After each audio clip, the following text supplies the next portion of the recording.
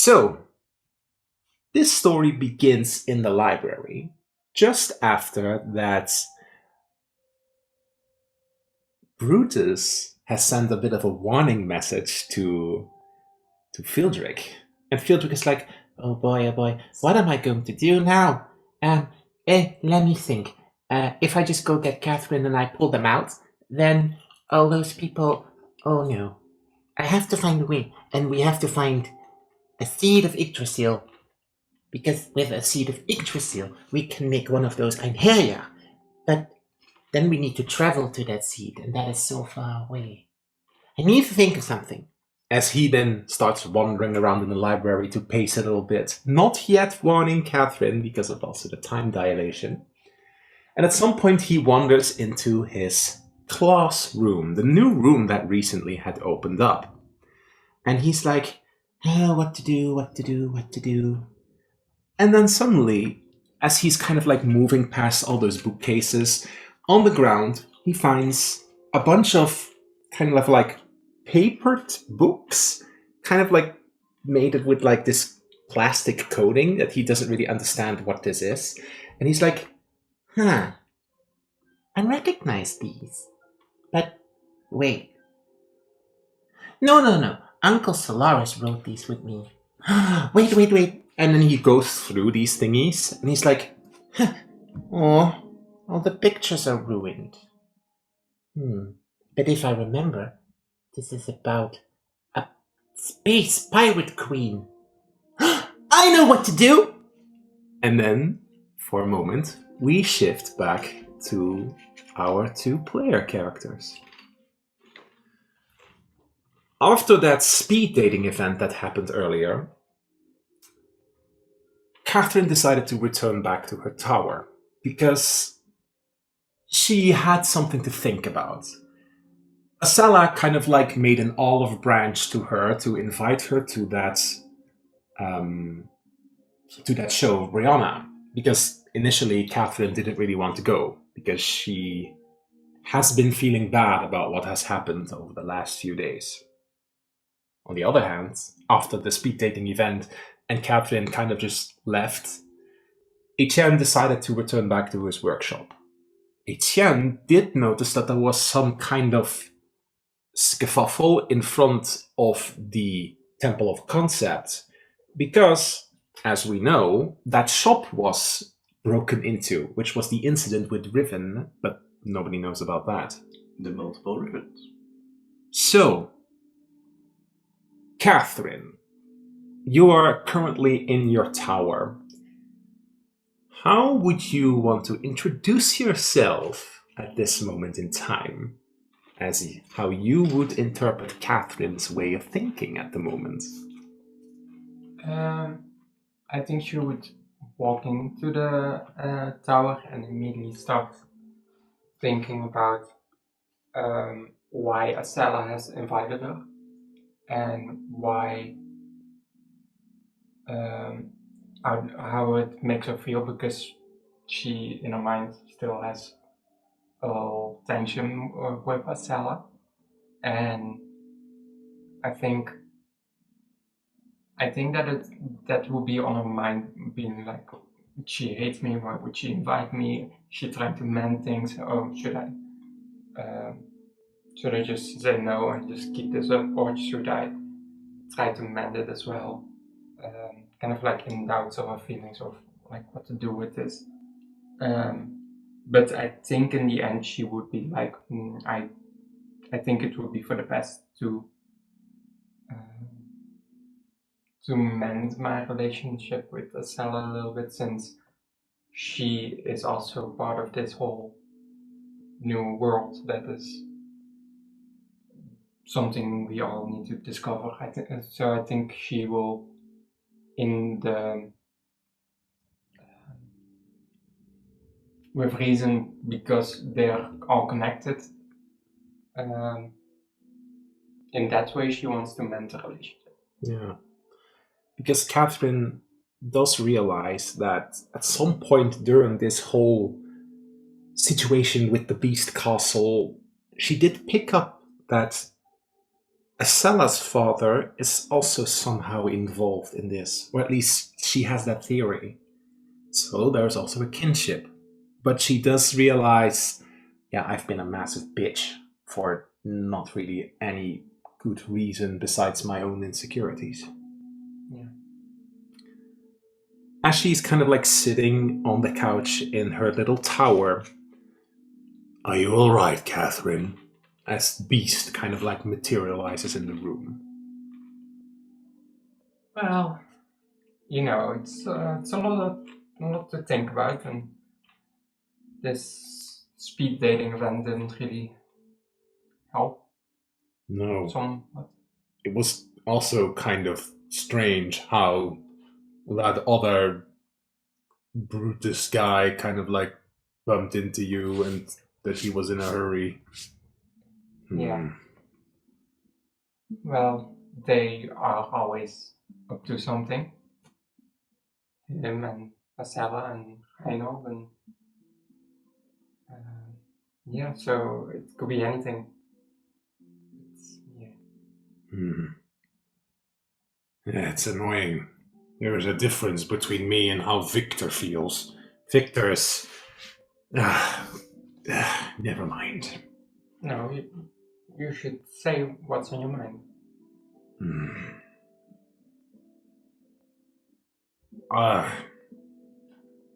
Our bond is not as strong as Victor's and Brianna's.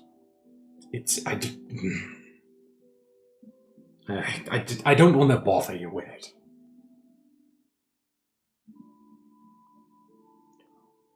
Well, I guess it's also just a two-way thing, and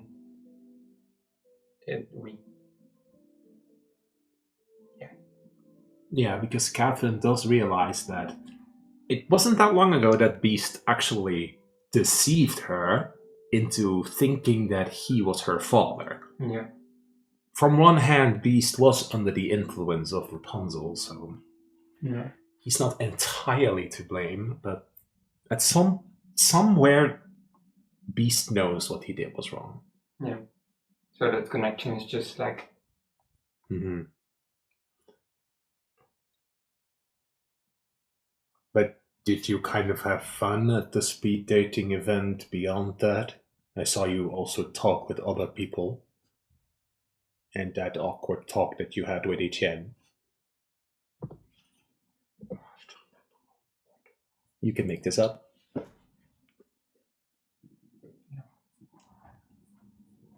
Yeah, I mean, it was fine, I think. Yeah. I think I shouldn't have been in that whole speed dating event to begin with, but yeah. As we are going to shift to Etienne for a moment, but let me first fucking fix this fucking audio thing. I don't know why it keeps going off. I hate it. Waarom gaat het niet aan? Ik kan het niet bij. So.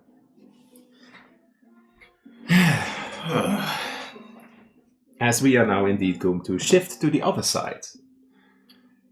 Etienne, Yes. you are currently in your workshop, probably working on some project that you can make up in a moment. But you're feeling a little strange, because a little while ago you were in that strange library working on a project with these cool braces, but before that you were being kept prisoner. And then the whole interaction with Catherine, it's just a lot on your mind. And you haven't had the moment to find some rest in your head. You're going from one thing to the next thing to the second thing. And your arm that has all those scars, it does hurt.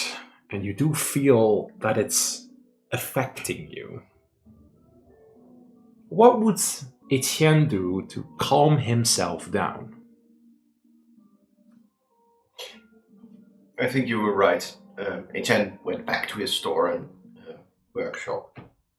He probably has a bunch of orders laying around, either for simple things or more complex requests. Or maybe business is a little bit on the slow end, but he probably has something to do. I imagine that Etienne would be inclined to literally hammer away his thoughts by, picking up a little, tinkering with something that's halfway done, or, lighting up the forge and starting to smith some metal into shape. But he would be, I think he's also a little bit conflicted, but because before all this mythos stuff, I think he would refer to as that.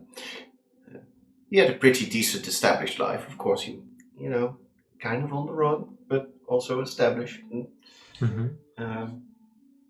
He had this feeling for Catherine, and now this is added to it, which adds a lot of interesting and wonderful potential new things, but at the same time, he's become quite well aware of the fact that it could potentially be very dangerous as well.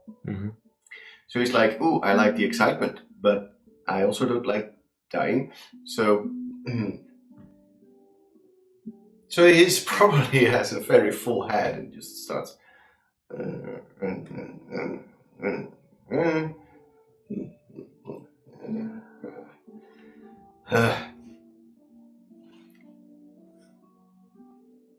As he's trying to relax, he does think a little bit back about his past.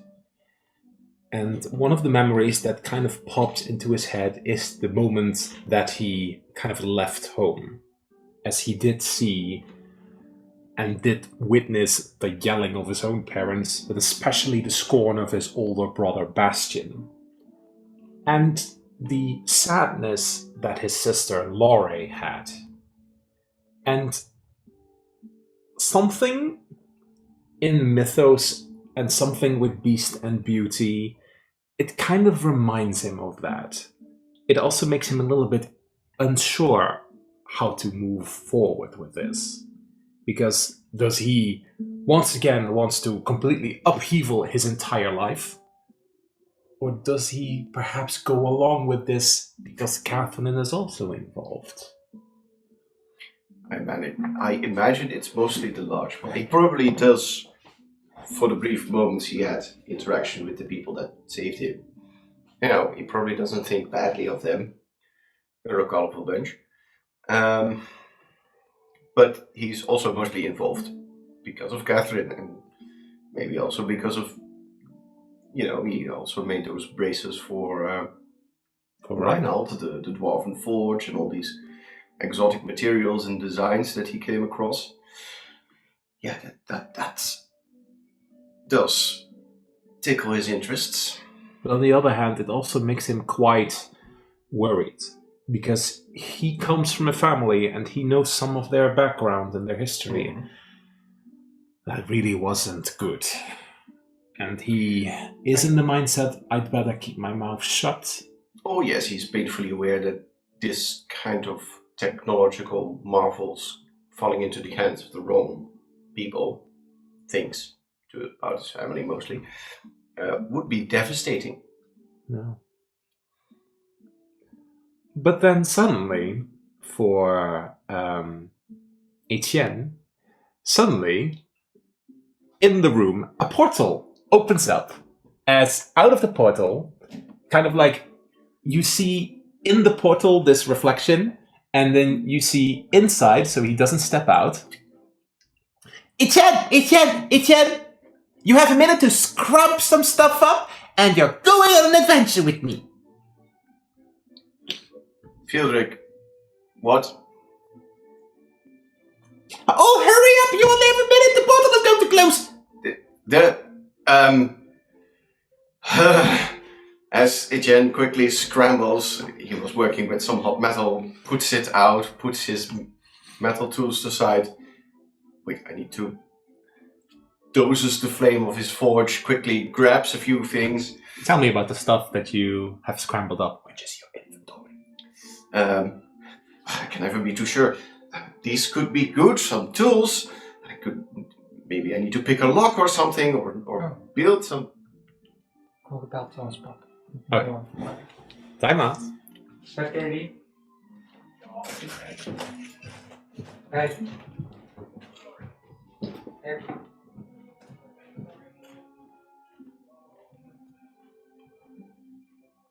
Nee, ik ben nu in Tilburg staan. Bij dat spel.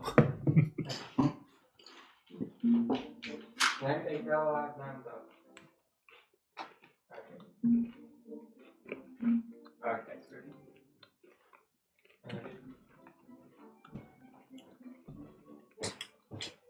Jo, kijk, hij belt echt nooit. En dan, als die belt, is het of iets serieus of nutteloos. Ja, wel een bel. Ja. Oh my god. Sorry. Dit is leuk. Hurry up! My instant smithing kit. These potions. Yes, my recent acquisition. That could be useful. You never know when you need to get slippery. This. I need to put on a shirt. As he stands in front of the portal. And then he kind of like feels as if like he's being yoinked. And he disappears into the portal. And on the other side, where Catherine is kind of just like sitting on the couch, Beast is like, You would wait. That was odd. As then next to Beast, so behind Catherine on the couch, as she's kind of like, what's going on? A portal opens up, similar as how she invokes it. And like, you hear, Catherine, you have a minute to step through. Get your stuff. You're going on an adventure right now. What? You don't have time. You only have a minute. Grab stuff. Where to? What do you mean? 40 seconds. She'll just go to the nearby pile of stuff that she has. What does she have in her inventory that she is grabbing along from her room? She's bringing her calligraphy supplies and her potions, a potion of resuscitation, healing, and mind potion of healing, and then just a scroll of instant cupcakes, which she just scrambles before she because walks towards the portal. There is something cool about this tower. So this tower actually responds to Catherine's instincts. So if she is like, okay, I need to grab this, it actually comes from the space and it grabs into her, it falls into her hand. So what does she have other things that she brings along? No. As she quickly stuffs a bunch of stuff that she thinks is probably important, and then there are the legend keeper. Yeah, she definitely cannot forget the legend keeper. It's just at the last moment her hand is still as she stands in front of the portal and also feels herself being pulled in. As when you are in the library, you notice that Etienne also has appeared. So let me quickly move the map. Let me see if it... As you are being yoinked, as Beast is also there next to Catherine, and you are in the gallery. Catherine probably hadn't expected that Etienne also was there. Oh, hi. Hi. So Fieldrick also pulled you through. Yeah.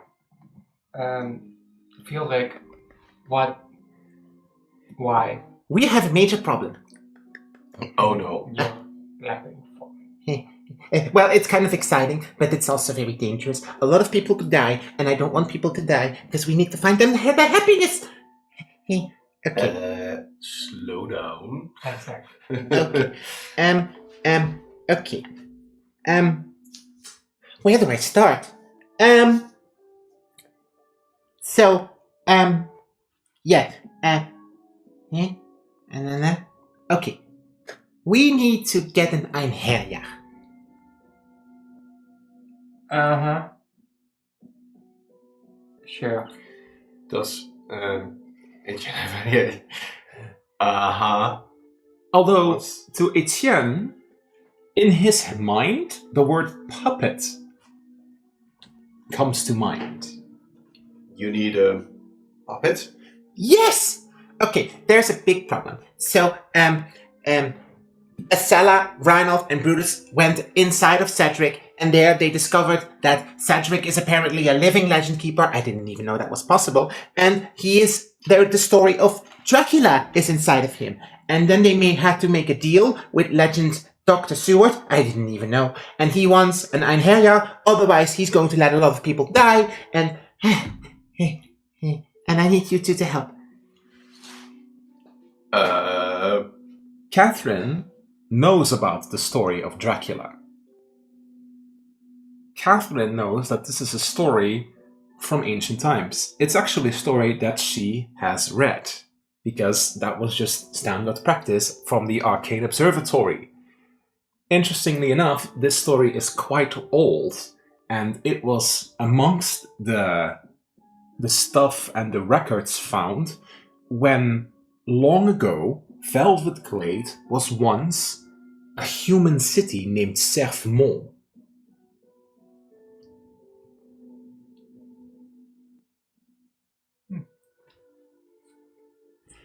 Well, I've read Dracula, but why does it always have to be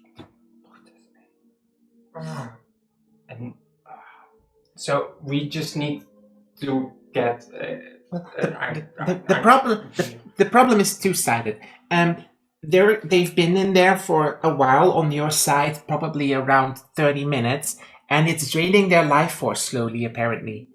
I'm not entirely sure how this all works and how it's all connected to that Wolfman, Cedric, but yeah. To Catherine and Etienne, this kind of makes sense, because they saw, at some point, Cedric run away from the speed dating event. And then Brutus came to ask about Cedric. The gaps are kind of filling in. Wasn't there something wrong with that guy? We didn't know he had a boogie inside of him. But... And then Brutus or Clyde passed us. And oh, right. Huh. But a lot of people are in danger, because some of the other people of the speed dating event went to look for that man and then apparently touched him, and they're now inside of him for quite some time, and we need to help them, otherwise they're gonna perish. Right. So? Who else is in the story? I don't know them, but I heard that Brutus heard the names Jimmy and Alaric. And both Etienne and Catherine have talked to them during the speed dating event. Huh. Just, even if it wasn't played out, you have talked to them. It's just only that conversation, no more than the speed dating. Just that conversation. And you just got a general vibe of who they are. Yeah. Oh. And, no, he didn't say the acolytes. No, not yet. So, Fieldrick, how do we get in a 9 Harrier? Well, that's gonna be the difficult part. So, I know that very, very far away from the castle, there is an old seed. It's kind of like a little floating tree through space. Huh. And we need to go there. Yes.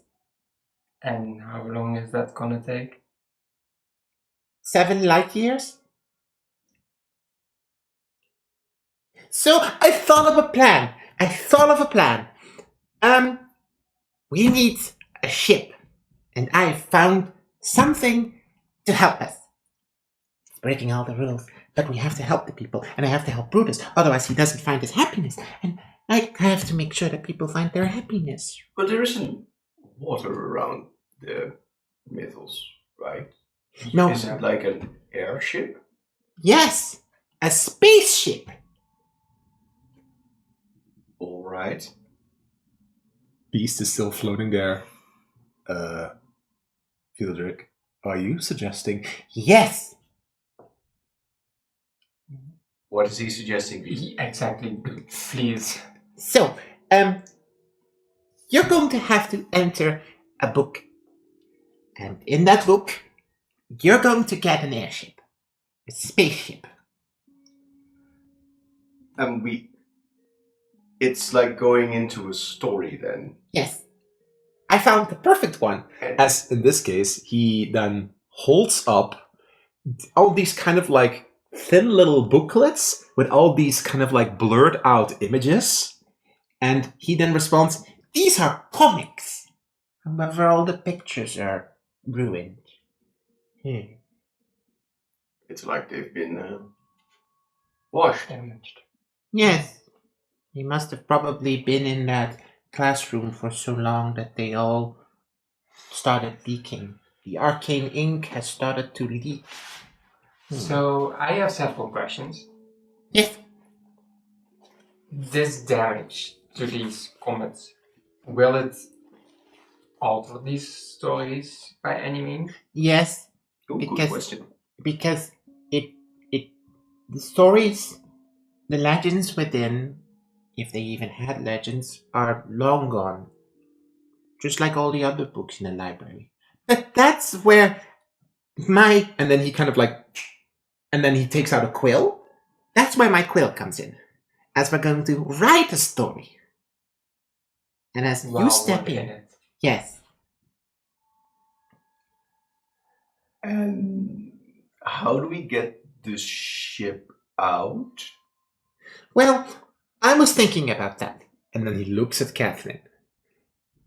Catherine, this is your mission. Because you have the power of the star. You can open portals. And that means that you, and you are already realizing that you're not quite sure. You have the power of the star. You're going to be able to summon a portal to bring the spaceship to here. I've already thought about everything. Follow me. I have several more questions. In this case, Fieldrick is walking. Just like code and then. Well, In this case, Fieldrick is walking away.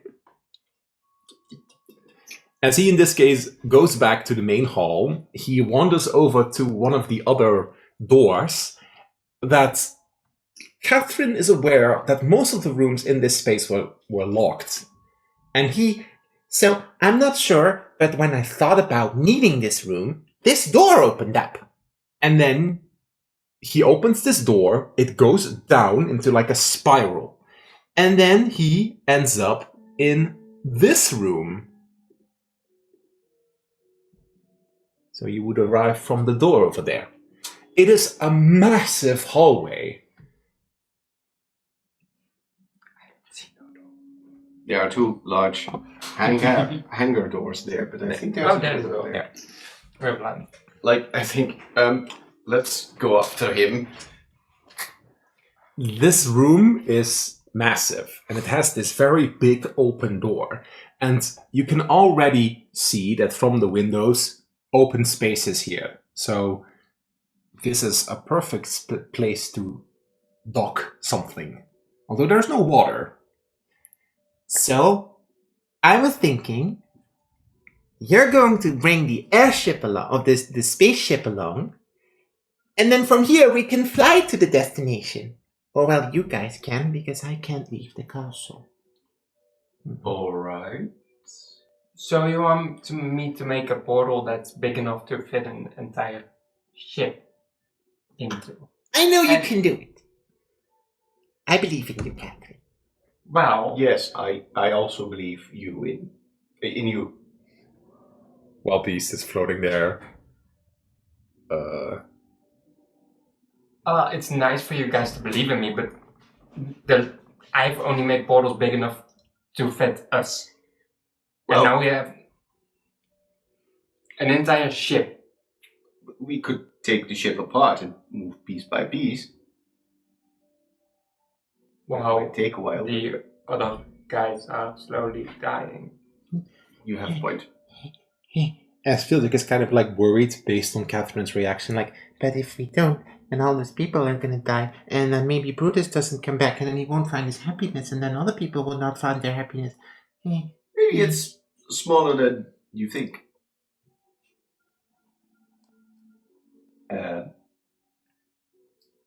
I don't think we have much choice. Back to my other several questions. Yeah?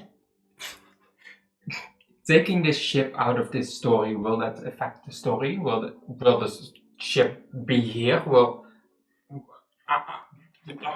I don't know, Catherine. This is breaking all the rules, but if I don't, then all those people are going to suffer. I'm not supposed to do all of this, but I'm doing it anyways. What happens if you break the rules? I don't know. Papa always said I have to follow the rules. That doesn't sound good. No, but otherwise all those people are going to die. Well, what other choice do we have than going into a comet and ship and yay? Well, I don't think I have the tools to build one myself. No, and we don't have that long. Yeah. So I thought about it. You're going into one of my old favorite comics, and it was named Tara the Space Pirate Queen, along with her boyfriend Robin Hood. Robin Hood? Okay. Yes. Okay. Do we know of these names? No. Well, Robin Hood is probably a story you both have heard about. Maybe you haven't read it. But, okay, so wait, Robin Hood wasn't a space pirate. And you said you read those a long time ago? And I wrote them with my uncle Solaris, I think. Oh. I think. So are they dangerous, like the last story we went into? Catherine, Awkwardly stares at the word Solaris speaks to you because it's one of the idols back in Concordia. It's the literal sun lion, and there are old stories of this protective guardian, the actual literal sun that you can see out of the window. And he's now saying, my uncle Solaris. Catherine has a couple more questions. All Fieldrick's answers are just going to give more questions. So, you mean to tell me that your uncle is Solaris? I didn't even know. I didn't realize. But I don't know, it just came to me when I found the comics and I was thinking of this plan. Yeah.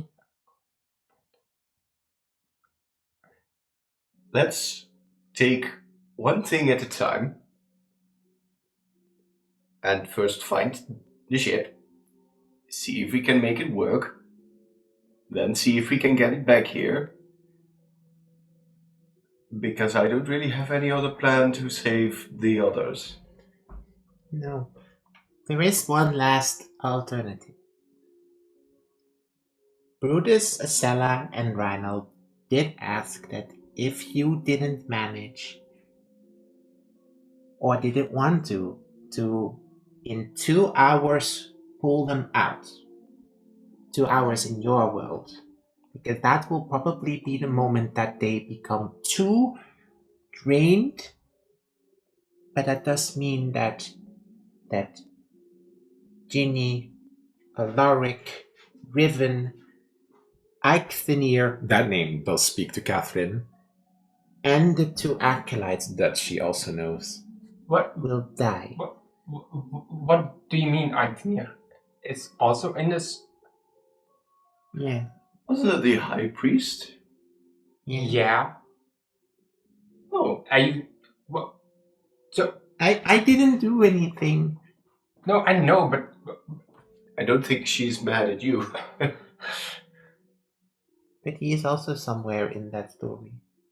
so we have 2 hours to get a ship out of a book. Well, 2 hours in your world.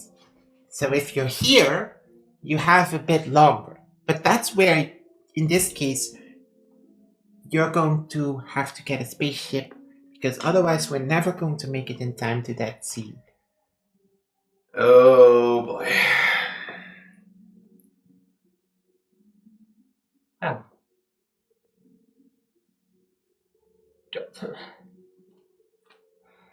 I think that Catherine would probably feel, what the fuck, Brutus, Acela, and Reinald, because she had not expected this. Pretty mad at herself, but I know, but like, God! Why do I always have to clean up her problems? yeah, I think she's just like, what the fuck? And not even specifically for Brutus, Reinald and Acela, more so for Eiktenir and Nakelites and the rest, because she's kind of like annoyed at them that they're always getting in some sort of mess. But she wants to try her best for those people and a little bit for them as well. Yeah. They're citizens of the city of Velvet Glade, and they got roped into all this mess. Yeah. And somewhere, maybe Catherine feels responsible, because she also is connected to all of this. Yeah. So that's the plan, I think. Right. Great. Do we have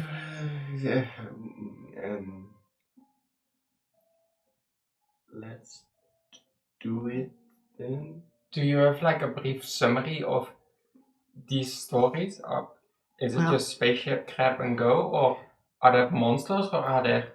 is Tara there? Or what? I don't know, Catherine, but from the previous experience in where Reinald accidentally touched the book a while ago, he got roped into an old version of Rapunzel's story, and it was indeed corrupted. And I think that these comics also are, as in this case, Reinald is Fieldrick is holding them, and I can feel something within. So yes, if you step in, something will try to get you. But all the original texts and stories are kind of faded away. But that's where I come in. I'm going to ride along, and we're going to have to get the spaceship somehow. But because it's a story, we have to finish it in the proper way. So we're going to ride an adventure of you stealing the ship back. Well, that sounds like a lovely afternoon. Oh. I know you can do it.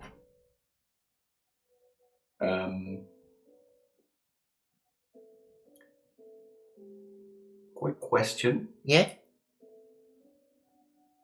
Do you have like a weapon? Because I only have like perhaps one of his smithing hammers. And I don't know if I have anything to take on the monster. Well, that's where the thing comes in.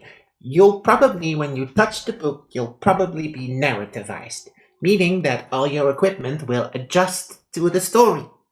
Meaning that if I probably, and then he kind of like moves over to like the corner where he already had set something aside. If I give you this crossbow, then I think it will become an energy blaster. A what now? Doesn't matter. And if I Catherine, and he gives her this kind of like rapier, I think this will become Tara's atom sword. Atom sword. Yeah. I know you guys can do this. I believe in you. And I don't have anyone else to believe in right now. Let's get to it then. Mm-hmm. So I'm sure we'll make a good team. it's just an awkward smirk. And Beast is kind of like, what about me? You're going with them. Because Victor can't help here, because Brianna has technically not given permission for Victor to appear to you guys, so he can't help. And Brianna has to focus on the show, and Victor is helping her, and Victor doesn't know about everything. We're going to leave Victor out of this. So, Beast, you're going along with them. Besides, maybe this is a chance for you to bond. Nothing. I think he forgets that sometimes when he vocalizes his thoughts, that we can also hear him. Yeah. It's a good thing. However, there is another thing. If we get one of those Anheria, we might learn more about the condition of Beauty. Because Beauty is stuck to one of those wooden dolls. And maybe we can free her from it. So do we need to take out all 3 or? I don't know. I've never been there. But I assume that what Dr. Seward said was the doll is made from the branches of Yggdrasil. So just a couple branches. Yes. Well, some wood. Woodworking isn't my specialty, but Fieldrick. Yes? Are there any books on this matter? Here, like the forge and stuff? I don't know. Huh. I haven't explored the classroom a lot yet. But that's what my task then will be while you guys do this. Right. And that's why I was kind of hoping where you could come in. Because I know that you suddenly had the knowledge of that forge. Perhaps with Yggdrasil wood you can make one of those puppets. Or repair Beauty? Maybe. Huh. Then Beast is like, then I'm all in for it. We can do it. Who? Yes, because you don't have to make a giant portal. Well, I'm And sure you can do it. mhm. Let's go back to the main hall for now.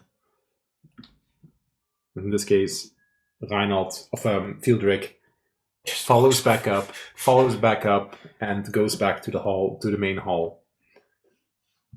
Well, Can we at least touch the book together and not yes, accidentally end up? we'll go in together.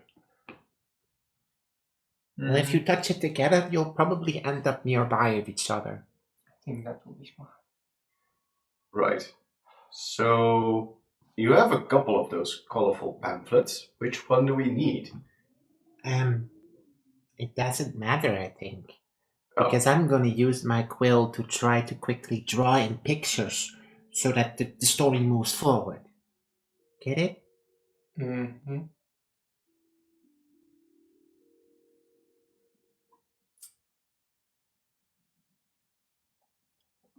Bless you. I know you can do it.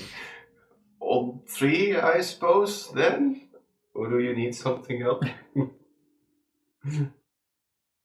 I feel it coming, but it's not the one coming. Yeah, all 3.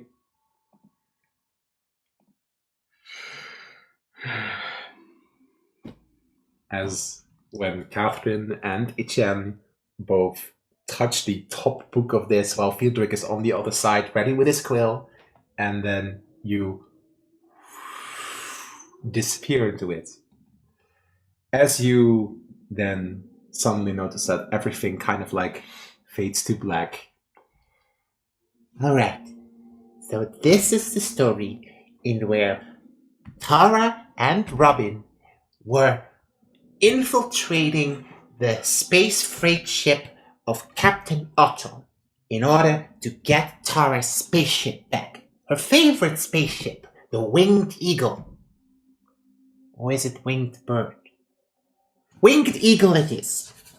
As he kind of like starts scribbling, and you kind of like hear scribbling. Like, as then suddenly you kind of like feel first as if there's nothing, And then both of you feel that you feel something soft beneath you, as if you're kind of like landing on some kind of like cushion or maybe a bed. At first, you don't see anything, because I'm first going to open up the map.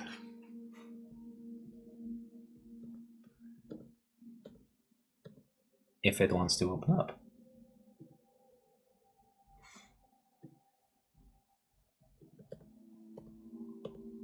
Hello?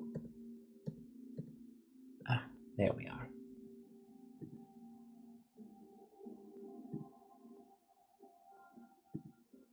Oh, not this one. Catherine and Etienne. Here are your character sheets. Please examine them in detail. You need Beast or? Yeah, Beast is in this case... Oh no, give me Beast, because he's gone once you appear. Please read your character sheet in detail while I set this up. Oh, yeah. 18 strength. You're beefier than me. Wait. And I'm just 16. Jesus, en een cursuslaag.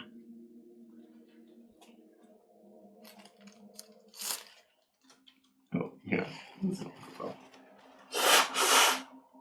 So, I'll tell you a bit about your character sheets. Catherine, indeed, you are quite strong, because from your Weinberg bloodline, you have more additional strength. And you also have access to another Bard cantrip. You, in your studies, chose to protect, so you have Blade Ward. Additionally, you are quite good at performance, persuasion, arcana, and medicine. You have also studied some medicine. You can speak Common, Theron, Draconic, and Dwarven, although you're not quite sure how much use that's going to be in this story. You also have a Velvet Glade pin, an Aegis pin when you graduated from the academy. You can cast Shield with it, and you can take another reaction as you have casted Shield, so you can respond twice. Additionally, you know that this power of the star is within you, but your insecurities are holding you back. And the actions, reactions, and spellcasting is listed below. Look at it carefully. Etienne, whatever happened to you in Beast's castle has left you vulnerable. Yeah. You are resistant to radiant, but weak to necrotic. Be careful about that. You speak Arnish and Theron, and somehow you know that you can read the texts of that ancient forge. Maybe it will be of help here. Etienne's bloodline grants him 3 additional points in Constitution. He has quite more hit points. And he can read ancient text related to crafting and weaponry. Etienne can also optimize and repair armor. However, those 20 scars have reduced his charisma stat, and he cannot technically use magic. He cannot bond with Beast. But you are quite smart, and you have tinkering skills. Yeah. So, please roll me both initiative to see who's going to start to appear. That's a 2. That's 9. Etienne, Good start. you find yourself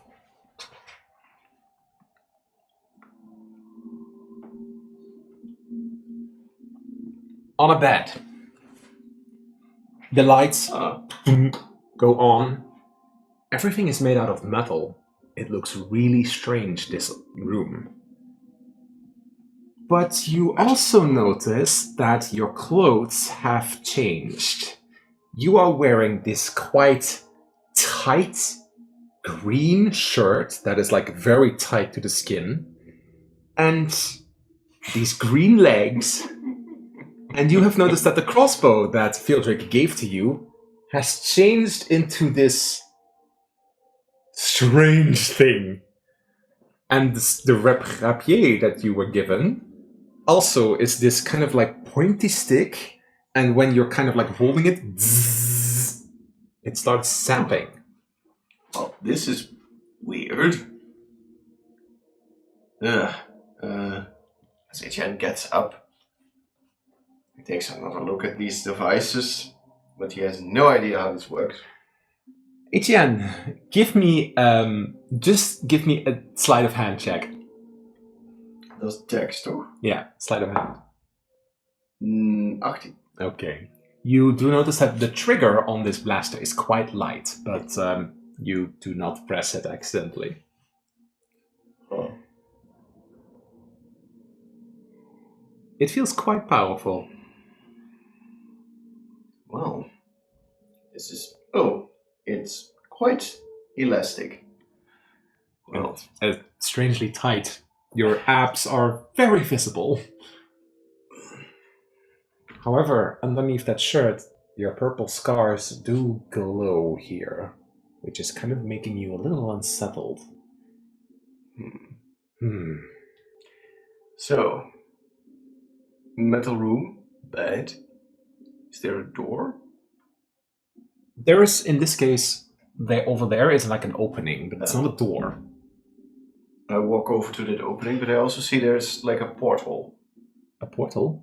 Porthole. A porthole? Like Yeah, a window, a little window. Yeah. In the window, when you look through it, you see infinite space. Huh. Like even much more infinite than from the Mythos castle. Give me a perception check. Maybe Fieldrick had a point. Oh. 10. Let's see if it is stealthy. You don't see anything. Oh. That bodes well. If you go around the corner, you find a little bit of like a kitchen area. It seems pretty abandoned because the smell coming from it is pretty stale. Well, this hasn't been used in a while. Etienne stands in front of the door. Does it have a handle or is it like...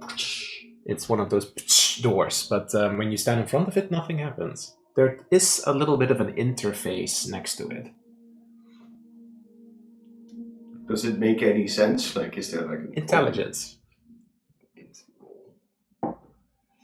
Daar is hij wel goed in. 17. Initially, it doesn't make entirely sense, but then slowly the letters start to shift, and they do turn into common. Oh. And it says, open. Beep. Oh! Oh. I'm not used to that kind of thing. Huh. You then find yourself in this kind of like strange common area. There are these two round couches, and there's all this metal, like you hear from your boots, clunk, clunk, clunk. Because strangely enough, your boots do have this metal plating underneath to kind of like stabilize you onto the ground. It feels like as if you're kind of like magnetized to the ground. I should write these things down. This is wonderful, interesting. But, there's no one here. No, and you don't know who Catherine is. Catherine, on the other side, you wake up. And when you wake up, you do realize that your outfit has also changed.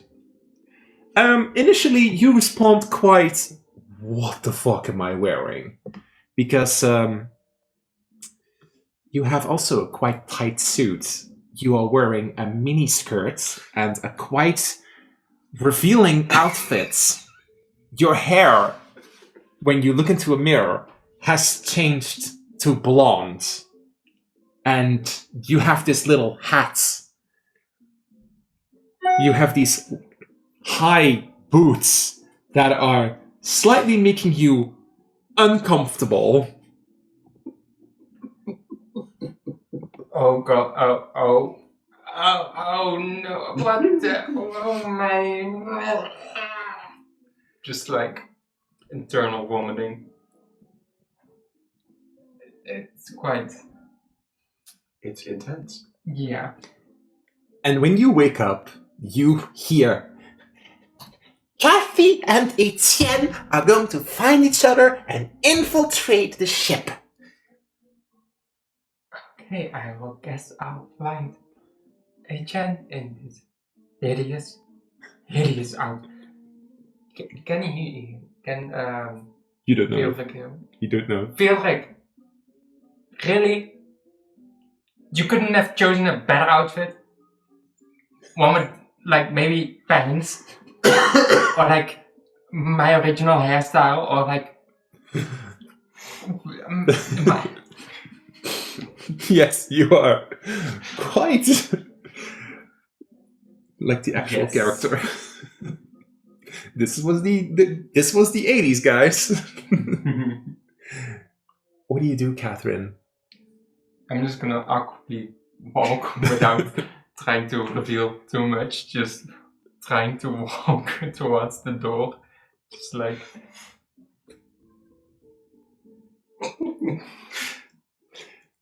So, Catherine, in this case, as you walk towards the door, you do arrive in this strange little kitchen area. There are two doors. The door out, and there's a door to the side. You give me a perception check. that's a 5.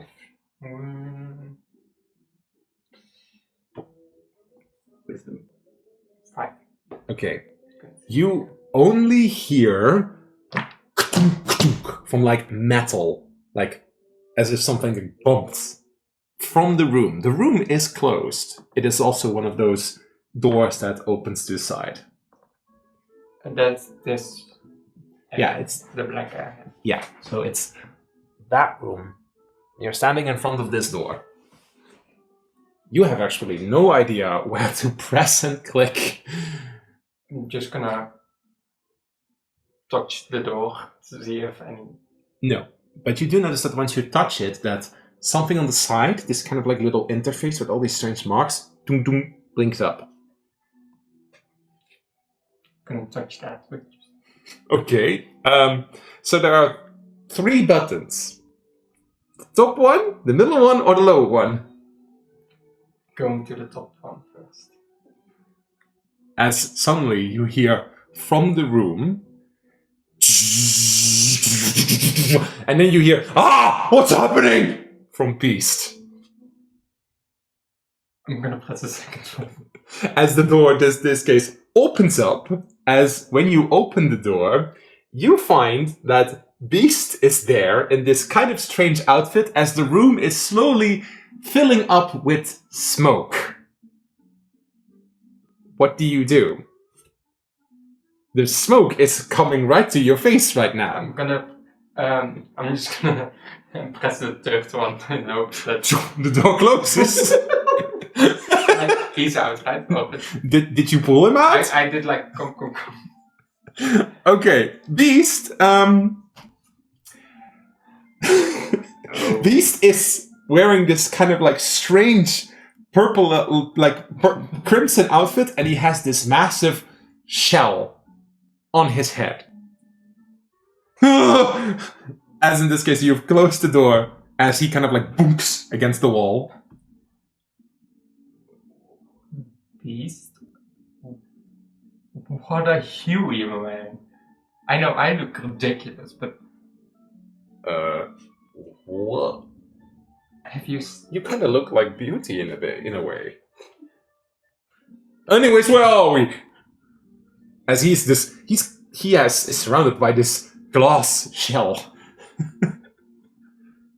Like it's just on its back. It's up until here. Like as you see the image, it's like a glass container. Oh, Like one of those old time retro futuristic, like Yes. His But, arms like, also like stick through. most of his upper torso is in it. Yeah, it's a space helmet from the 80s. Can you see? Yes, I can see you clearly, and like he's physical. Why do you? I have so many questions. Feels like, Do you need that little thing on your head? I don't know how to get it off. What's happening? Do you want to first look in the mirror? No. Can I try and look at the back of it? Etienne, you hear noise coming from the other side. I think before that, Etienne would actually, as soon as he would get out, would try to open the first door he would see, which is this room. So he probably, the moment he clicks on open, he hears behind him this commotion. Beep beep. Access denied. Huh. Access card required. Wait. What was that? As he approaches and just presses on the open button because, As he then opens the thing, and like first like smoke is coming in, and then he sees Catherine in quite that outfit, and Beast kind of like a little bit hovering behind her with this glass container over his head. Oh, Catherine! Catherine! Please don't look at me. Well, Catherine, Etienne is wearing a quite tight suit. You can see and count the abs on him. I probably don't- see something that's now hidden by the two ends. I don't Yes, think she would probably. notice at first because she's still too concerned with how she looks herself. Yeah. And she's trying to kind of like hide behind Beast a little bit. Doesn't work. But after a little while, she's just kind of like looking down, looking up, Averting your eyes as well. looking up. What were you doing? Where did the smoke come from? Is there a fire? No, Are you alright? I just tried to push the button and I heard some noise and Beast? I don't know what I'm wearing. that makes And 3 of us. you do, like, his voice is, of course, as if coming through glass. So it's like, I don't know what I'm wearing. And you see kind of like with like a claw, like, tunk, tunk. That looks uncomfortable. It's not that uncomfortable, it's just weird. He seems really... Lively in this Lively. very. Etienne does take as you mentioned the buttons, Etienne does look over at the buttons. What does that second button say? The second button says open. The third button says close. And the top button says steam shower. Oh! Why would they... Nah, never mind. So we're in a giant metal ship, I think? So is this the ship?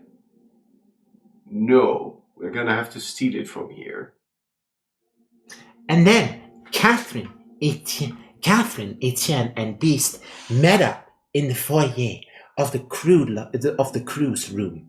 Here they realized their mission. They have to steal the winged eagle on the other side of the spaceship. But first they need to get there. They need to get access. Fieldreg? I No don't think response. he can hear you. Well, I could have asked for a better outfit.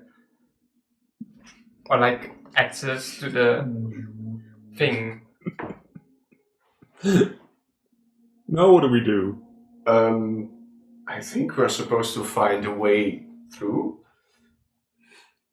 There's a larger door over there. I tried the door in the corner, but it said access denied or something. And what about these other small doors? Well, I can certainly try. Let me see. Number 4. Access denied. Identity card required. You hear this like robotic voice say this. I don't know who's talking to us, but they say that we need an identity card.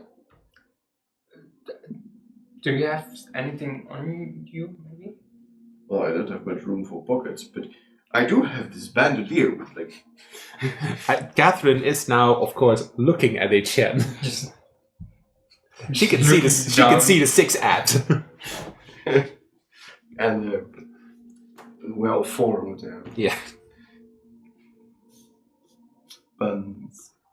Chen is looking through the pockets that he has on his belt. Does not have an access card. Well, Absolutely. like I don't No. have anything. No, you have your inventory. We could move further into this thing. Well, did you check the other room as well, or was it? I'll try the third one. Access denied. Yeah, it doesn't let me in. Then There's also a large room on that side. Yeah, that's what Etienne mentioned. yeah, I think we should just go and. Should we be stealthy? Weren't we like, what did Fieldrick say? Infiltrating? Yes, that's what he did say. So maybe we should be a bit stealthy. Etienne does, stare at the guy with the giant bubble. Yes. He still slightly floats, so we'll be careful, I think. Okay, can we just? So this is a bigger door then? Just so that you guys know, Beast is physically here, but he's still in his legend state. So he's not actually there. He's more like... We can just invoke him, but we Yeah. can't do anything else with Yeah. him. Yeah. We can just send. He's kind of just there to hang out. Just chilling. Because in this case, Catherine can't bond with him, but he's still there. Oh yeah. I open the door. Which door? The main door. So, there is in this case this little instruction. It says elevator. And it says in this case, open, up, down.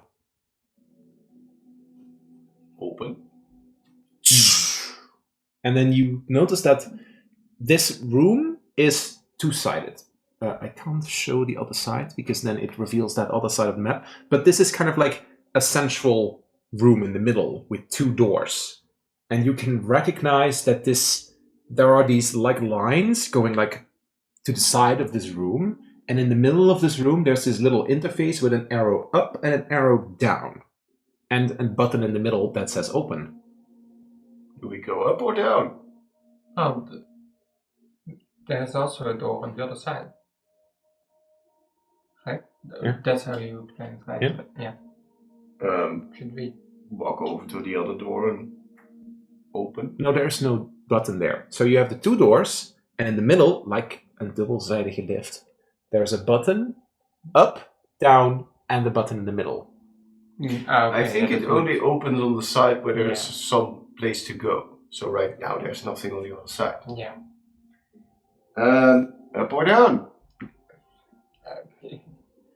Yes. I'll just go over and push a button. In this case, up. Just like that one.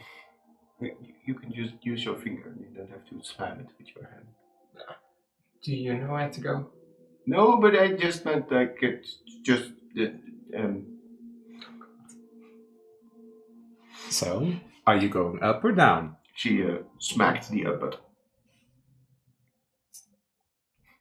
As in this case, when you press the up button, are all 3 of you in this little hallway? Just to show. Okay. That other door closes shut. Oh. And then beep, beep, beep, beep. You see those lines kind of like going down in this case because you're going up. As this room closes up and this room opens up as when you arrive, ding dong, the door opens up. Well, Yes. I suppose we take a few steps into the hallway. Should we just? As you stand in the hallway, give me a perception check, both of you. That's a natural 20. Nice. Dan hoef ik niet echt iets te doen. 16. Well, in this case, you both notice it then. Catherine can't read the letters, but she does point them out. But there is like markings right in front of the elevator. Etienne can see that they slowly shift to crew wing. I think this is the place where the people of the ship are staying. Is this our ship in this story of this Tara and Robin, or are we currently invading? Oh, I have As to. Catherine and Etienne made their way into the crewing, they suddenly heard something. There may be people on this ship on board that they either have to fight or avoid. Oh, That's useful narration. Yeah.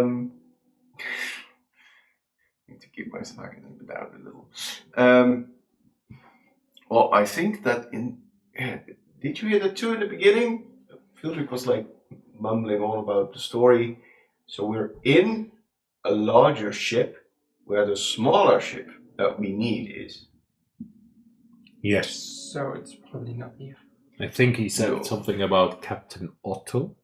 That must also then be a character. Probably. Do we want to look around here or go up or down again? I think we should not try and look around here as much since there's crew apparently. There might be people here, yes.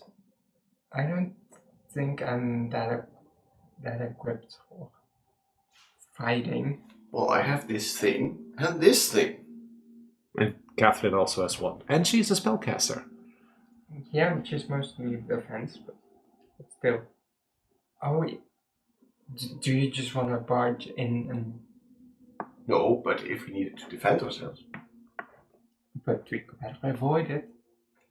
Agreed. Let's go back into the moving room. All right. What do you do? So, is there like a map or layout of the floors? Not in this place. Not in the Not in the lift. not in the elevator.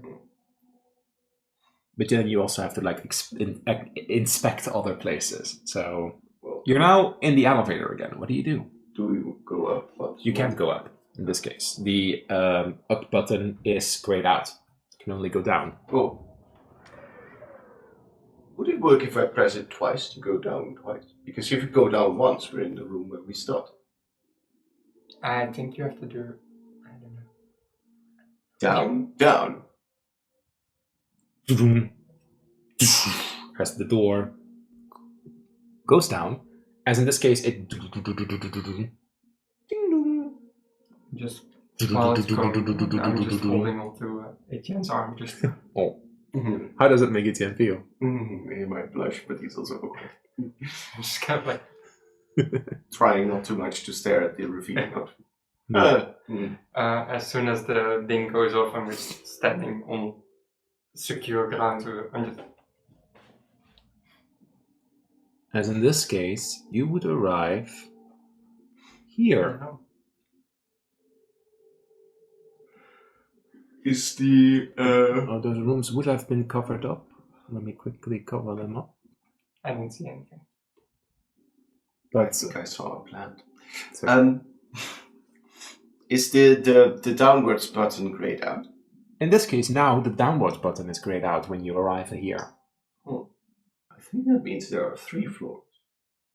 Let's move it. Oh, yes. Etienne and Catherine would probably be smart enough. The lower floor is this place, then the one in the middle is where you came from, and then the crew room is up. Do we hear or see anything or anyone? No, this seems to be some kind of like modern workshop to Etienne's perspective. There are all these kinds of like wires and strange desks, and at those desks there are these kind of like square things. And to Etienne, it kind of feels familiar because Lore has once told him during one of her visits that some of the dwarves have technology with these kind of like interfaces. And it seems to be somewhat reminiscent of it. But there's nobody that you can hear or see. However, beyond, at the edge, you see this kind of like blue transparent barrier. Catherine kind of recognizes this as some of her abjuration spells that radiate this blue shield, especially her Globe of Invulnerability that she can cast. But beyond, there is something else, but from where you're standing at the door, you can't see it. What do you do? I think Catherine would be interested in the blue glowing screen of what looks to be somewhat reminiscent of her own spells. So she would be inclined to go there and check it out. Then please move yourself. I think HN would follow.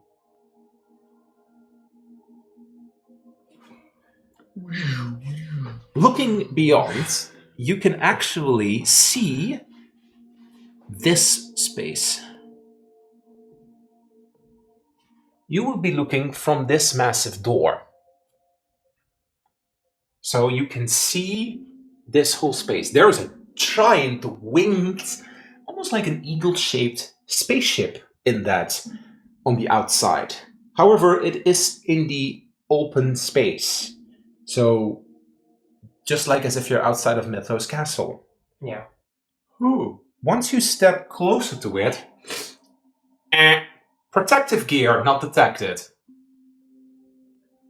Oh, I love how they just say what we need. yes, that's Quite very convenient. useful. We should install that in everyone. Conveniently enough, the space mentioned that they needed protective gear. Otherwise, they can't reach the spaceship. But where would the protective gear be? They have to be stealthy. Thanks, Fielder. But that certainly looks like a ship. Oh, you pointed at that again. I was like, He has cannons, you. yeah.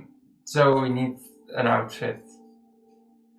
We need an outfit. It might be better. Like this? I think it would be something like that, yeah. Yeah. Let's rummage through this area. Yeah, you go through that door. I'll take this one.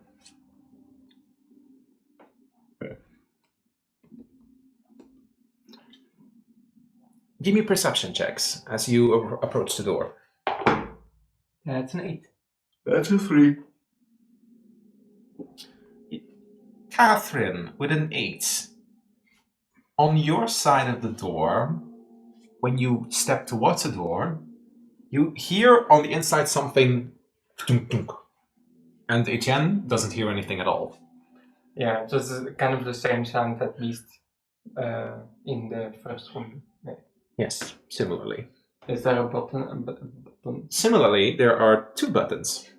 I'm just gonna press the top one. Okay. Stealth. In this case for Catherine, because she is literally in front of the door. That will be a 21. Oh, okay. 19 plus 2. Okay. Right? When the door opens up and it's you quickly peek inside and you notice, where are you? That there is a creature inside. Oh. It hasn't noticed you, but it is like you kind of like hide quickly behind the door. But the creature has noticed the door opened up. What do you do? I'll cast message on towards Etienne and say, but I was gonna say babe. Babe! Okay.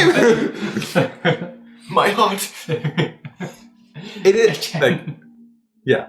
So, Etienne, look, the enemies. Okay, because you can only make a very short response. What do you do? You haven't pressed your button yet. Etienne just quickly grabs the thing and turns around. But Okay, roll me stealth. huh? What? Oh, dat valt nog mee. 19. Perception. 3. As you but you quickly move a little bit to the side, and Catherine is to the side. That creature is going to make its way towards the door. So in this case, this Void Echo, wearing this kind of plating that does match your styles, is making its way to the door. I'm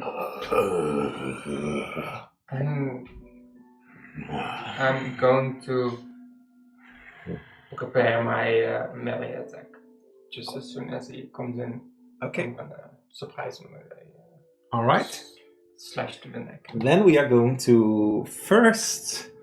What I'm going to say is that when he makes his way to the door, he's going to make a perception check against your stealth again. If your stealth is higher, you'll get advantage. If his perception is higher, you'll just make a flat roll, and we roll for initiative. So please roll stealth against perception. That's a 5. Okay. I can only fail on 1, 2, or 3. Oh, dat gaan we niet tellen. Dat was een 6. Nee, ik niet tellen. Dat is een 2. Wat zijn het voor een 22? Okay. He just stands. We are going to roll for initiative. Catherine, no! Babe! Oh my god. There! 6. Hold on, just give me a second. Ik moet het even opzetten. Oh, perfecte timing. Mooie timing. Ik denk dat het catchy is. Hoe reageert Fjord niet? Ethan's wrong.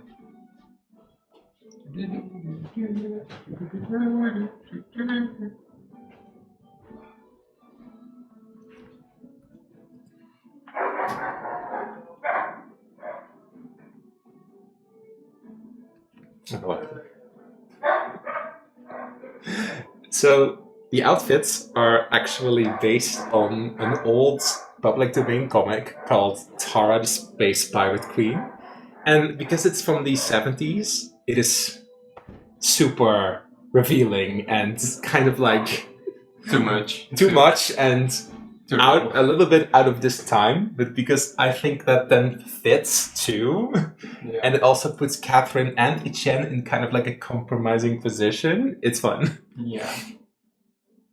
I do like this theme. I'm not a sci-fi person, but I do find it very fun to have a sci-fi episode.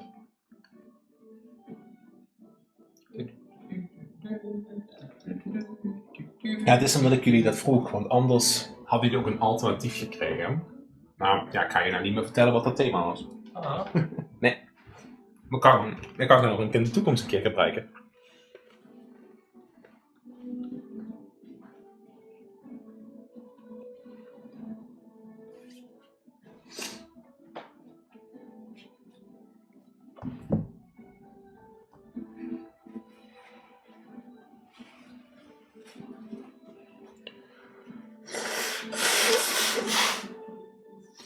I do like Big Mama. Ja, daar gaan we nog wel iets mee doen. Dat is leuk. I was talking with Alex about it, and we came up with the character she's gonna be nuts. Ja, het is wel zo. En daar ga ik wel even heel streng in zijn. Want Iris was best wel eerlijk dat Dennis vindt alles van D&D en dat het dus een beetje vindt heel cringe. Dus ik heb gewoon tegen hem gezegd, als hij niet wil meedoen, dan hoeft hij niet mee te doen. Dus in dit geval, nu is de knoop doorgehakt. Hij speelt mee. Als hij zich voor het einde van de week geen character gemaakt heeft, dan trap ik hem eruit. Ja. En als wil, zou Alex ook dat mogen opvullen met een character, of hij brengt Arvin terug. Dat zou ik ook nadenken. Ja, maar dat ligt even aan Dennis. Ja. Het is ook lastig om de knoop door te hakken. Het is ook lastig te beoordelen, vooral als je denkt van dit is cringe en toch. Ja, daarom zeg ik ook gewoon of wel of niet. Ik snap dat het cringe is. Het is ook wel ergens een beetje cringe. Want ik geef het een cringe thema en cringe artwork. Maar die is sowieso cringe, omdat als jij er niet in zit, dan klinkt het allemaal cringe. Ja, we hebben net een draak verslagen. Oh, hebben jullie... Nee, we hebben gepraat over dat we een draak hebben verslagen. Het is, ja. Ik zei ook wel, ja, tegen spel, hoor je net al, ja, dat spel. Ja, dat spel. Dat spel. Ja, dat zijn ook tegen mijn ouders. Dus het is een interactief spel. Oh ja, interactief niet. Oma heeft er meer verstand van. Die vindt alles interessant als ik praat, dan luistert ze het een beetje. Lukt het, pa? Ah, oké.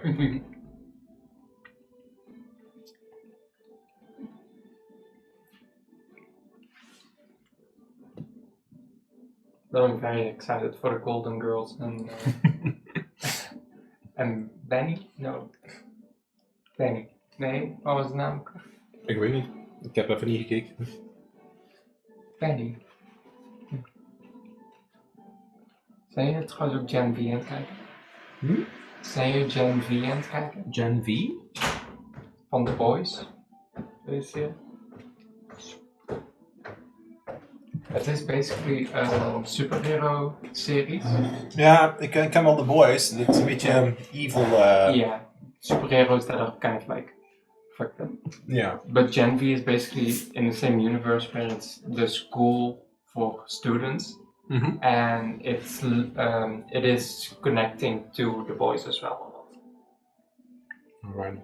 And it's so good. Okay. Initiative. 6. 13. I kind of forgot that you were kind of far away and you're kind of like a melee character, but fine. Hoe is jouw dex? 2. Ja, dit is maar eentje een beetje meer. Wat doe je nou? So, because of what I said in this case, you still get the first strike with advantage. So please roll for.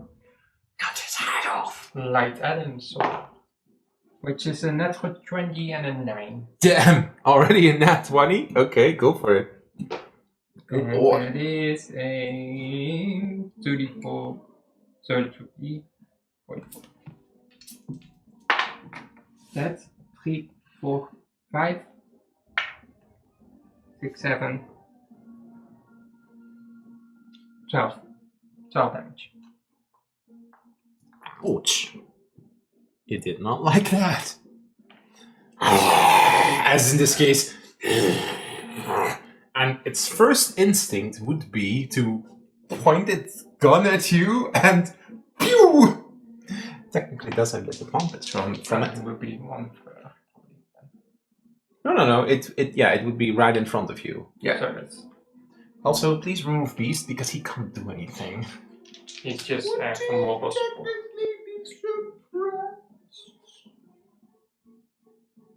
No, that was this. That was her advantage attack. Fieldrick has been basically announcing that we're here. He's not surprised Can you anymore. imagine you're just going through your life, suddenly you hear a voice in your head, and then the heroes arrived. Does 14 hit you? Je hebt AC boven staan. Your AC. Oh, there. Yeah. 12, 15. Yeah, you don't have mage armor. You haven't used mage armor. No, 12. So 12. So I'm going to, in this case, with this like, pew, this beam. You can react to try to reduce the damage, right? So Yes. just so you know. I'm not gonna do it yet. Then you take 8 force damage. As you kind of like scramped on like the shoulder from this energy blast. Damn. Ow! As the energy beam is quite loud. Hey Chen, give me a quick perception check. Oh no. Oh no. Het is een nat 20. Nice. 21. I see everything. Okay, you see and hear everything as from beyond the door that you were just about to open up, you now hear banging. Banging. You're still inside of the room. Oh, they're dumb enough that they don't know how to bang on the control pad. Not on the first turn. Etienne. Oh no. Catherine. Plop, plop, plop.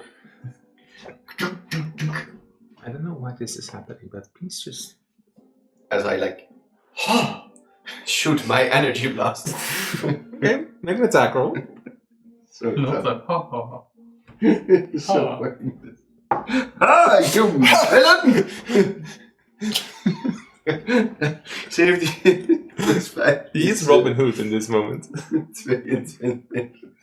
Okay, You yeah, villain! that's gonna hit. Take that, you cunt! Sorry. Het is een lange week geweest. Nee, wacht, het is een tweede act. Woehoe! Now that is juicy. Dat is 10 plus 1. Okay. 10 plus 1 is 11 force damage. Damn. Oof. Did not like that. Etienne, at the moment that you inflict damage to this creature, Yes. it kind of like looks at you, your scars glow up, and that big eye immediately points at you. And it is definitely now going to target you on its next opportunity. But first... I get to shoot him again. Thank Yes. you very much. Yeah, true. You have to say... I forgot it. Oh, dat is ook gunstig. 19 plus 5 is 14. 24. Yeah, it's going to hit. And shoot him again. 7 plus 3 is 10, plus 1 is 11. Damn. Damn. Oh, wait, that's too much. Oh, Nee, dat is goed. no. Okay, then in this case, Space Pirate 2 is going to roll a random intelligence check, but not with a 4. Moving on to Catherine. Catherine, do something! Not a goofy. I'm gonna attack it again. Yeah. Well, she has like these tree trunks for arms. Well, actually, just claymore in it. It's a 4. So that would be a 9. No. No, 4, 8. No, does not hit. Well, the fun thing is that in that official artwork that I was just like talking about, you can see this. So like... Yeah. Yeah. Okay, moving on. Unfortunately missed. Do you do anything else? Not yet. No. Okay. Then what is going to happen is that it's going to take its turn and it's going to rush straight at Etienne. So it's kind of like ignoring its own guns and it's just... And it's like making its way Oh no. to Etienne. Because of that, you get an opportunity attack. Please move it towards Etienne. However, I'm not gonna do it because then I can use reaction later. Okay. And instead of kind of like coming in with its guns, it is just going to try to bite Etienne. At the moment that it's coming in, you do notice that your scars are Oh no. signaling that something isn't right here. Oh no. Let me see. 18. Jesus. It's nasty. Necrotic damage deals double damage to you. Yeah. That's not good. Ugh, that's not a very good roll. 16 necrotic damage. I'm gonna arcane ward. Yes. So it would be a 1d10 minus. You roll for me? You roll. I roll very badly. Maybe you should have rolled 2 damage.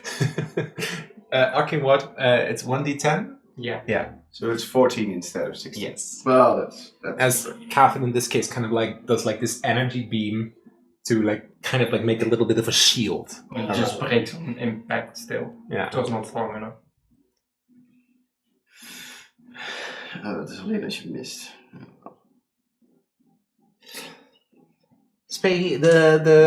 There's banging on the door on the other side. Oh no. But it's still not smart enough. Etienne, Oh. it is now right in your face.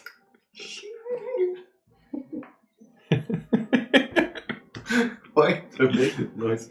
This is so stupid. I'm going to hit it with my heavy atom sword, which is 17 plus 6 is 23. Yes, you hit. Grief.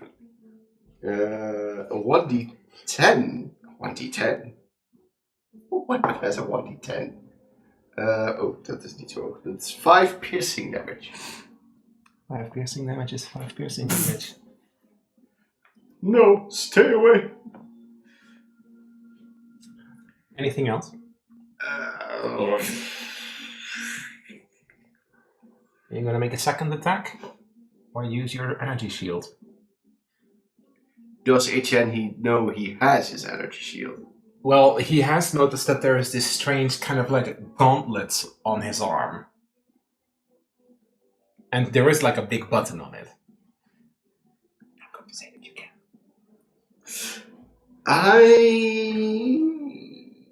No, that's full action, by the way. So I think maybe in a blind panic he just Okay. and just hits it with a melee weapon attack. With his energy shield or just a normal one? With the energy shield, and that's not 20. Damn, nice. That's 2d6 plus 3 bludgeoning damage. And it needs to make a DC 14 strength save, otherwise it's prone. Let's see how much damage you first do. That is 6 plus 2 is 8. Plus 3 is Oh, my poor speech part. 11. Okay. DC 14. Yeah. That one. You and you knock him prone as the creature just falls as over. well. Huh. He's knocked prone, right? So not like 5 feet away from you. No, it's in front of me. It's not prone. You shot. I didn't shove it. Anything else? No. Does this mean I get the plus 2 AC? Yes. Because it's now active. Yeah. Okay. However, this does like limit. Yeah, I can't use it twice in combat, but the other weapons I could. Yeah. So then it's going to be number 2. Yeah. As it in this case, the door opens up. Slams on the right console. I wanted to move up to it and arcane lock it. 1, 2, 3, 4, 5, 6. It rushes at Catherine. This is number 3. Just so for clarity's sake. Daar gaat het alweer. Max, goed bezig. Lekker bezig, Max. Lekker bezig. Dat is echt zo lekker uniek. So this is 1. This is 3. And this is 2. Okay, number 3 is coming in. And is in this case rushing at Catherine in attempt to slash at her. I think you mean that's number 2. Oh. Because 3 Yes, has you're already right. had its turn. Thank you. Thank you. Just for clarity's sake. 17.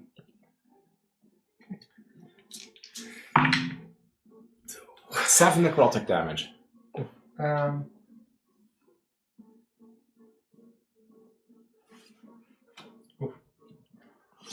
Catherine, please make a charisma save.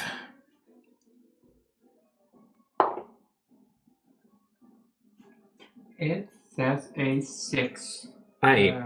Plus probably like to an 8. An 8, no. Then you do not meet DC 10, so it's going to suck your breath out. You take an additional 5 necrotic damage. Roll me a d4. 1. Your charisma stat is reduced by 1.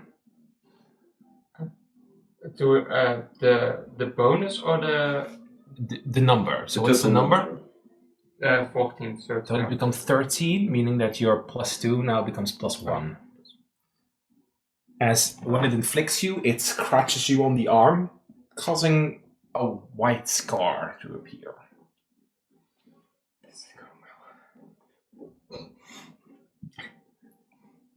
Yes, Catherine, it's going well.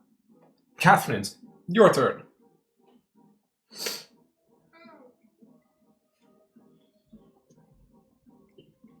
If you need help with the spells, just let me know. Yeah, magnificent tower.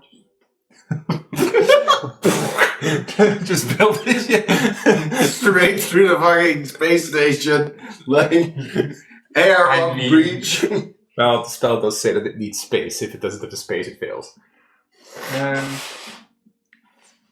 Such a bum killer. That's just how the spell works. I'm gonna make. I know, I'm just. Yeah, mage armor. Mage armor? Now your AC is 15. And that's it. Okay. Then Space Pirate 1. Number 1. Yeah, it's gonna try to get up, so it's getting up. And it's just going to straight attack Etienne. Oh no. But not with a 2. Then I want to hit it with 1d8 force damage from my Space Pirates Improv. Okay, describe me how it is attack. It's a reaction where I just pull out my energy blaster and blast him if he misses a melee attack. Nice, roll for damage. Which is a flat 1d8 force damage. Which is not very high, 2. Yeah. What are you doing? Alright. Then it's number 3. Space Pirate 3 steps out of the door. And in this case, let me see if it is going to go for Etienne or Catherine. It's going to go for Etienne. It rushes up next to its ally. That means that it has advantage because pack tactics of these creatures. And it's going to strike Etienne. Nat 20. Ow. I don't like that. No, because yeah, that's 86 damage. 8d6? Yeah, because it normally deals 2d6. Etienne is vulnerable to necrotic right now, and that gets doubled. I'm dead. Catherine, maybe you should ward. I am. Okay, first this. Okay, so this is not that high. This is 22 necrotic damage. And it will Holy be moly. reduced. This is it. As Etienne in this case is getting cornered and It gets reduced by? By 2. 20. So it's 20. Well, I'm still like halfway done. Oh! Ah! Help!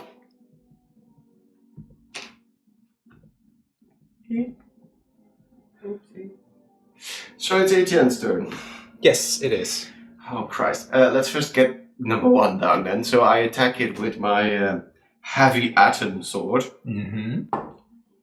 which is 15.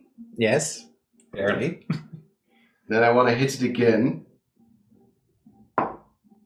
which is also a 15. Okay. So that is 2d10 plus 6,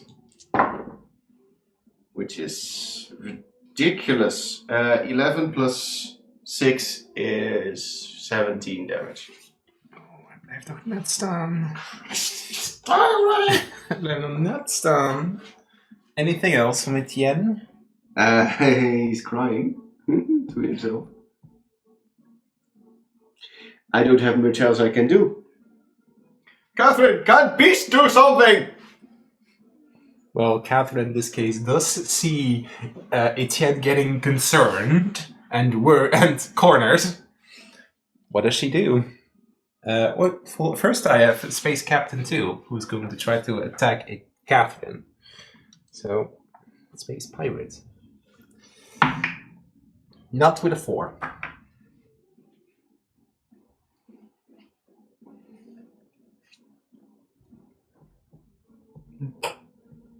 Didn't do fucking damage.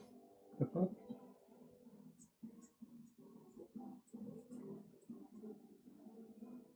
Look at this. It's my turn. Yes. Oh it no. is. Just take your time.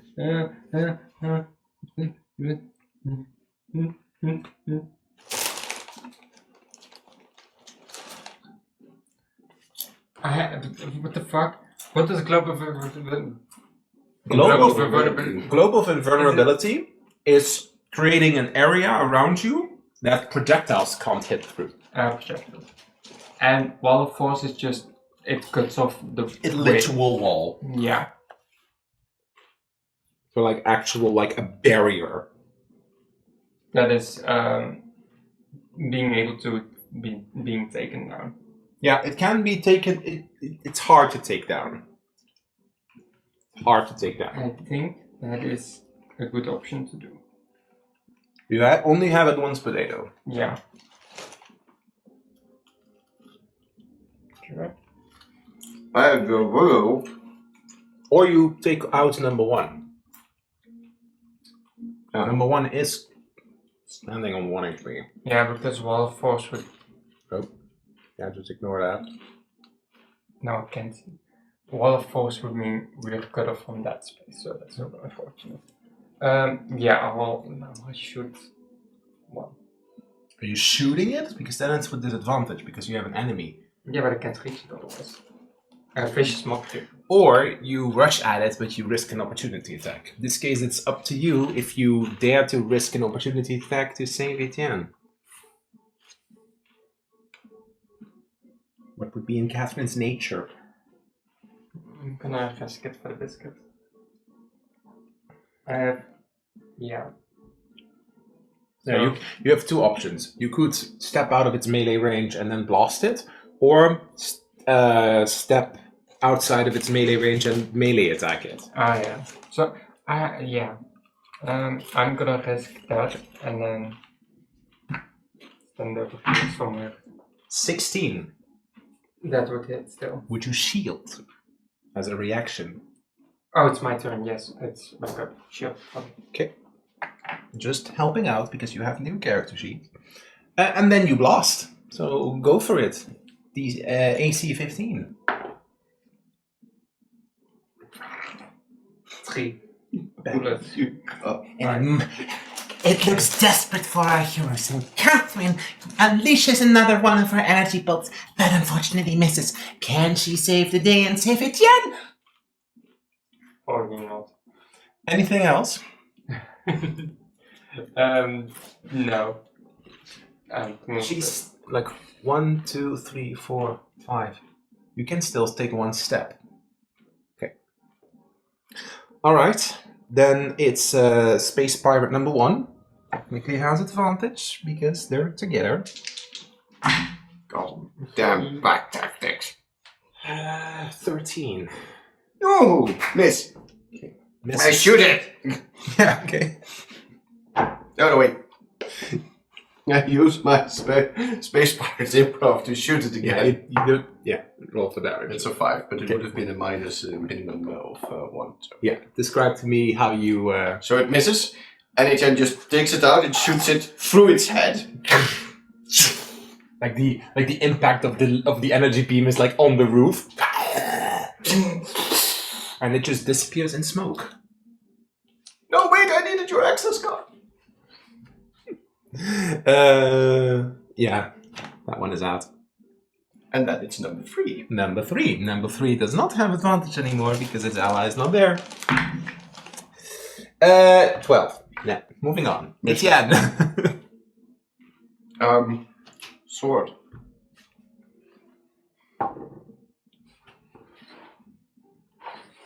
15. 15 hits. Oh wait, 16. 16 also hits. 22. At 22. Damage. No, Yeah, to the hit. second Yeah. attack. No. I'm just going to 55. No. Well, close enough. That is 19 plus 6 is 24 damage. What? Sorry, it's 2d10 plus 6. Damn. Nice. Because it's twice the plus 3. Yeah. Nice. That's a very solid hit. Sword. Yeah, good. Yeah, okay. Still. Okay. Oh, that was good. Space Pirate of number 2. In this case, has the 2 guns. Shoots at Catherine. First shot is 9. Second shot is 17. That's As you take 8 force damage.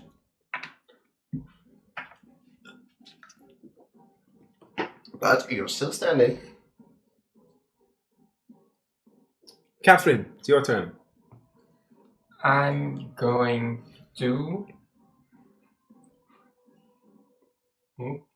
and shoot this one. Hey, Jen, duck!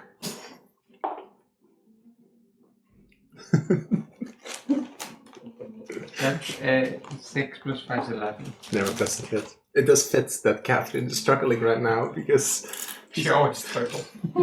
yeah. Unfortunately, you miss. Oh, Anything else, Catherine? you almost hit me.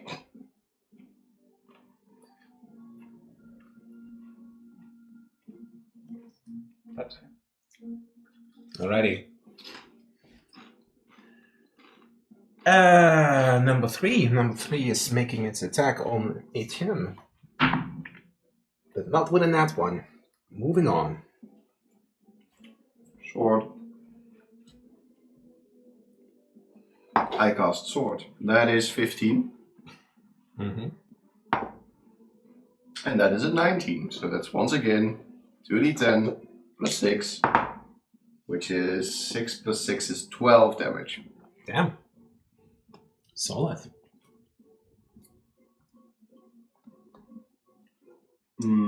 And I think he moves over here. Okay. Number 2 is rolling to see if he's going for Etienne or Catherine. Chooses Catherine. It's moving closer, so 1, 2, 3, 4 to here, because it's still going to.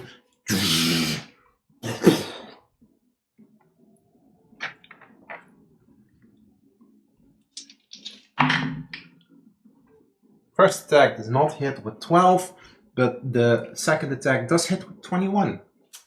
Oof. 4 force damage. A very light hit. Catherine.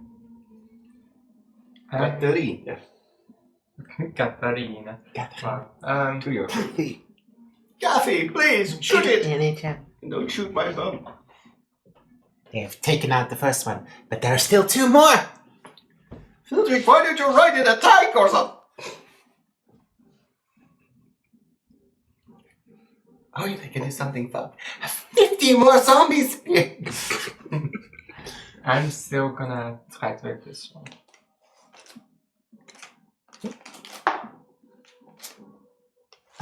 Poor Catherine. That's a natural one. Come on, Catherine. You can do better. Beast. Do you actually think this? What does Catherine think in the moment? She's just very frustrated that she can't get some control of her weapon, and she's trying to save Etienne, who's kind of in a tough spot, but she's dying as well, and everything is just crumbling to pieces, and we need to save fucking Itinerary and the rest, and Beast is saying that I need to do it, but he's not helping, and she's kind of just like frustrated all over. Catherine, suddenly you spot that a bit of a distance away from you, this little starry light appears. Moving on. Space Pirate number 3 in front of Etienne is in this case going to strike him. Oh no. 17. Meer to beer. Yeah.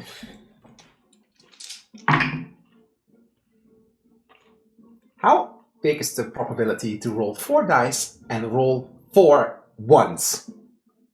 It's a good probability. It's a tiny chance, but So- I like that. 6 necrotic damage. What? Is that already double? Yeah. Alright. Because it's 2d6 plus 1. Oh no, wait. 2d6 plus 2, and then the dice get doubled. Okay. Oh, I'm hurt.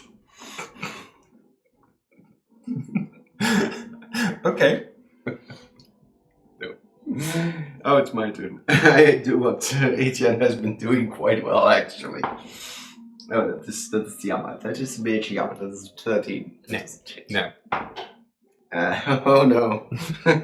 His luck is going into the other direction. He gets hurt too much. So, yeah, that was my attack. I can use my bonus action to drink a potion, right? Yes.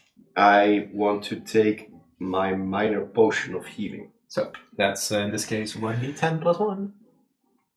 But it says 1d... Hit dice. Right? It says a 1d6 here, but I'm alright with a 1d10. No, I made a mistake. For Oh, me, I it says prob- 1d6. Yeah, it's my game has 1d hit dice, Oh, and I probably copied it over, so it's 1d10 for you. You bitch. 6 HP. You get 6 HP back. Oh, I feel it streaming through my veins. Okay. Anything else? No. Then number 2 is in this case going to decide if it's going to choose either two of you. It chooses Catherine. It is rushing at Catherine.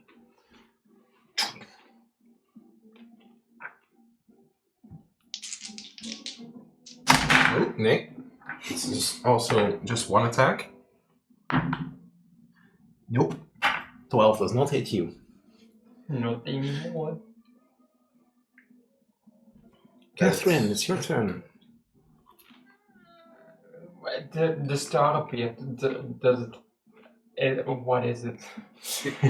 A little Does it look? star appears, and Is it it feels like a pulse to you. It is this 8-pointed star that you previously had on your arms. It feels strange. It has like indeed this kind of like a little heartbeat. Me? And then try to melee attack for once in my fucking life, piece of shit. Catherine. 16. Yes. God damn it. Go for it. Just imagine Catherine actually vocalizing those thoughts. This fucking It's also and Jen is like, Oh, she's feisty. It's also just slowly walking next to the monster. Okay, I have to do d4. Yes. 4 and 5 is 10 damage. Damn, nice. Let me see. Yeah. And Nice. then I'm gonna cry at the end. Yep. but yet, babe, we still have some zombies to kill. Okay. No, I will also drink my minor potion of healing Alrighty. as a bonus action. 6, so that's 7. Right? Yes. Yeah, nice. You are now a little bit closer to the star. You do feel this like little bit of a heartbeat. Like dun, dun, dun, dun. Alrighty.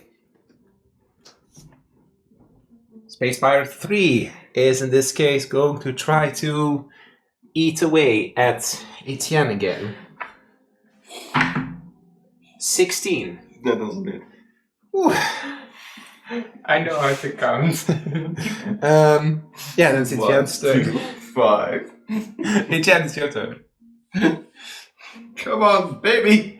You can do it. 17. Yes. Yes! 23. Yes. Go for it. God, how much fun this is. 6 plus 6 is 12. 12 damage. Alrighty, nice. Not down yet. And quite low. I should make it a little bumpy. Space Pirate 2 is in front of Catherine and is going to try to hit Catherine. Natural 20. Oh no. With a shield. No. No, you can't shield against a 20, unfortunately. But you can ward. Yeah, most likely. Damn, that's more damage than I... 19. I will have to what? That? Because I have 15. When you're going to fucking die. Okay.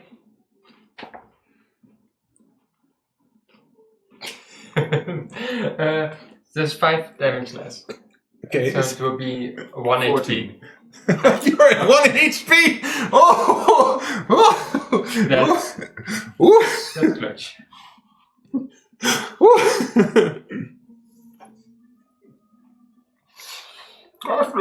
Just a little space. As Beast is kind of like, what do I do? What do I do? What do I do? Do something, you big hole! I can't do anything! I can't touch anything! Because we're also not connected. I'm not connected to Beast, so I can't invoke him for the extra shit. We both can't invoke him.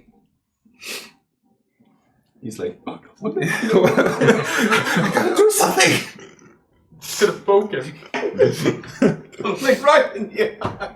Like the big yellow It's kind of like, it's and like, then I can't imagine that. He's just. I can't imagine that Beast is like, kind of like, what is this star? Catherine, get to the star! I can just imagine Catherine's absolute death. I'm going. Dying over here. Fuck yes, how do you want me to get to the sky? I have 1 HP. About that, by the way, it's your turn, Oh Catherine. no. 1 HP! I'm gonna walk. I'm sorry, Max. I'm probably ruining your. No, I'm fine. God. Can't I just grapple him and then move so I don't take the attack of opportunity? Well, hold on. Let me see where you are. If you're standing here, standing there. 1, You good? 2, 3. Actually, if you grapple it, And then move, I don't take you the could attack. take half movement and stand next to the star, meaning you could grapple. So you technically could, if you beat the grapple. I'm so sorry, but you just gonna guess. That outfit just handles the damn thing. Just pulling him along. And this little skimpy outfit. It's like these giant arms. Wait, I have a better idea. Are you going to do? Okay. I'm gonna push them instead. Maybe a little bit sure. harder. Okay, that's, She's strong. yeah, athletics. Roll me So it would be athletics. +4, right? Just Yeah. yeah. 19. 5. Huge.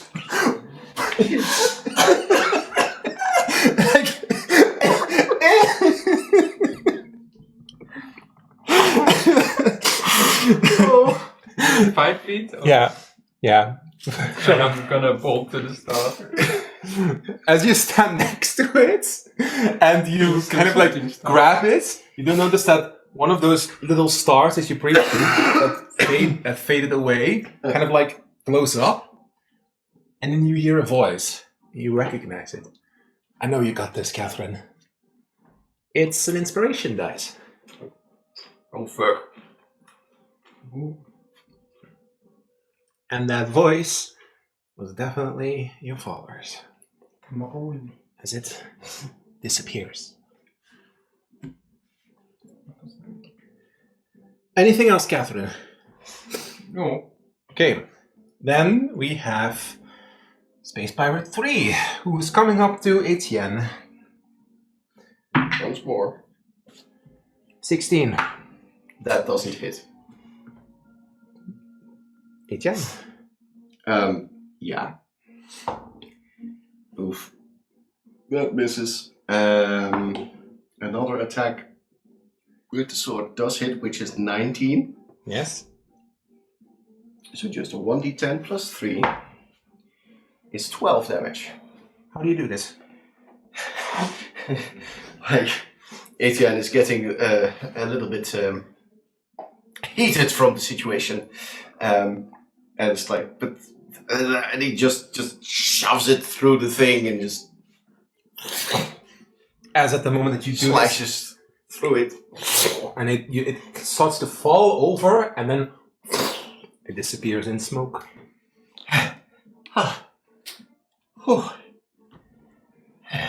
And at the moment that you finish it off, that other one is rushing at you. So you, like, and it's rushing at you. So please move it. With a 7. Miss. Hey, Catherine. you're dying. Catherine. Don't be mad at the 7. He didn't hurt you. Catherine. I'm gonna... you know what? I'm gonna vicious mockery it. Okay. I'm done with this stupid ass. That's a save. Right? Yeah, wisdom save. Do you know how much? Yes. It says spellcasting DC 13, but I rolled 11. So what do you insult it with? Oh god. You Stay away from my man. stay away from my man. Guy, Etienne, stay away from him. Okay, roll the damage. It's a 1d4, right? Yeah, it's a 1d6. it's 2d4 for you because Catherine's a high level. That's 5 damage. Alrighty. So what happens in this case is because the type of class that Cameron was, that star starts to glow. You can add the 1d12 as damage, but you can also keep it for a while. It's only saves, abilities, scores, and It's damage, right? it's attack rolls, saves, ability checks, and damage. Yeah, the damage is only for me. Yeah. Because of this one. I'm gonna do it in damage. I'm Then please add it. Please. 10. Okay, for a total of? What did you- 15. Damn, nice.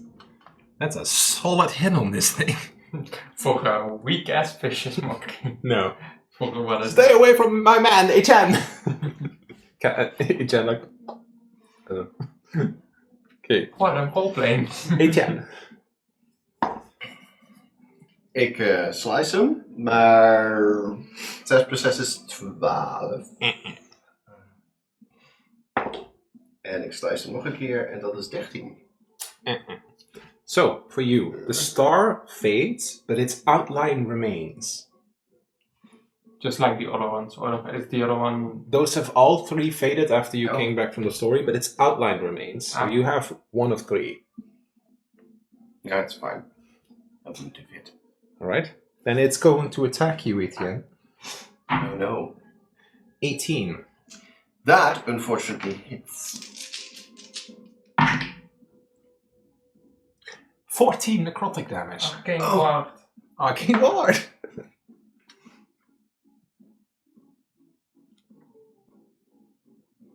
Seven! So, I got confused by the two. 7 necrotic damage. I really need to take other dice, but I can't find them. Because I keep getting confused by the 2 and 7. Sorry. Yeah, that hurts. Then it's Catherine's turn. Yeah, I'm gonna shoot it. Because I don't know an insult at the moment. 12 plus 17. Yes, hits. That shoot is d6 instead. 9 plus 2. There's 11 damage. How do you do that? I'm just gonna shoot it straight into the skull and a little residue is kind of like falling on top of Etienne. And it does slowly fade off, but it kind of... Oh. and it Sorry. fades away.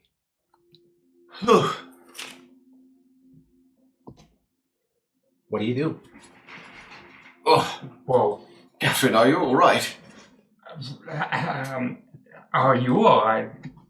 I'm barely hanging on. Why?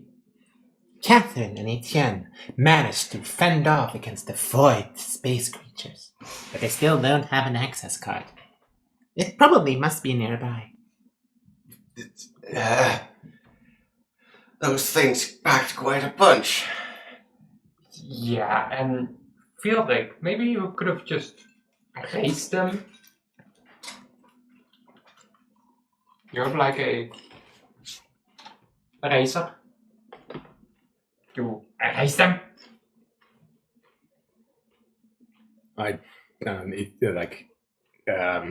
Beast is like, I don't think that's how it works. Unfortunately not. Oh, that's a... But you did work well together. Yes. You did well. Well, yeah, it doesn't. It's. Etienne, you notice that something is kind of like glowing on Catherine's arm. What you got there, Kathy? Catherine? Catherine? Something my mother will probably kill me over. Because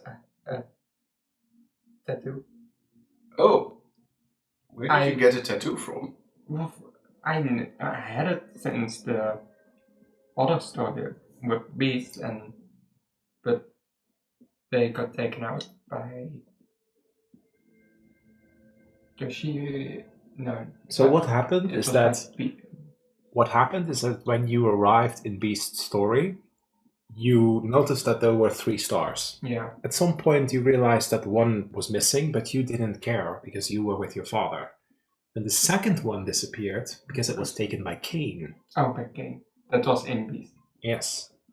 And then when you left that story world, it just disappeared. Yeah. Now, you notice that one of those stars has reappeared on your arm after that you grabbed hold of that little light that you saw. And you heard your father's voice speak. Yeah. And it kind of manifested at the moment that Catherine felt that she was in quite some trouble. So, yeah, I heard my father. Your father? The giant star. When I reached to it, I heard my father's voice. And Well, that's strange. But I suppose all this mythos stuff is a bit strange. Yeah. Do you think he's still, okay. out there watching over you? I mean, I hope so, but I don't know.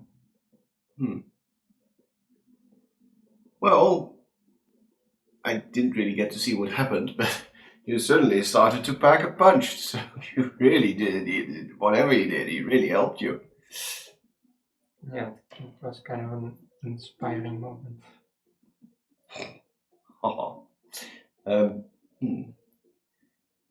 Again, are you alright? Because... Statistisch gezien zie jij er waarschijnlijk beter uit dan ik. 18 van de 65. So I'm like... 15 van de 40. It's always so funny to talk about how much HP do you have in a series, man. You look worse for wear. Yeah, we both do. The battle certainly took its toll on our two heroes. Maybe they need to rest somewhere,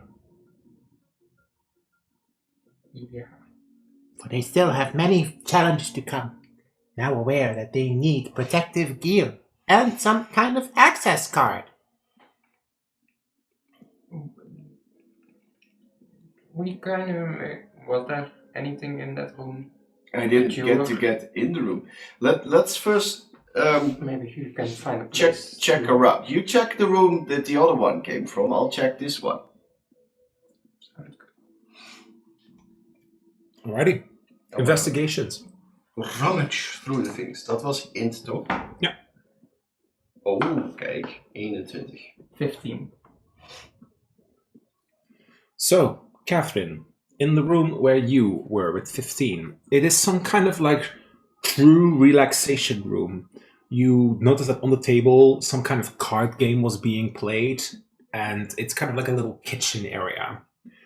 As you rummage through the space, you do notice that one of the chairs had moved, where probably that strange space pirate was sitting in their routine. There was a card, like this kind of like chip with like this blurred out face that you cannot an ID card. And it has these kind of like metal scrapings. It looks like some kind of an identification card. I'm gonna pick. Etienne, the door that you look in through were restrooms. And this is also where you notice that those two other ones probably remained. And you notice that there were scratches on the outside of the door. They probably were kind of stuck in there. I do see another Yes, set of you doors, do. right? Yeah, that is, if you go into there, you find a shower area. Give me another investigation check. Yo. 7. With a 7, it's just a regular bathroom. There's nothing of particular of note to find there. Or the shower area. Probably also has the same strange steam option. Well, I will go outside again. Did you find anything? Oh, I found the ID card. Oh, I think the identification thingy. Do you show it to Etienne? Yeah. It says crew member. Access limited. I think this allows us to go somewhat further, but maybe not everywhere. Yeah. Maybe we should not just open every door we see And first listen to hear if there's something inside. yeah. Should we go back to where we originally started out and just take a breather, or? Let's first investigate the rest of this room, and then we'll do that. So I want to look around a little bit more. Alright, tell me where. Just move your character. Here. At those desks. Yeah, at those desks, it's very odd to Etienne because he stands in front of this kind of like screen that gives off a light and has this kind of like. Etienne is not stupid. Etienne realizes that at the screen he's kind of looking at like the ship itself from the outside with all these kind of like lines. This is like a blueprint. And the letters on this strange keypad remind him of one of those typewriters. And the letters slowly shift to letters that he could understand. And there's like a little box in the window that says search.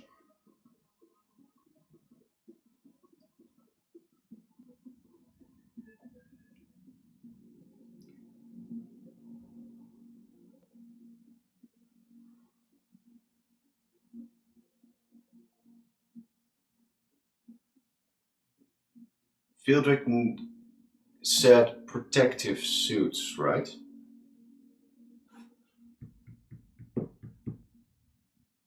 Enter. And then from this little window that you see, an area starts to glow up. And in this case, what I'm going to show you is that this area on the thing starts to glow up. Let me quickly see. And from the blueprint, that area lights up. Boom, boom, boom, boom, boom, boom, boom, boom. Ah. Captain access only. Oh.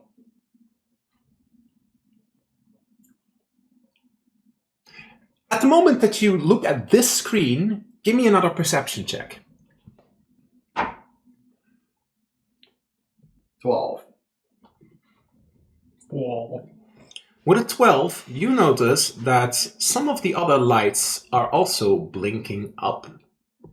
And then you notice that there are dots inside of those rooms.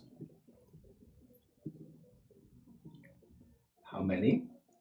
There are 3 dots that you can see. Okay.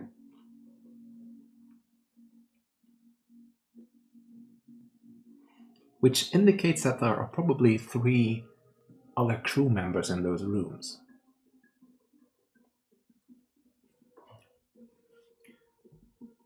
Captain room.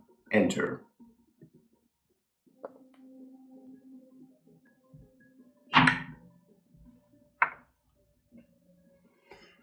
The area shifts again, and it actually goes back to this room.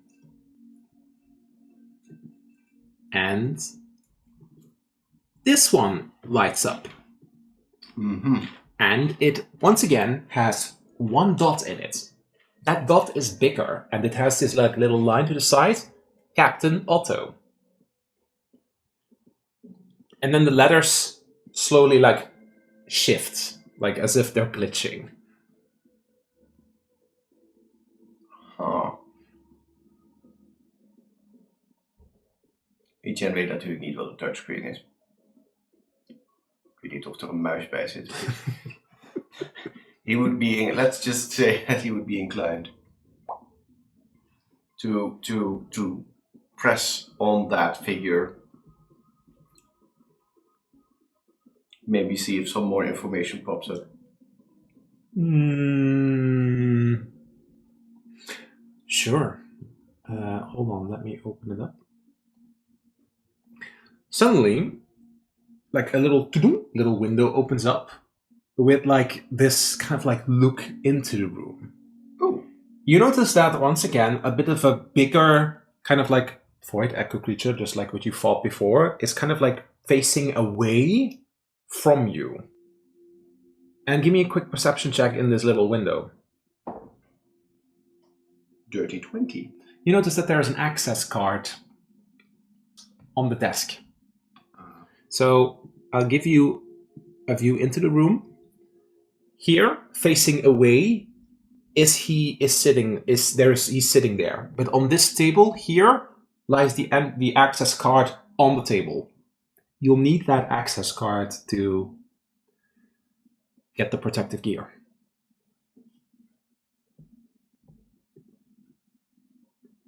Etienne, smart enough to figure out how all of this works. Somehow he found out that Captain Otto, or someone pretending to be Captain Otto, is holding the access card that they need in that room. One step closer. Can our heroes figure it out? Find out on the next episode of Captain Agent. The next volume. Thanks, Filzeric. All right. After having received this information, Etienne, looking back at where he is there like some other, boxes or equipment or drawers on that area of the map? Looking around, you would probably find another one of those guns, but it doesn't really help you. But you do not find anything else. You probably find rations, like stored in like one of the shelves. Damn it, I was looking for some health potions or something. Or whatever they would use in this story. Healing kits. Could type it in. Healing. Enter. He's starting to enjoy this. Quite useful. Beep, beep, beep, beep, beep. Medicine. As in this case, the other room once again lights up. And in the area where Catherine and Etienne were both resting, beep, beep, beep, beep. Those light up. Our two original bedrooms. rooms. Yes. Huh. You never looked in those closets. No, because I was confused about my very tight outfit. Well, Catherine, what were you doing? I was also to finish looking this off, around. I would walk towards Catherine, who would probably be busy and meet her. Are you also looking at that screen?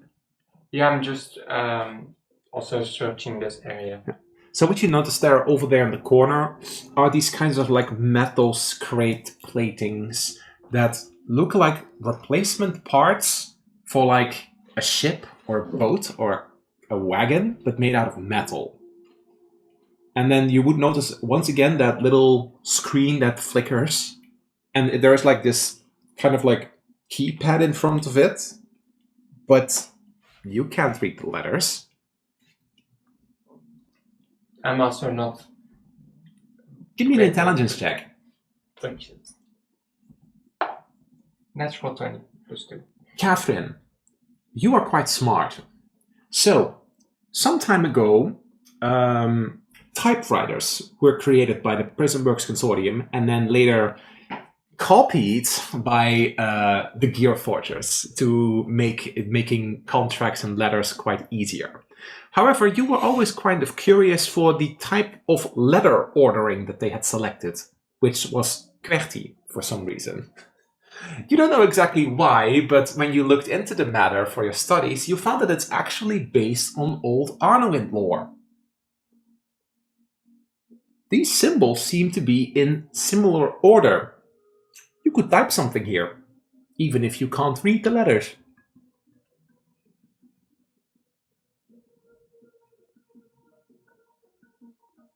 What do you type? I'll probably type the same thing as Etienne has done, so I don't think I have any other things I could write. Catherine, with a 20, you do realize, how do we steer such a ship, though? Yeah. Oh, we don't technically need to steer it. I don't need to steer it as Etienne. I just need to make a giant portal that fits the whole ship into it. I will type spaceship manual. Okay, so what happens is that at the moment that you type in spaceship manual, that the interface changes and it actually shows the space desk, the space deck. When you see this room that you see here on the outside starts to slowly blink. That's probably where we need to go.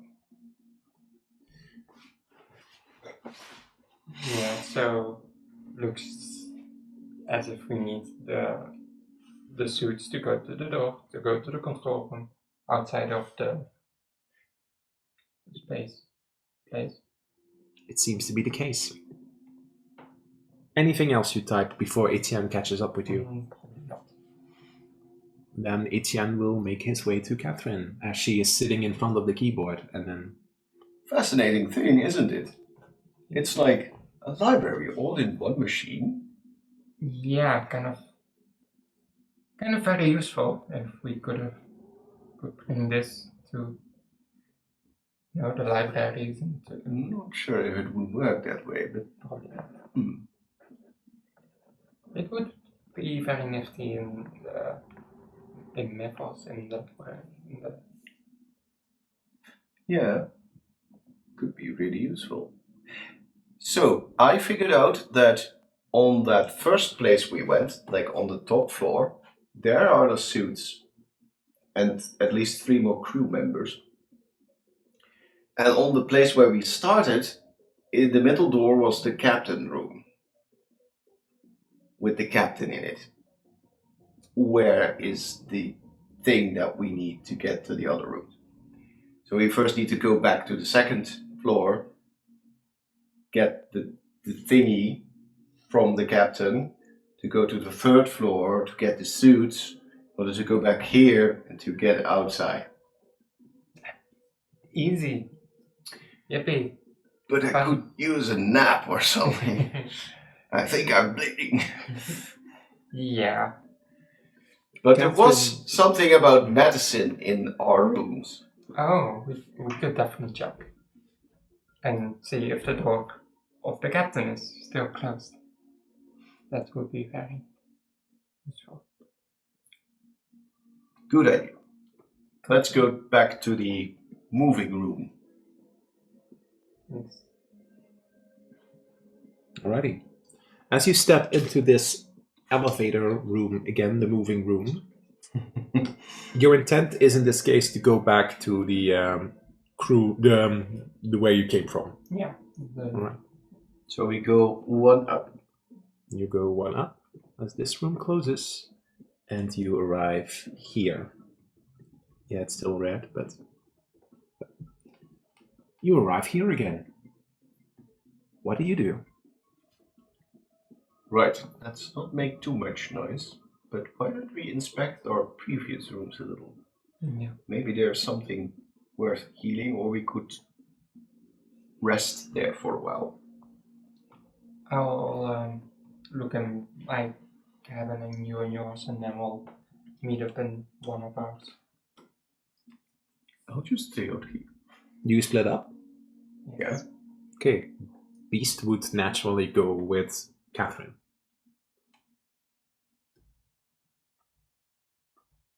Give me both an investigation check as you rummage through your little kitchens and little areas. Ooh. Dat is een dirty 20. 18 plus 3.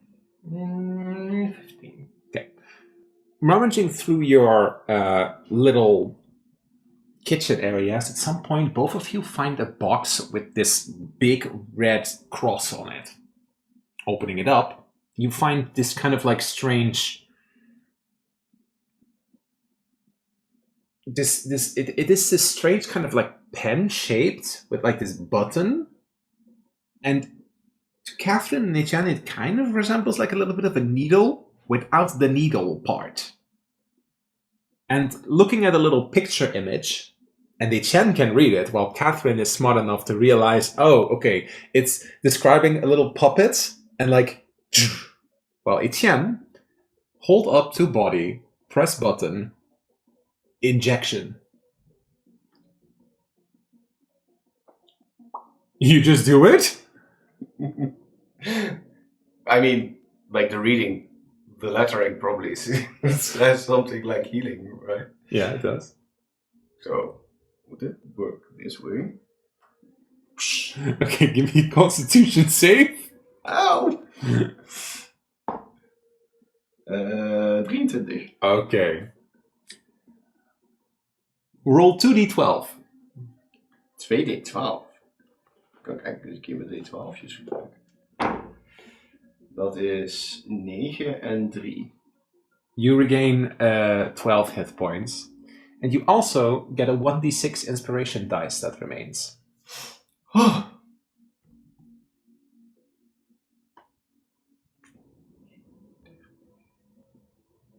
Catherine, you find the same thing. What do you do?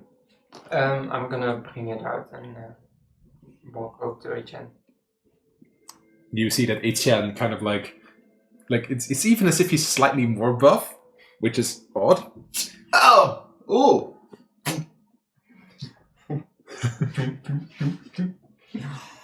And you have noticed that Etienne looks even a little bit more buff. And what do? Oh, Catherine. So you inject this fluid into your body through this mechanism. Yeah, Catherine, the fact that Etienne just did this is a little weird, just injecting something into his body. Yeah. It's strange, but it works. I feel invigorated. Mm-hmm. So you read the instructions and you knew that it would rejuvenate you and out of all these things. Well, it said right here, heating.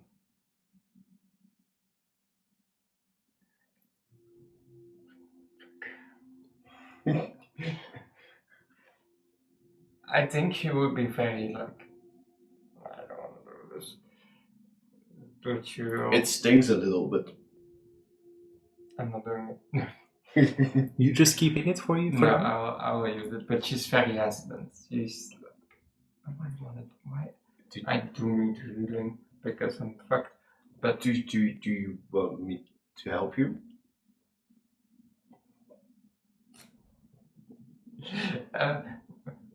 maybe, but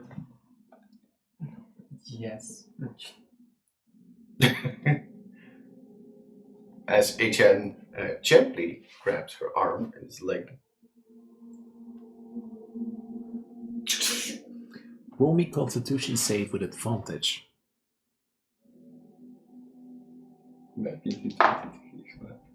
19 and 13. Constitution is 1, so dirty. Okay. Roll me 2d12. That's a 1 and a 2. Unfortunately, you only get 3 HP back, but you do get a 1d6 inspiration dice. You roll so Etienne, terrible. at the moment that you kind of like doing it, you notice that the injection was a lot less. It seemed as if this little med kit probably wasn't functioning correctly anymore. Oh, But it helped a little bit. You feel a little better, but not as much as like Etienne. That didn't do shit for me. oh. Well, I think there was another one in the package. No. Oh, there was only one? Yeah. Well, I We think could I'm just- better off using my own potion. they could also just, Take a lounge short around, rest. lounge around a little bit and take a rest. Then I That's a little bit short. You could say a short rest. You do need to find a place to do this then. Because, technically speaking, Catherine and Etienne both realized that that door is where the captain is behind. So, he could wander out at any moment. Yeah. We should hide in one of these cabins. And Catherine does have a useful spell for this. Yeah. What do you do? Because Catherine has the crew member access card. So, maybe she can go a bit further. What do you want to do? We You could wanna- take up a bit of rest. Do you want to do that first, or do you want to do it after exploring more of the problems? We could run into more of those creatures. Yeah, we should rest. We should stay in one cabin in case of a little less spacious than I thought. Oh, it's not designed for two people. No, it only has one bed. And it's a one-person bed, technically. Or snuggled together. Well, we're not sleeping, right? We're just resting. What do you do? I'm just gonna awkwardly sit on the side of the bed. I'll just sit next to you. Beast kind of like floats nearby and kind of like just goes to like sit in the corner, like boop, and then like because he floats a little bit, boom, boom. And then eventually he settles with his little glass container around him.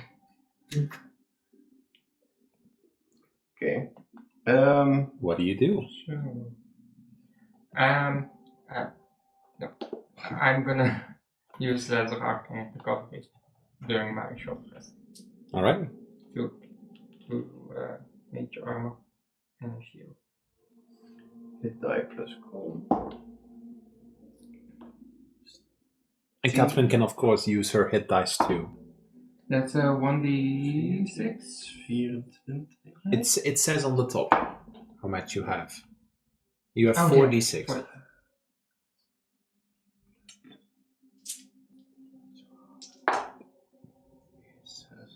yeah. Yeah, ben ik weer full health. It's not plus a bonus, right? No, just 46 in this case. Simplified sheet. 4. 1d10 over. I hate my life. Roll 2 ones, a 2 and a 3. No, yeah, 2 and 3. So that's I 1. rolled an 8, a 10, and like a 6. Them is the dice game. On my d10.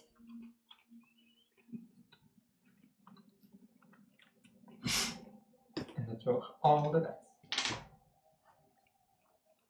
I also drink a potion. It's up to you. No, 15 healing. That is still not 13. Yeah. Could drink the potion and will be up to 29. 39. 40. It's probably just Catherine has difficulty finding rest here because of the concern of that spaceship. Maybe that's something they can talk about. You're full. Yeah. I'm gonna drink it. Etienne, you do notice that Catherine is quite concerned. She can't find any moment of calm. So, it's lovely looking outside. Perception check, Etienne. Just study screen. Yeah, well. 21. Ooh. There's snow outside. You know what? Let's just to the window outside. It's up to you what Etienne does with this. Holy shit! Is there one? There is just one that you see go by. It's up to you if you share this with Catherine, who's already concerned enough. I think he just gestures to the window, sees that, and just moves in front of it. So, lovely weather. Please sit down. As I sit down.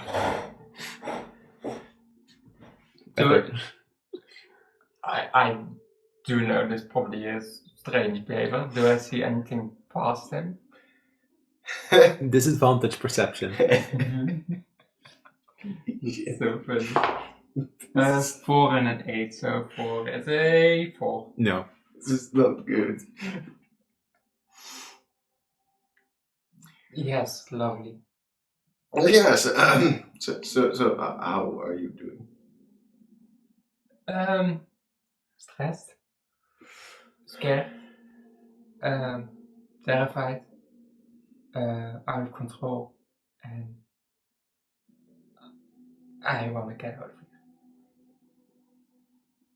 Well, it's nice that you opened out. Let's just try to take things one at a time. Catherine, Etienne, you notice that Catherine got hit a few times. She has some scuffs on her armor. Ik heb 2, ja. Right. Oh nee, wacht, dat is die andere. I'm even more naked now because of the slashing.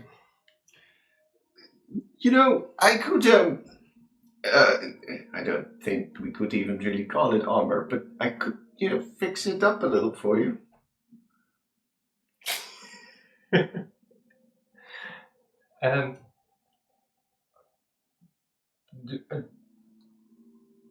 Takes out his wrench. Would be his hammer, but it's now a wrench. Do I just take my armor off? I will be quite naked on that. No, you can just sit here. I can just work on it whilst you're just relaxing. So you're just gonna... It's just a little bit polished and maybe tightening a few screws. Sure. Chen uses his forging bond to spend some time repairing or optimizing an ally's equipment.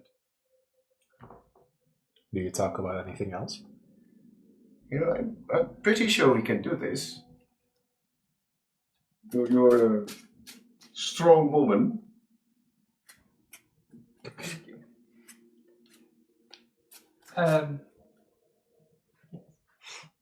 I mean, you really wiped the floor with one of those things.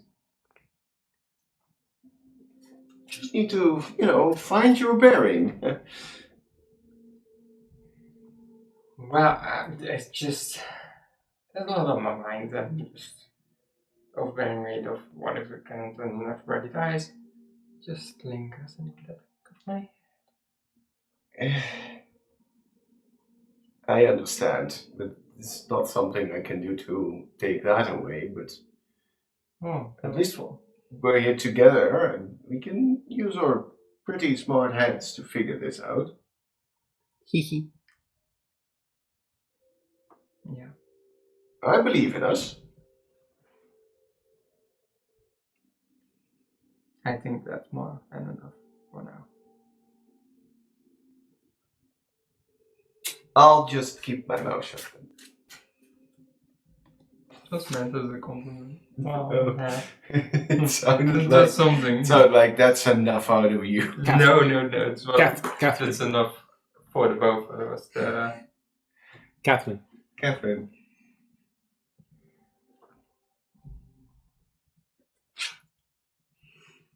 Do you know? Hmm? Do you know what I meant by it? Not like, oh, I don't want to hear it from you. It was more like your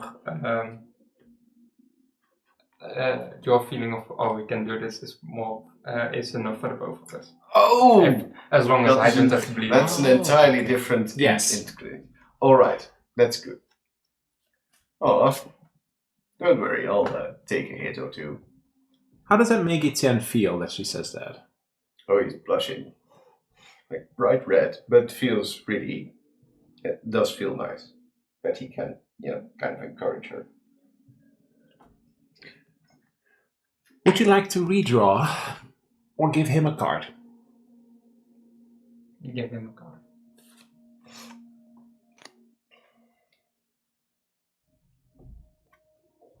Thanks. What happens now? Suppose we take our time resting, and then, what's the plan? Do we first check the rooms here, or do we go to the crew quarters? So, about the captain's quarters, Yes. could we just sneak our way in? Well, from the picture I saw, I think he's facing away from the door, so it would really quiet. Could work. Well, I do have some nifty spells in my arsenal, but that's only if everything goes to plan. Catherine and Etienne are figuring out how to get that access card. Are they going to do the confrontation? Or are they going to try to sneak their way through? Could first check out the other rooms. Yeah, maybe I have something that could be very useful. Yeah. You should move first because I can't get out of this bed because it's quite small, especially when you're quite, When you're quite large. Oh. No, okay. Beast kind of like boom, boom, so it's like floats after you.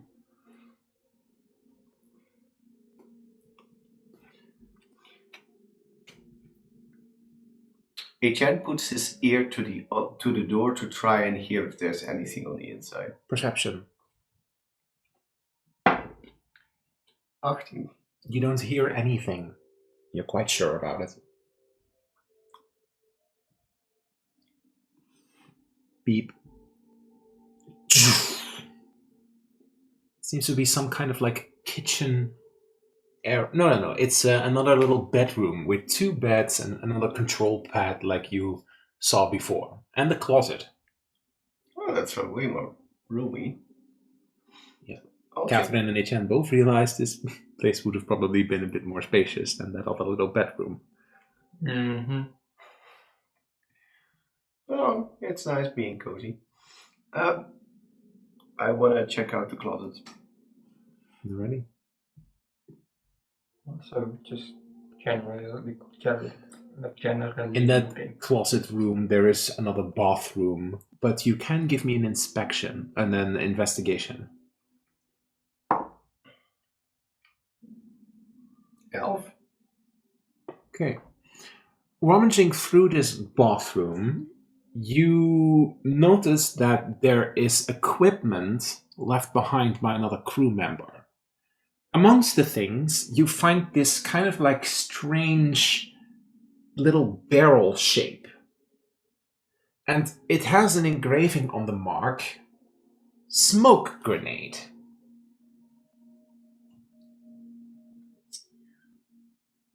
I'm going to say that Etienne is smart enough to assume, this would probably create smoke if activated or placed somewhere. For convenience sake, we're going to treat it as the darkness spell.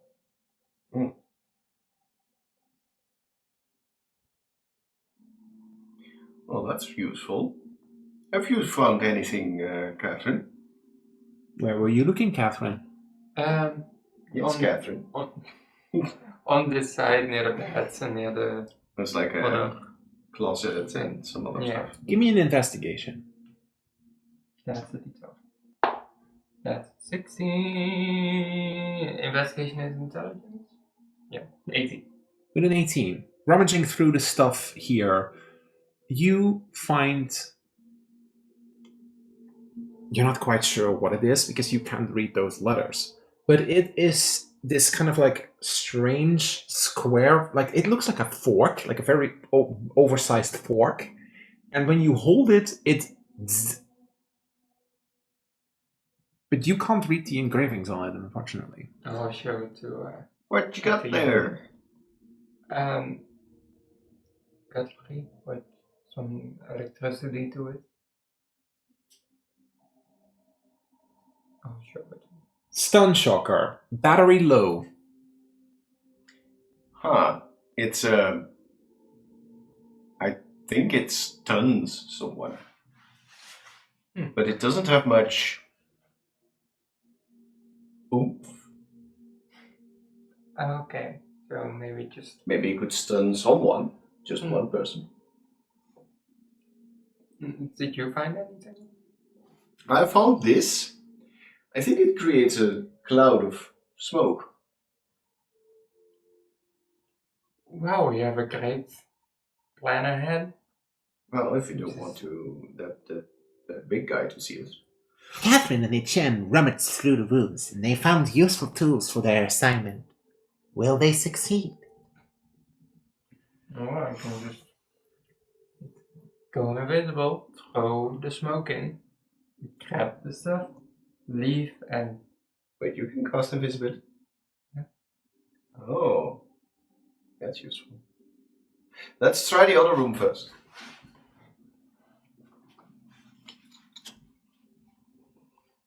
Yeah, she's quite handy. It's kind of a fun build, just like she's a sport-ish. You find a similar room.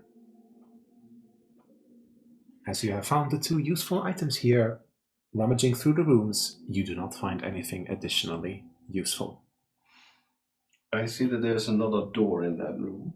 Yeah, that's this one. Or do you mean... Oh yeah, no, that's fine. This is the closet.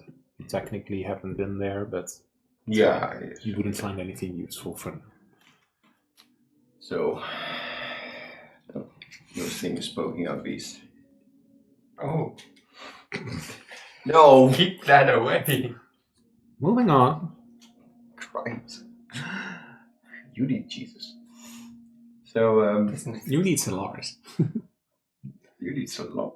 Who's a Well, hunky lion man? Let's be honest, he's probably into it. The hunky lion man. You Do need we- Harmonia. She can be freaky as well. I mean, it used to smoke in those shock plant. Yeah, or you go in invisibly, you then, and if he doesn't go down, you throw the smoke grenade. And then you try to get out. I can always lock this door quite easily. Yeah. So you have no. Oh, I'll way be of- outside. You don't have any way of going invisible, so you can do it. I can shoot him. No, I can throw the invisibility grenade. Invisible. The smoke grenade. So But I don't have magical. I can't see in the dark. So I guess you should hide a little.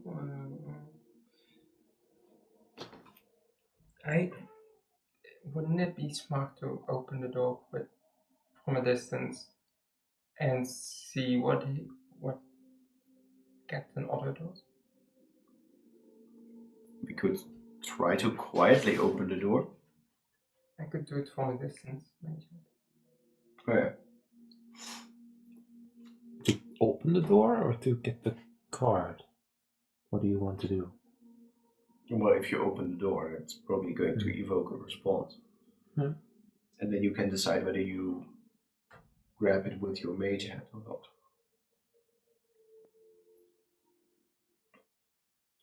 So probably we certainly would see. Let's open the door. Yeah. Are you standing in front of the door when you do this? No, we're standing to the side.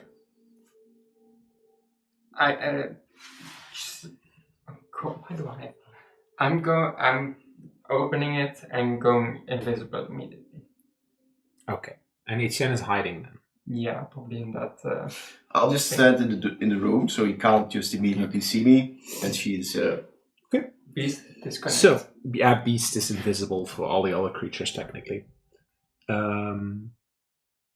Alright, so you open the door with the pass and then immediately go invisible. Yes. So, the door opens up.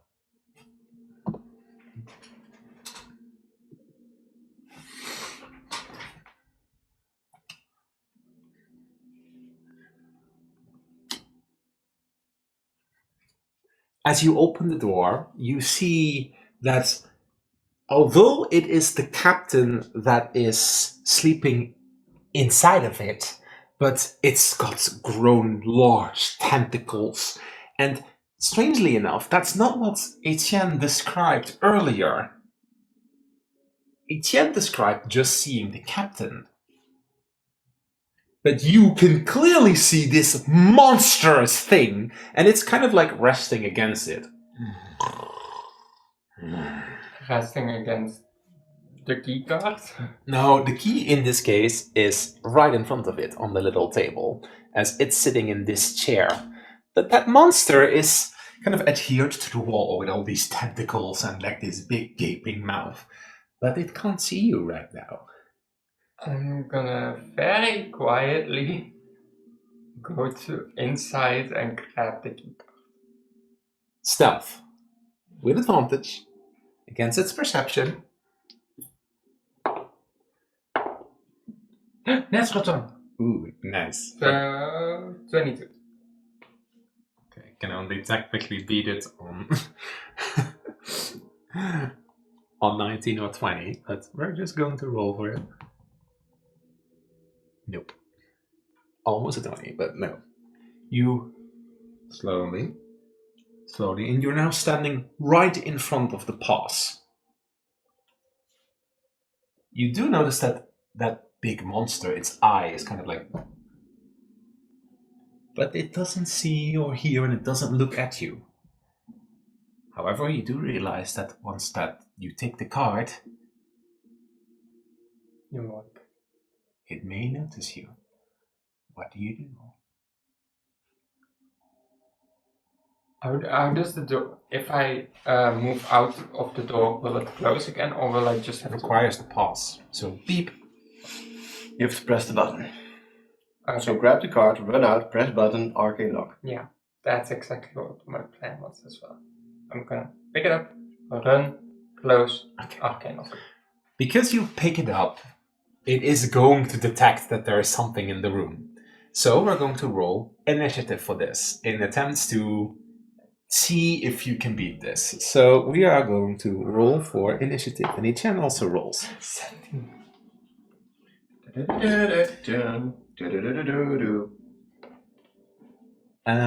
Hold on. I need to quickly set this Raving. up. Fieldrick is just raving outside. Or just vibing. Okay.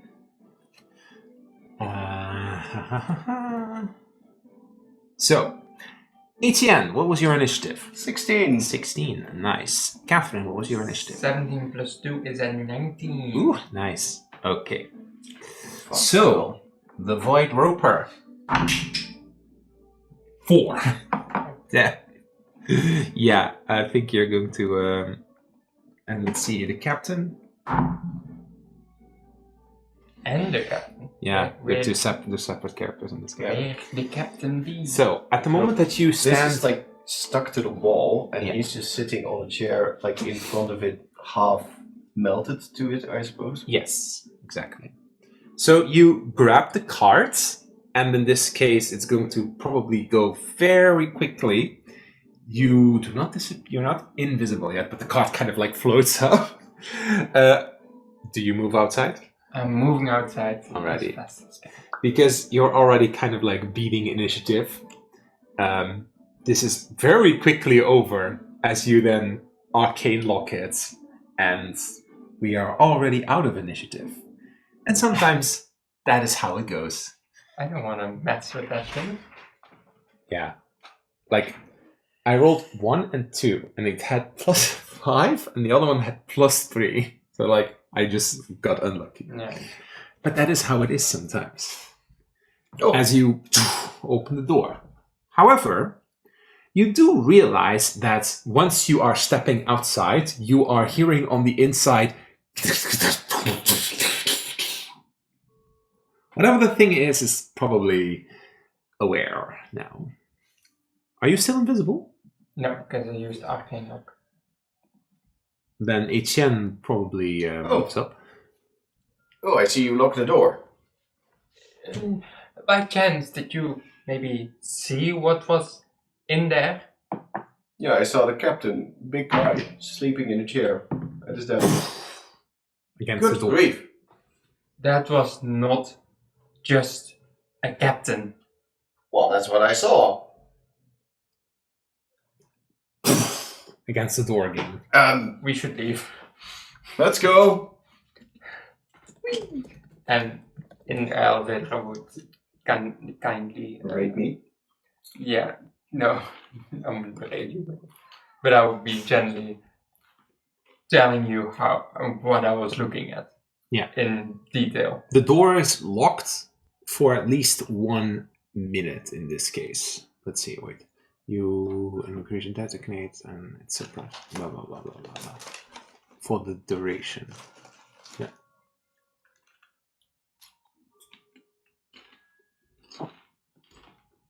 But the duration says until the spell. Until this... Oh, then it remains locked. It still probably can force the door open after a while, but...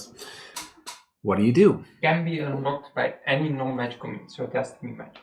Yeah, it's a void roper. It certainly is magical in a way. But it takes a while for it. So Big thing with tentacles? That's not what you saw on the screen. I didn't see that. I just saw the guy sitting on a chair sleeping. Yeah, that would have been a lot less terrifying. Just the guy sleeping. Well, But they weren't. I'm sorry. I thought you were just going to face some random big guy. Yeah, I thought so too.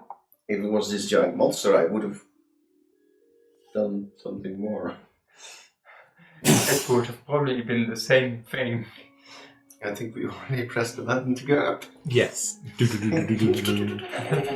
the casual conversation. So, how are you? Just checked out it outside? As you make your way to this place, what do you do?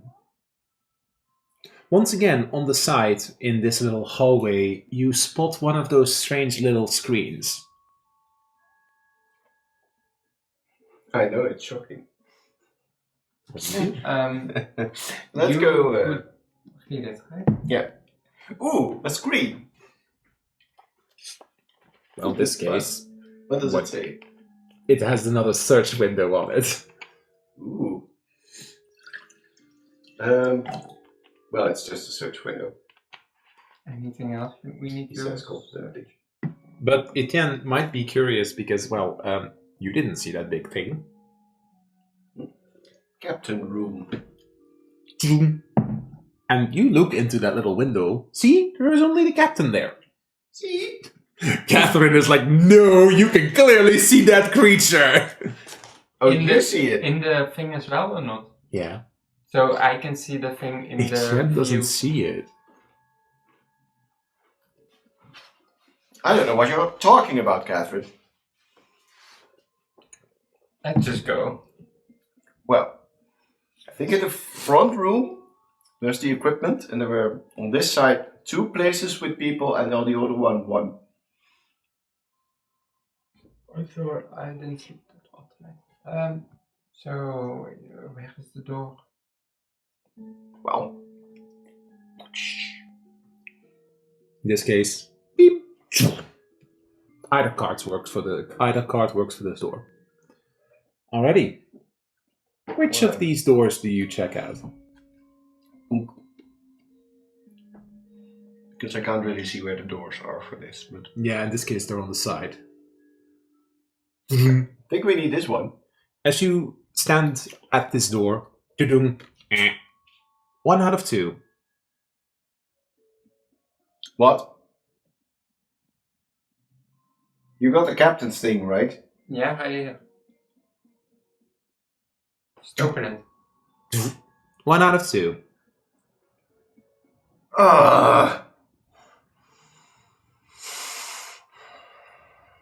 AJ. How much money would you wager is that the other key card from the captain is on his person?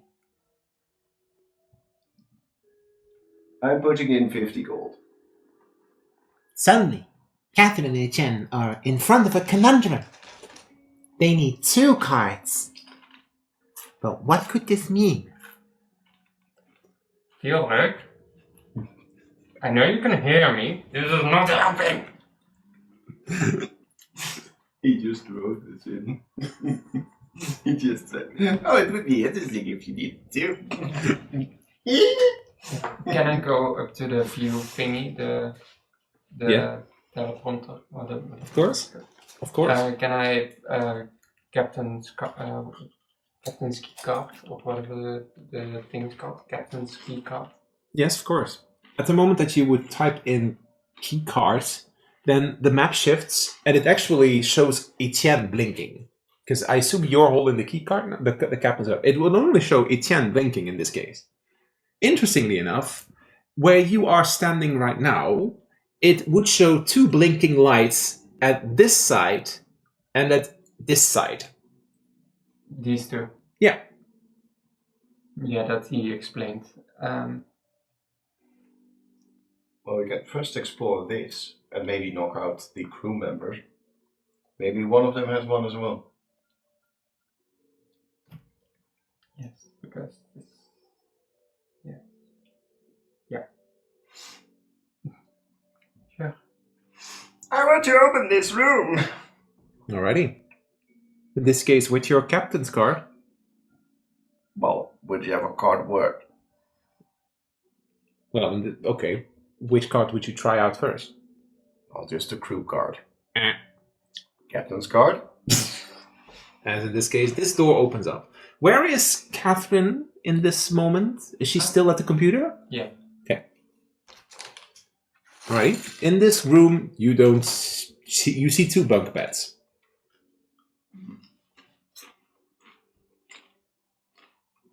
Any containers of any sort? Investigation, as Catherine is still at the computer.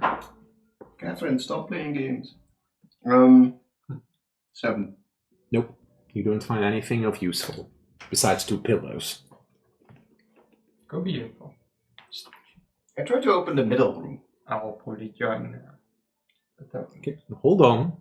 As you are making your way towards there, you would open this door with the crew card or the captain's card. Captain's card. I assume that just works for everything. Alrighty. You find bath stalls. However, you're going to make me a dex save, Etienne. May I know why? Nope, not yet. Dirty 20.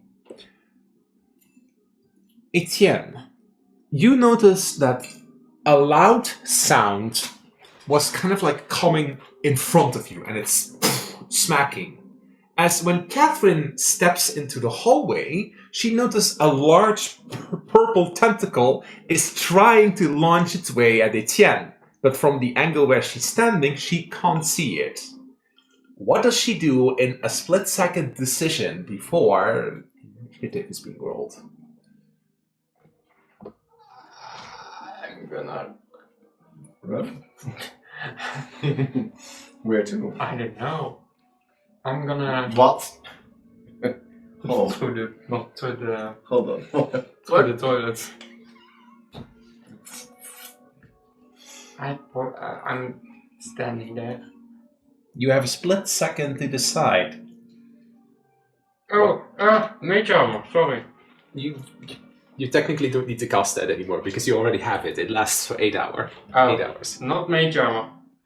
Blade waft on him. On Etienne. Then you need to move up to Etienne. Ah yeah, it's touch.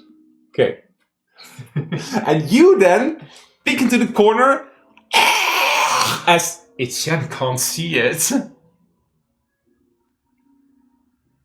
But you Well, just what's were going very lucky, and you, as your initiative act, cast Blade Ward on Etienne, and we're rolling for initiative.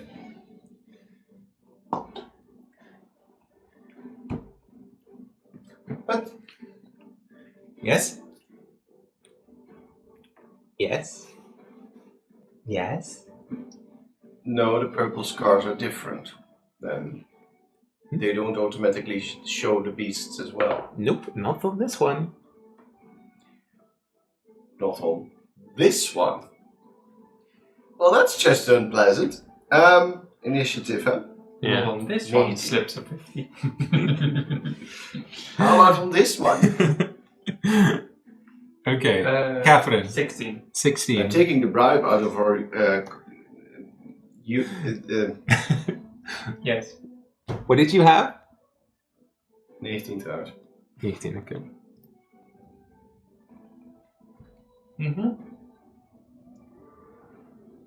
I know this feeling. What is the word for when you have something that you both share?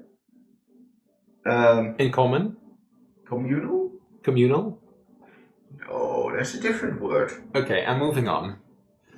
I was going to make the joke that I would take the money out of our. Shared bank account.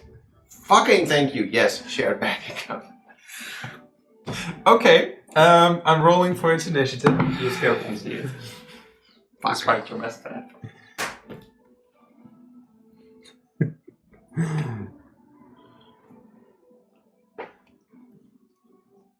Well, that is unfortunate. Had je trouwens nog een tijd dat je naar huis moest? Probably just normal time. Etienne, you can't see whatever was trying to get you. What do? Can I determine the point of origin of whatever would have smacked me? Probably right in front of you, as Catherine is like, look out! Then I'm going to shoot straight ahead. Disadvantage. Pew pew. Disadvantage. That is 8 plus 5 is 13. 13. Let me. Oh, hold on. I need one for this. It hits. Oh! My goodness! Well. That's supposed to be my lucky day then.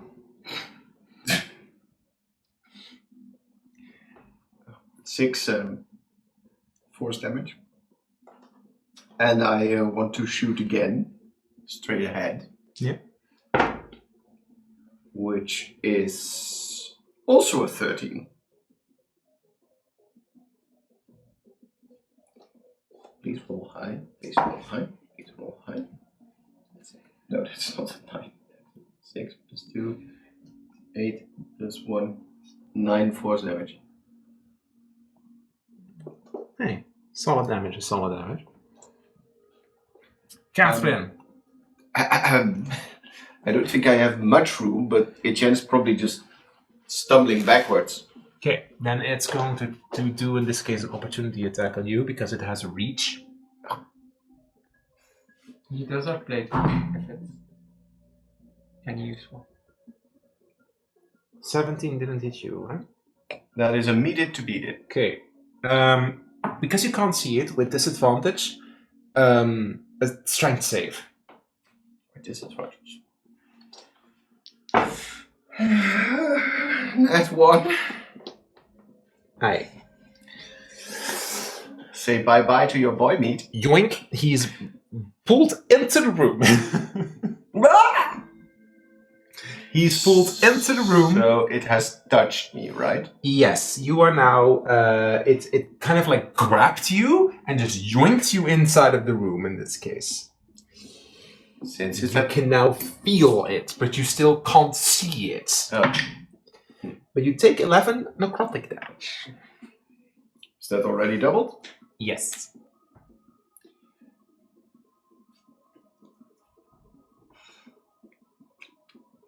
Why wouldn't I? Catherine, please save. Catherine, what do you do? I have a small little D&D question. If I would have used Arcane Ward now, before my turn, now my turn would be, would it then already be up? Yeah, it would recover. At the start of your turn, you get your reaction back. Yeah, but even if my turn hasn't started yet, I can already use that. Yeah. Oh, so I could have used it. You could have used it. Can I use it? Sure. It's one time. It's 0. Oh, that. Okay. So you get 10 HP back. I'm sorry. So I only took 1 damage. But you're still yoinked into the room. Ah, I don't see. You also have 1d6 inspiration still. Yes, I know. Yeah, but I'm seeing it for myself. I want to, because it's my turn. Yes. I'm going to go into the room and trying to free him from his grappling, if it's possible. Technically, Etienne isn't grappled right now. He was just pulled in Oh, by it's the just a attack. It was a pull attack. Okay. Then. Shit. I'm gonna do a little drive-by and just whoop, whoop, and cast Vicious Mockery on the ugly ass little piece of Catherine, ugly ass. at the moment that you pass by it, you trigger its reaction. As it looks at you, and it uses Blend. And Etienne suddenly sees a monstrous creature in front of it with massive teeth that he is very, very close by. Ah! Catherine, now that she's on the other side, just sees it vanish. Oh, that would explain a little bit more why we wouldn't see it. my vicious mockery wouldn't hit then. Well, it would hit it. Yeah. It's before or after your blend. In this case, it would. You casted Miss Vicious Mockery after moving, right? Yeah, kind of like a drive-by. During so moving. During moving. It's So movement. stab, vicious mockery, Yeah. stab. Okay. I'm going With to make that it. We're going to make it a roll off, which triggers 1st. Mhm. So just roll a flat d20. Yeah, I make it 20. Yeah. 8. If I roll higher than 8, then my effect goes first. Then you probably. That is 15. So unfortunately, your Vicious Mockery doesn't. You don't see it anymore. That is unfortunate. Do you do anything else instead? Cry. Okay. Then it's the Void Roper's turn, and yeah, it's gonna try to bite Etienne. Oh no. First attack. 19. Ow. Second attack, because you're in melee range. 9. No. Third attack. Natural 1. No. So 1 hits. 6 necrotic damage. And I'm gonna arcane what? That's a 9. So I take no damage. I Or think it just says. 1. I think it says to a minimum of 1, right? To a minimum of 0 damage. Then you take no damage at all. Why am I erasing everything? 6, 4, 4, 5. So I have 6,444 HP. You now do have the grappled condition from this. Because this time he did grapple. Yes. But I'm in melee range, so I can still hit it. Yeah. Or try to get free. Or try to get free. But And you can now see it, so no disadvantage. I'm going to try to slash this beast. Okay. That is 18 plus 6 is 24. Nice. That definitely hits. And that is 16 plus 6 is 22. So we're going to old root of 2d10 plus 6. That is 18 plus 6 is 24 damage. Oof. Damn. Very solid. Yeah. Ah, let me go, you monster! Okay. I mean, let me go, you vile creature. Catherine. Be gone, back to the demon realm with you. I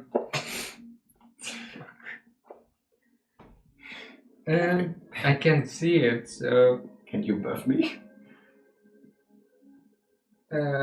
yeah, blade ward, but it does necrotic damage. Yeah. Like a man. Well, it does relationship. necrotic damage. Oh, wait, let me check. I made a mistake. Oh.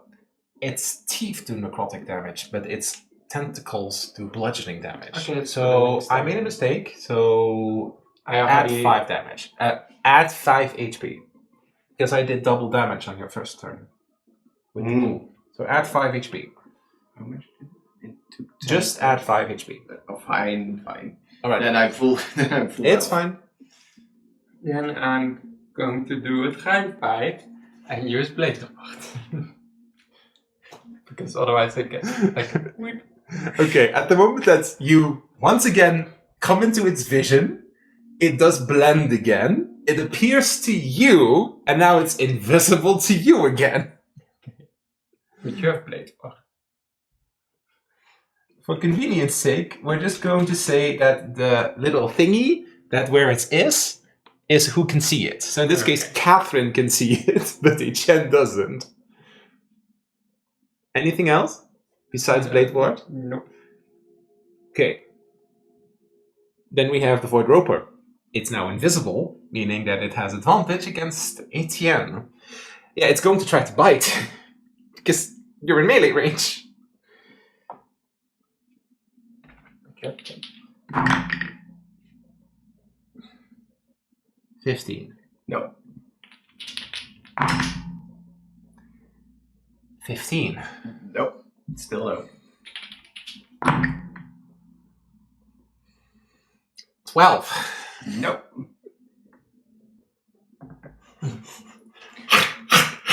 No. Nope.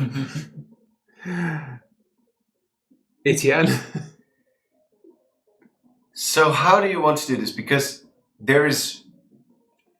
I know it's invisible. Yes, you just have But disadvantage. I'm being groped by it, Yes, you have disadvantage on attacks. grappled by it, but it's right in front of me. Yes, but you still have disadvantage on attacks because you can't see its weak spots. That's just how the game rules work. It's a little bit unrealistic. Yes, but that's just how the game rules work. I'll just say he's panicking. You created the D&D game, then.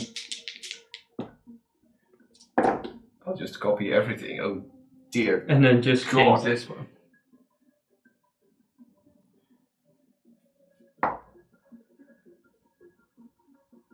$12? No? 13? 15? Yes.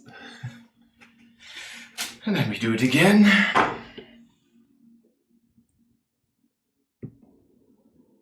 $13. Yeah. So still... That is 12 plus 6 is 18 damage. Nice. A Okay. little cunt. Okay. Catherine. And my inspiration got away. I'm gonna... Yes. Are you once again in line of sight? Yeah. It once again uses its reaction to blend, and then it disappears for you, and it reappears for Etienne. Okay, but you two have to roll off again, because I don't know what you're going to do, but you're probably going to shoot Yes. something at it, right? Yeah. I'm gonna Please do. kill myself. I'm No, going to... That's not about it. That's, I'm going to That's a free blade watch you. I'm going to blade up but stand there. Okay. So you blameboard me, so it doesn't matter that you don't see it. But you're going to stay there? Yeah, so don't do the reaction thing every time. And just have you see it. okay. I was going to say if you would do this once more, that I would not be smart. But then the Void Roper is again. Yeah. I do like...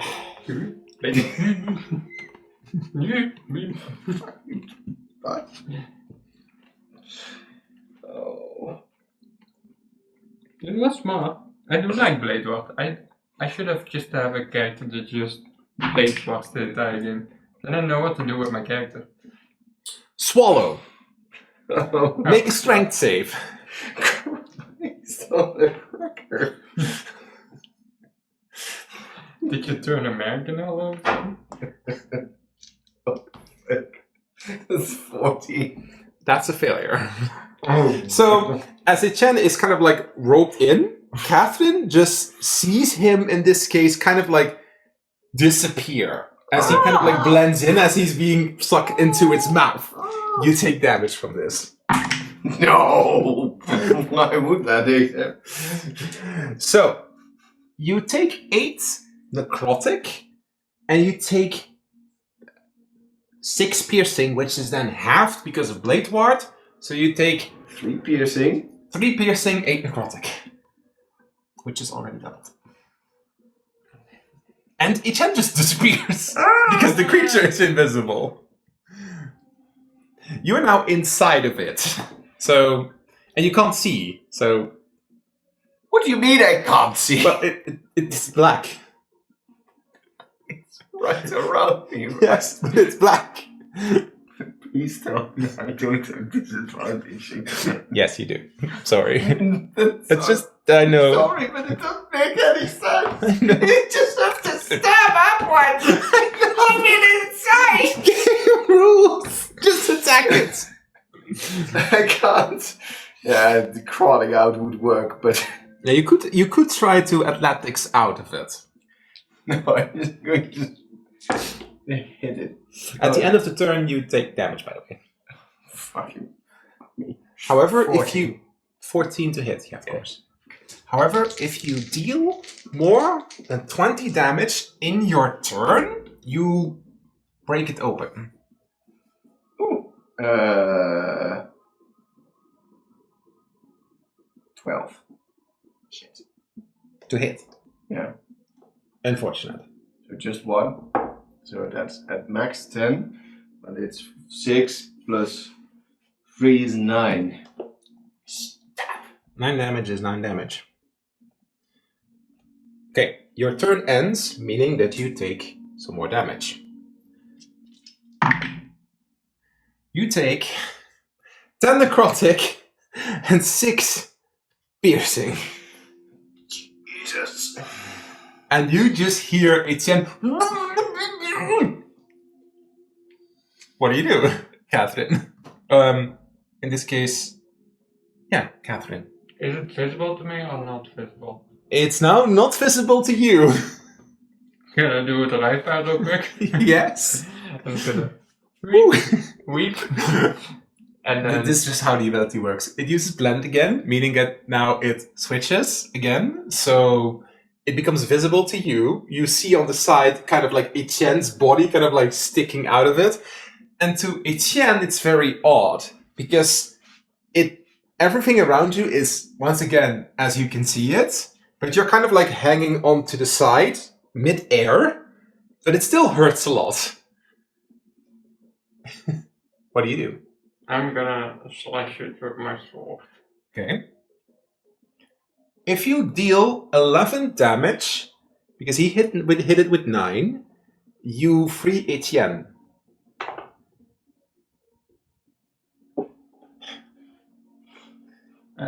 Who's next? I feel so bad. Three, How much is your card? 6, but I think it's not that smart to do. No, that's not enough. No, it will be. Well, if you're, 8 wait, plus technically 6. speaking, yeah. I just told you, hey, you could use that. So wait, you rolled 3 plus 5. 5 is 8 8 plus 1. is 9. You could use your card, but it's up to it's you. not smart. Okay, then you unfortunately in stress miss. This gets heated. Right? Yeah. No, actually, it's unfailing. Oh, good. It's unfailing. So it doesn't go. I'll use it next time as well. Well, in this case, it uses you're inside of it, so you just take damage while it attacks Catherine with its tentacles. So I'm first going to resolve this. Catherine, your first tentacle is coming in. 14. No, 15. Okay. Second tentacle. 20, 30. Do you shield? Yeah, for shield on it's 20 20. as well, but then Yeah. I need it to Needed to beat it, so I still... Yeah. Yeah, so you take that one, and then the third tentacle comes in. Nope. You take 9 bludgeoning damage. Then we resolve Etienne, because you're inside of it already, and because... Wait, let me quickly read it. Oh, no, you don't take any damage at the start of it. It only does damage at the end of your turn who's inside of it. Moving on to Etienne. So now I have disadvantage Yes. still. Yeah. Because What? I'm inside of it and it's dark. And Yes. you don't see. Well, Because right now, you are once again in the lit room. You can see, because it's now transparent again. But you are hanging inside of it and you can't see the creature. Get it? I'm just going to try and hit it. Yeah. With disadvantage. Because its turn started again. If you in your turn deal 20 damage, you break free. No, I hit it again. No. I feel bad. No, you don't. No, I don't. So how much damage do I take?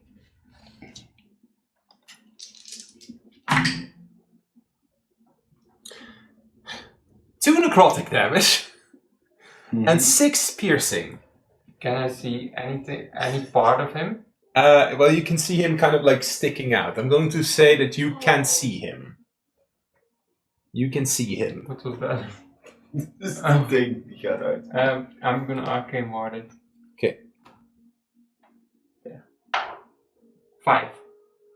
Please reduce 5 damage from it. I'll make sure that happens. Okay. Catherine. I'm gonna slash it. And this time I'm gonna remember that I have things. 11 plus 5. Yes, you hit it. That's 2d4. That's 6 damage. Plus 5 is 11. You can deal damage, right? No. I'm not gonna use this because I want to be broken. Alrighty, 11. Do you do anything else? No. Okay.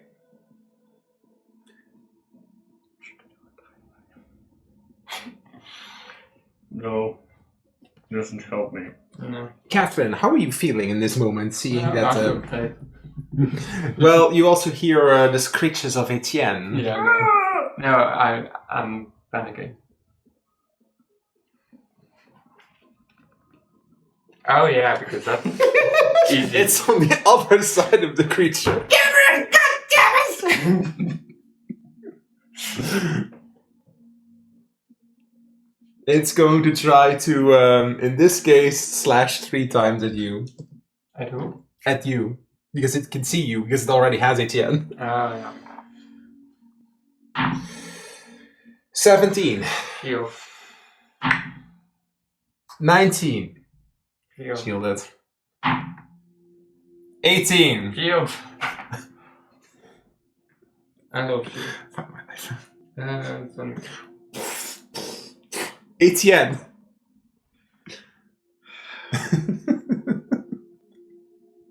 I don't really have much else what I can do. Hit it. Yeah. Yeah. Disadvantage. Here we go. 13 en 13. Dubbel 13. Dat is mooi. Plus 6 is 19. Is it kind of like Monopoly? You can go again. Here, 2. Same guys. 16. 16 damage. Nee, nog een keer. Oh, yes. Okay. So once again, 2d10 plus 6 is 8 plus 7 is 15 plus 6 is 21 damage. Oh, you break free. Describe it to me. You kind of like slash your way. Just slash, and then apparently I cut open his belly, and I'm like, oh. And you would knock. Would you land on top of Catherine? Probably. Catherine, you saved me. No. We're both prone. No. You probably would just end in this case. Yeah, you would probably be flung into the bathroom stall. It's fine. You have escaped. Because it sees you, its reaction triggers, meaning that it swaps again. Oh. So, Hate this stupid thing. it's now Etienne sees it now. God damn it. Catherine doesn't see it, but because Catherine doesn't see it, she does see the star sparkling on the other side. But I can't reach to it. Because Did you have Misty Step or something? no. You're fucking good. That's just a joke.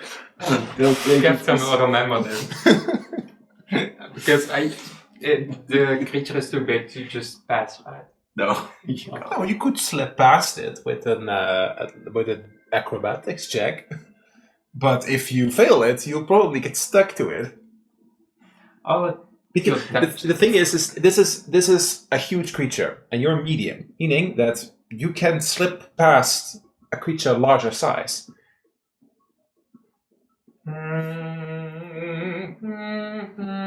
It's up to you. I'm gonna kill it. I'm Okay. gonna slash it. Alrighty. Oh, it discounted, sorry. It's already 2. I don't need to roll. Hey, 2. Double 2. Catherine is like, as she sees the star sparkling in the background, like, hey. Moving on. The roper. Okay. It doesn't have a target anymore. Yeah, it's gonna try to bite Catherine. Catherine, first bite. 9. For second bite. 17. I'll take it. Okay. Third bite. No, 15. Me too. Okay. Strength save. As I roll the damage. Oh wait, it's only this. 9, I have a 14. Fuck you. Go. So. No, plus 4. 9 is 13. 13. Still fuck you. Okay. However, does Etienne use its reaction? Because it's going to get pulled inside of it. What could I... Oh wait, I have that indeed. I do this. I study Catherine. You can roll again for your saving throw. That's an 8. That's 1 lower. You are amazing. So, you take first 4 necrotic damage and 6 piercing.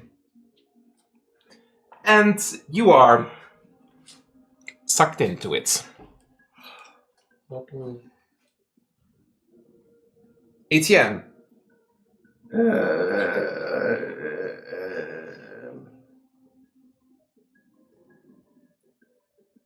As you see Catherine just being devoured by it. Holy shit. Okay, You can see it right now. Ja, ik ga maar gewoon voor de aanval dan. Dat is 13. Yes. En dat is a natural 20! Nice. Someone got excited. Fucking stupid animal. Fucking die. Even kijken. Dat is 10. Plus 3 is 13. Plus 6 is 19. Plus 6 is 25 damage. Damn, nice. Describe me the attack as you free Catherine. Oh, I just slash at where Catherine got in somewhat delicately to try to get her out. As in this case, Catherine is kind of like launched out of it, right in front of Etienne, kind of like almost caught by him. Oh. How is it not dead yet? Jesus Christ. As it's Catherine's turn. Okay. Oh! It sees Catherine for the first time. So, Catherine, keep your eyes closed! well, this is very useful because Catherine can now see it. Yeah. Yeah, true. I'm gonna fucking piece of fucking sword. Kill Piece of it. fucking- Just gonna- hit once Hit this it. entire section. That's too. What is it? No, not going to go. Minder dan een 4? Dit is een 4. Oh. Plus een D. Wat is de D6? Wat is erbij? 11. Oh Fuck. my god. I feel so bad. You know I roll bad. You know, Brutus, Ginny did not that bad. Ginny did fairly decent. Every character that I play rolls bad. And it's not me, it's the character. I Okay. swear. Well, there's one common denominator. They all have trauma. Okay, I'm moving on. Suggest. Yeah, it's in this case, it's going to try to attack either one of you. So it's going to be Catherine. First attack. 15. Shield? Yeah, shield. Damn. Second attack. Yeah, no. 19, because you're shielded. Fucking Etienne, you can see it.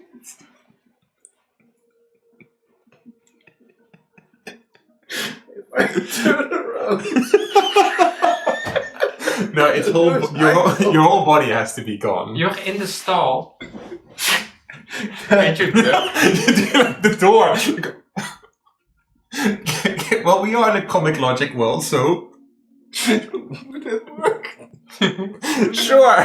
Please. Okay. You kind of like peekaboo.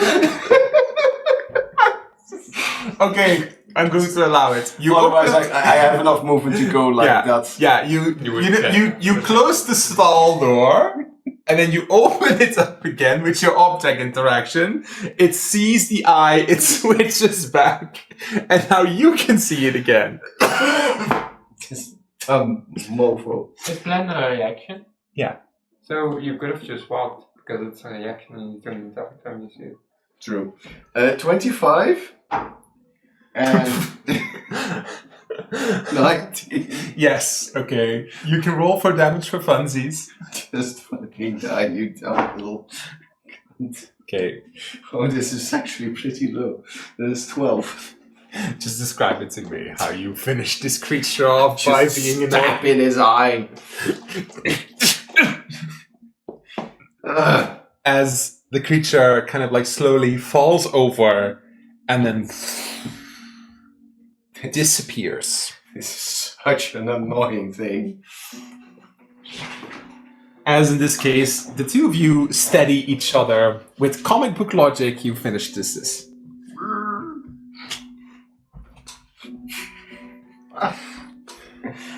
As it disappears, it leaves another key card. Hey, a key card. Oh, that's amazing. But it's like crew key card, not the captain one. I pick up the other key card. Steady myself. Mechanic. I'm sorry. I just hope it works. Oh, Catherine, are you alright? No. Mentally. I'm doing well. Physically I'm doing fine and mentally not doing well. Do you also see that glowing thing? Yeah, that's from last fight in the thingy. I saw it. It restored the tattoo on my. Sorry, I'm distracted. It restored one of the stars on my hand. So You should pick that one as well. yeah. Maybe you should grab it as Beast kind of like joins you. He was just panicking in the background the whole time. Now Catherine sees it. Now Etienne sees it. It's quite something just walking over to the stone. You once again get the 1d12 inspiration dice from it. This mistake because I didn't. Yeah. The other one would disappear because you can only have one at a time.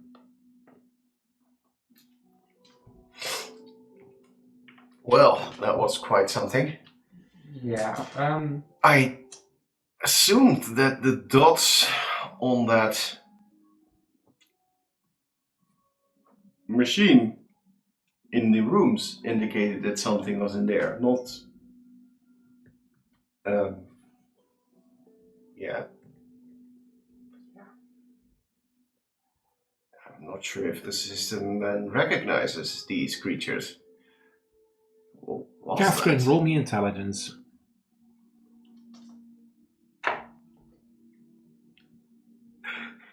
I don't want to play D&D now. I'm done. I don't want to play anymore. 1. 1. For a total of 6. Intelligence. Yeah. 3. 3. Huh. As Catherine is kind of like thinking about it, as she's kind of like looking at the card that Etienne is holding and that Etienne just picked up. And then Etienne makes me an intelligence check. Sure thing. Oof. I'm a little shaken. 5. And then Beast rolls an intelligence check. Beast, but he's not known to be a pretty smart boy. Roll 16. Maybe those screens showed the cards? Yeah, but it didn't say that there was one in this room. I don't know. Let's just try to open the other one. HN tries to open this door. 1 out of 2. Yeah. This probably opens some other rooms, but not this one. The mechanic card does blink. Should it be opened from 2 sides? No, I think it means that we need 2 key cards in order to open. Oh, yeah. I want to investigate the mechanic card. Why is it blinking? It's blinking because it's in response to the door. Do you use it on the door? Yes. 1 out of 2. Wait, but hold on. I used the captain and the other one at the same time. 1 out of 2. Yeah. Which one is it? Is it the mechanic one that... Both We need cards. one of these 2 twice. Both cards respond 1 out of 2. Beast says, maybe we should do Catherine's suggestion. Oh, Okay, suggestion. Go to the other side. 2 out of 2. Does it make sense? Yes, it does. But that was kind of funny. Yeah, we both. Wait, what did we do? What did I say? I'm sorry, but I'm so done with this dumb speech. And he's fucking annoying as shit nonsense. As in this case, Yeah, we have no chill. you arrive in the armory room where you find suits and those glass containers to get through. What do you do? We'll start. Start putting one on. Already. So, yeah, I have actually images for this. I hope it looks better than the other outfit. So, Catherine, you get this helmet. Oh my god. It actually goes over your chest area. And Etienne, his is a little size larger, as he's also like in this glass container. Etienne, give me an investigation check. I will. 10. Alrighty. With a 10. On the side, you'll find metal braces. And there's 2 pairs, which both give you 1 AC. Oh, hey, these remind me of the things I made for for Rhino. What did you make? These are defense braces. Oh. Wait, didn't I wear? Yes, you wear them. Yeah, but it's like shoulder braces, just to fit in the armor style of this thing.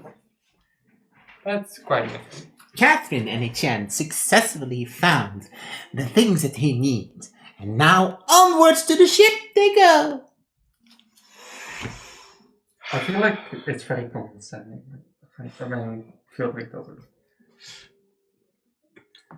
I'm sorry, but we're gonna have to talk to the little fox boy about this. Yeah. I mean, I know he's having fun, but we almost died. Like, Twice. 6 times already. Nah, let's Not get to mention to the other area. Yeah. Not to mention that if we don't do this, sorry. Yeah, let's put some pressure on it. Is there, since this is the armory, does it have bigger guns? This is a dumb question, maybe, but I want Catherine to roll an investigation check for that, because she rolled a 10.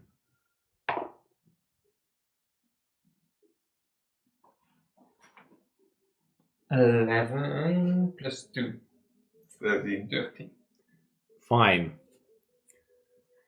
Catherine, you guys, I realized something. Why have you never used the stun thing on that creature? You had it with you. Oh my I think God. you had it. No, you had it because he found the smoke grenade. Oh my God. Anyways, Catherine, suddenly rummaging through her pockets, realizes, she didn't use the stun thing on the creature. I think Anyway, I really think I should get an award for least valuable player. I am so bad at D&D. while she is realizing this, she is rummaging through the weaponry, the armory, while Etienne is preparing for the armor of the braces on the shoulders, and she finds energy thingies for her weapons. you get +1 to your weapons. Thank you, Matt.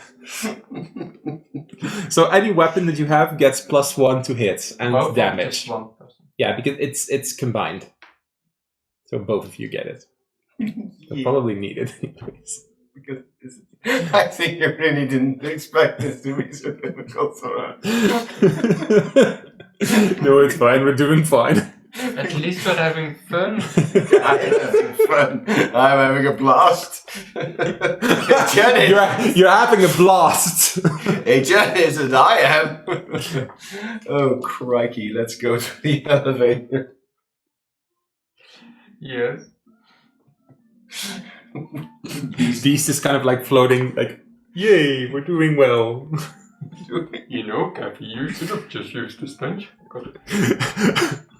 At the moment that you walk away, and like Beast is like, Kathy, why did you not use the stun thing?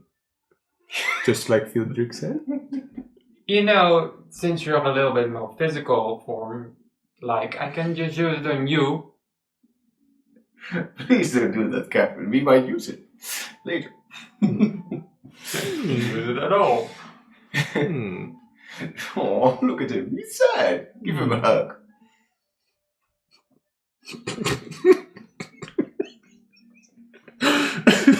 Sorry, Mike. You guys are standing in one side. I'm just gonna walk to the other Catherine side. Catherine leaves. I'm sorry, Cat. Max, he's reading this entire thing. Okay. Are you moving? Where are you going? Going twice now. Alrighty. Oh, And yes, you You took the coldest and you couldn't get that idiot right. you end up back on the inner bay with the three of you. I suppose we there's no creatures here, right? No, not anymore. Okay. Suppose we walk over to the other side to the laser fence. Protective gear detected. Please place cards. And then on the side, boom, boom. Well, I swear to the gods, if these are not the cards, I will break to this wall. correction. You needed 2 engineer cards. I'm just gonna yoink it out of your hand and just place it. Mechanic and the Captain. captain. Access granted. As the energy kind of like... And in this case... Just fly into the space. Nah, this is No. 50s Like- Pulp Fiction. Yeah, and like I said, you have the boots that anchor you to the ground. So, you end up on the space bay. You are standing at the large, massive door. You can see infinite space here, and yes, you are quite concerned how this is protecting you, but it does. I'm holding my breath to you. Can you breathe? Catherine can breathe fine. You know there's like a layer Oh, I can breathe in these things. that we How does that even work? just put on. Just a glass dome. You shouldn't break it. Just This is all confusing. Now, let's get to the ship. Catherine Do we and need Etienne to made go their to way to the control? space bay. What? Space Catherine and whale? Etienne made their way to the space bay. Now to get on to the ship. Do we see anything or anyone around here? Perceptions. yeah. I shall perceive with... Ooh, 16. 60. I don't want to even say my numbers anymore. I feel so bad. Next time we're just going to add +3 to all your rolls. And Because then then it's a you're 6. slightly closer to what you should be. I'm just gonna let someone else roll it. For what? I'm just gonna give my dice to someone else. Here, roll for me. You just Etienne, bring So- Alex with you every Yeah. time. Just Etienne, you don't see anyone, but you do hear noises. As you see on the map, there are 2 places where there is door marked. You hear dum, dum, dum, banging from it. But at the moment, you do not see anyone. Catherine, I think behind those 2 doors there are more of those creatures. Well, we do need to go over there, and I'm just pointing to the control room. Yeah. We most likely need to I think we'll move over here. Alright, And then we continue on. alright. And then we go here up. As you move up to there, to the upper level in this case, give me stealth checks, just so that we are aware how quiet you are. Pretty quiet. 14. 14. Alrighty.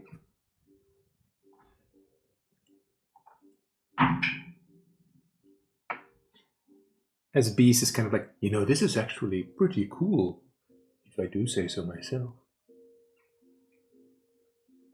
You're right, Beast. This is actually really interesting, but It looks like a giant bird. yeah, that's strange, but fitting. I'm just walking straight forward. I'm ignoring them, holding my skirt down in Alright. this space. There is no wind here. No, but like gravity. It's probably made of one of those future plastics that just stays It straight sticks down. to your body. Yeah. Like they envisioned in the 50s. Alrighty. So, when you arrive nearby this door, this is indeed a control room. Etienne can see it next to it. The door is closed. What do you do?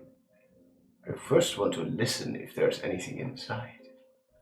Do both of you do this? I don't want. Oh!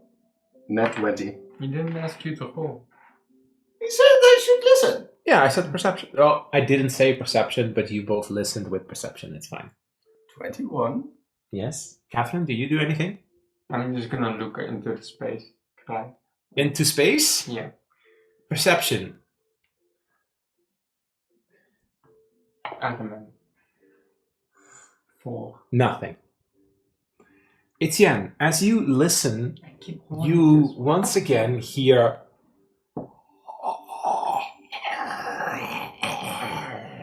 coming from inside. There might be one of those things inside. Do you want to jump it? Or can you cast invisibility again?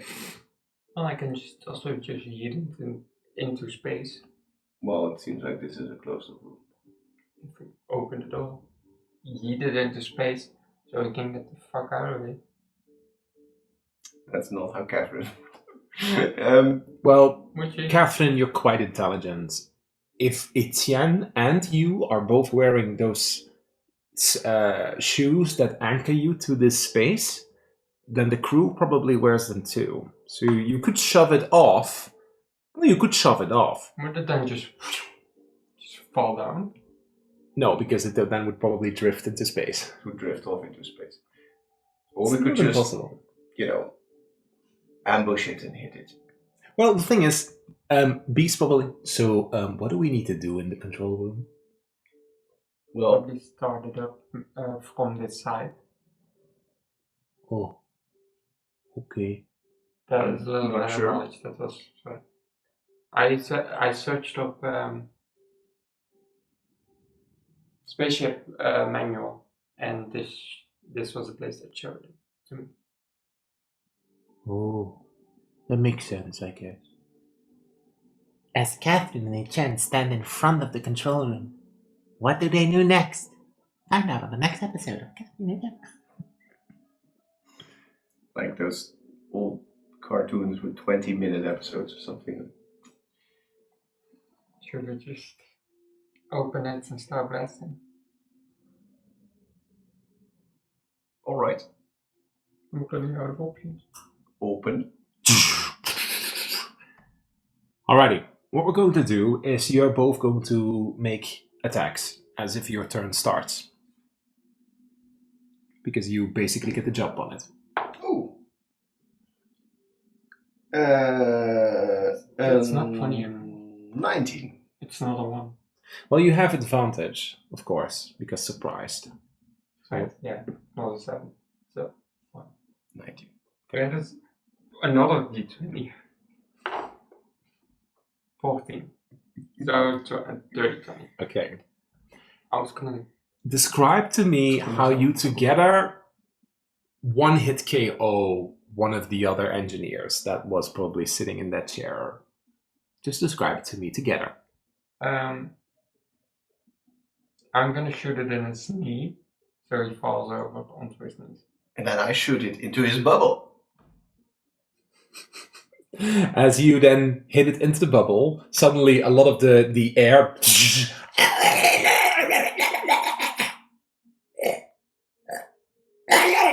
and then it just falls over and dies.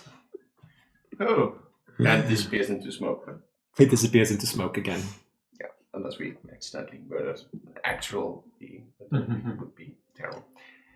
So, What's in the control room? in the control room, you find another one of those large screens with 3 chairs, and this kind of like platform with this like 3D model of the spaceship. The station. Yeah. The smaller one. Of the spaceship. Of the Eagle. Oh, of the Eagle. Okay. Does it say anything about start or activate?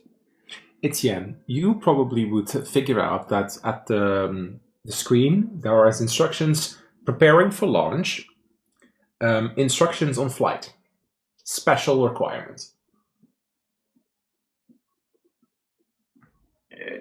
Launch. Launch. To initiate launch, press the big red button in the center of this room. And then on the launch pad, there is indeed a big red button. Instructions on flight. Instructions to flight. To start flight with Flying Eagle requires 2 creatures, of 2 people to start engine inside. Okay. Special requirements? Special requirements? None. Strange. But apparently we could press the red button, make our way over, get inside, and then it needs at least 2 people to get this thing going. Sounds easy enough, I guess. Catherine and Etienne have figured out how to start the ship, but do they know how to fly it? You said something about a flying manual? No, that was this. It showed that we needed to go here. Is there something else in the room? Search. What? Search. Oh, I said, is there something else in the room? Oh, okay. Investigation or perception? Investigation is 12. 18. Catherine, you open up a few of the drawers and find an old, thick manual, like dusted, with like flying instructions for dummies. Here. Is it in common? Well, technically speaking, the letters would only appear to Etienne because he can read it. Flying instructions for dummies. Made for Captain Mallow. I suppose we could use this. Captain Otto. Sorry. Well, let's take it with us. As Etienne presses the red button. You hear from outside as the 2 metal platings and scrapings start to like release from the ship. And there's like a lot of noise now happening as this ship is preparing to get loose. This is making a lot of noise. Let's I go. think we should. Hold on. I'm also. What do I'm you? gonna cast Longstrider on both of us. Okay. As you quickly do this, I'm going to roll. How much of when? Okay.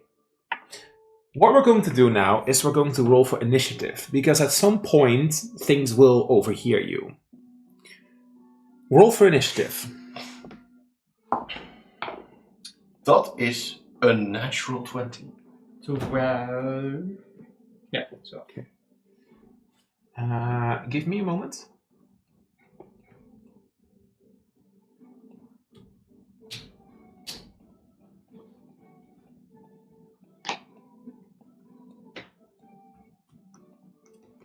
Okay. Just a second. Give me, please, those 3 back.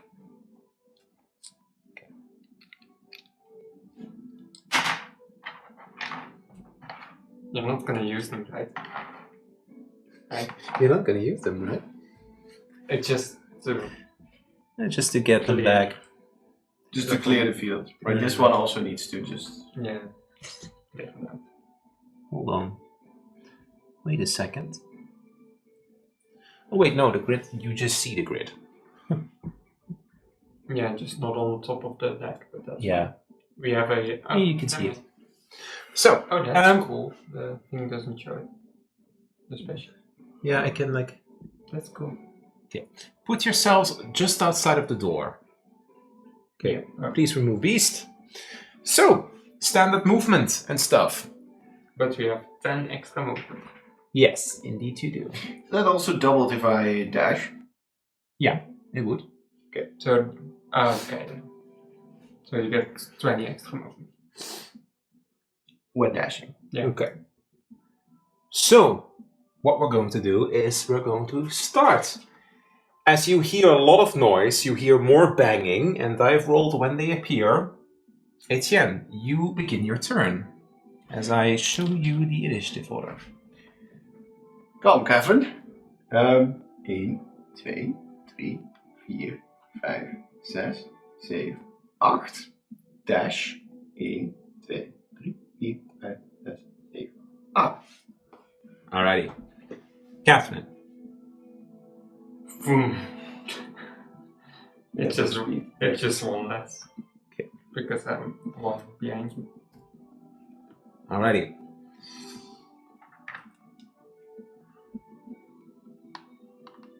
As one door opens up and 2 appear, and they're going to blast you with their energy beams. As they show up. From a range. Yeah, it does. Disadvantage. It's energy beams. They're laser beams. So in this case, they're going to shoot each one at you. Etienne. Yeah, I don't think 12 is going to hit you. Catherine. No, 14 is not going to hit you. Okay. Then we have Etienne. Etienne again. 1, 2, 3, 4, 5, 6, 7, 8. 1, 2, 3. Oh, really? 4, 5, 6, 7. Oh, stop. Because maybe I should have been more clear about this, so you get your chance to go back. You need to go on the lower level. Oh. Okay. Or you make the jump, but it's a high jump. 1, 2, 3, 4, 5, 6, 7, 8. 1, 2, 3, 4, 5, 6, 7, 8. Yeah. Yeah, that might, yeah. Catherine. Is there a ladder or stairs over there as well? No, there is not. So they would have to go via here. All the way Yeah, here. or they do it something else. You're not quite sure, right?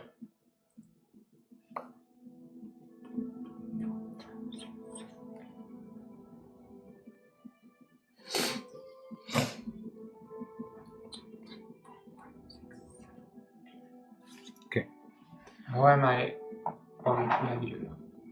Ik ben langer hierop doorgegaan. Ik ben schuin gegaan. Dat is nou. Okay, put these at the door, please. As that door opens up. Yeah, we could have opened the doors and murdered them out first, but this is more exciting. Yes. Still Okay. above game observation. 4 more! 2 more! Oh dear. Yeah.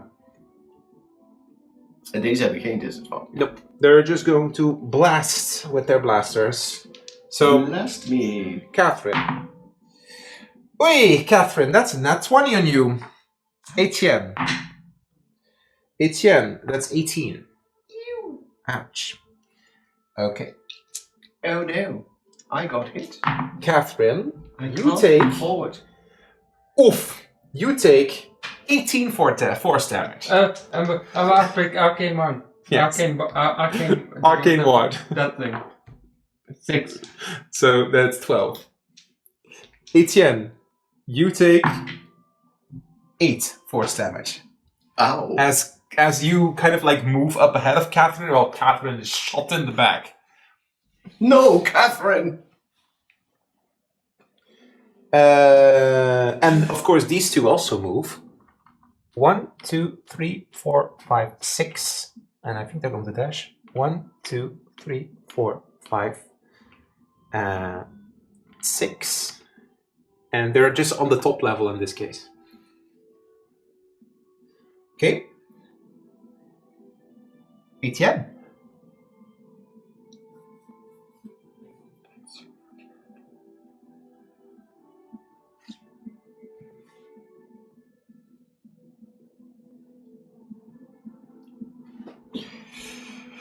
Um, 1, 2, 3, 4, 5, 6, 7, 8.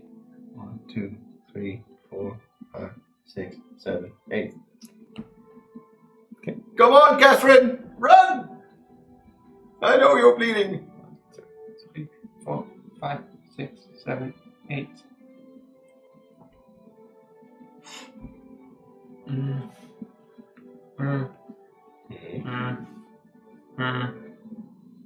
This is so fucked up. Because I can't really take another hit. Probably. Can I? Globe of invulnerability? Yeah, you could. And then you make an area around you. Because Wall of Force I could, but that would still mean 2 of them. Well, in this case, if you wall of force, that would cut off the area. You literally create a giant wall. Yeah, but if I do it for them, they can still hit me if I do it for Yeah. them. So, dome, Okay. globe. Let me see how big the globe is.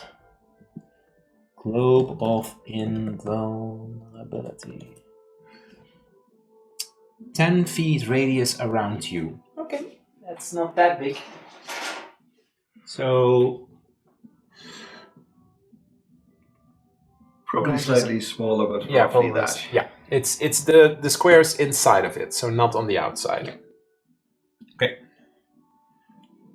Like you create this shield around you. Anything else?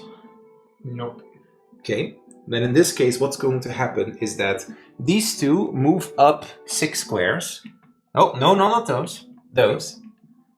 1, 2, 3, 4, 5, 6. They shoot at your shield. They can't pass it.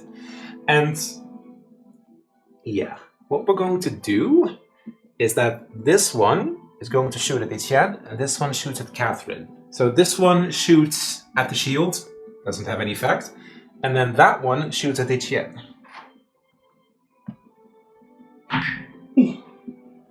Etienne, that is 23. That might just hit. Barely. That is 14 force damage on its maximum damage. Oh!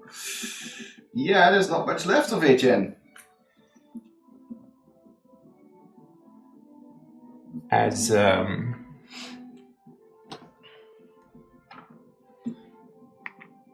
these two appear, they have disadvantage on Catherine to try to hit her from this range. Pew, pew. But Catherine's shield goes through. Etienne, it's your turn.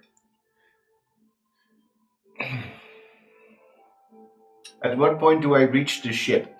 The ship is literally there. You can see that there's a grid. So 3 more steps. 4. 1, 2, 3, 4. And of course, inside the ship, you have the cards. I assume that each of you has one card, just for convenience's sake. And yeah, you need to start where the engine is. I'll take a shot at the one that tried to shoot me. All right. That is 60. Yes. And I try to shoot it again. That is a natural 20. Nice. So that is a lot of d8. So that is 2d8. And remember to add your +2 because each of your shots has 1 extra damage. Because, everything had yeah, everything had +1. Oh. So I'll just make that +2. And 1, 2. So that is +4 and 68. Nice. That is 10. That is 10. That is 12. That is 32 plus 4 is 36 damage. Damn. Yeah. 36. Please describe to me how you one-shot one. I just pew pew straight through its head. Like 2 shots. Han Solo moment. Yeah. That one is gone. It just falls over on top of the globe. It just And like slides off. and then disappears in smoke. Because it counted as a projectile. Yeah. That because it's counted as a projectile. That's funny. Is it gonna move still? Oh yeah. 3, 4.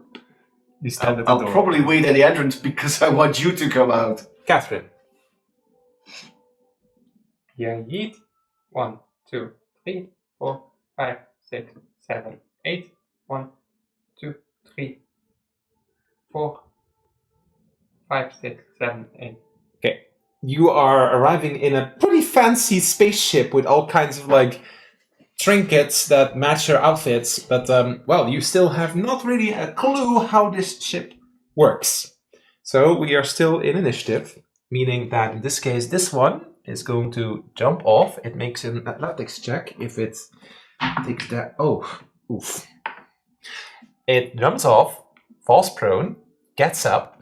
So it used 1, 2, 3, 4, 5, 6. Nice.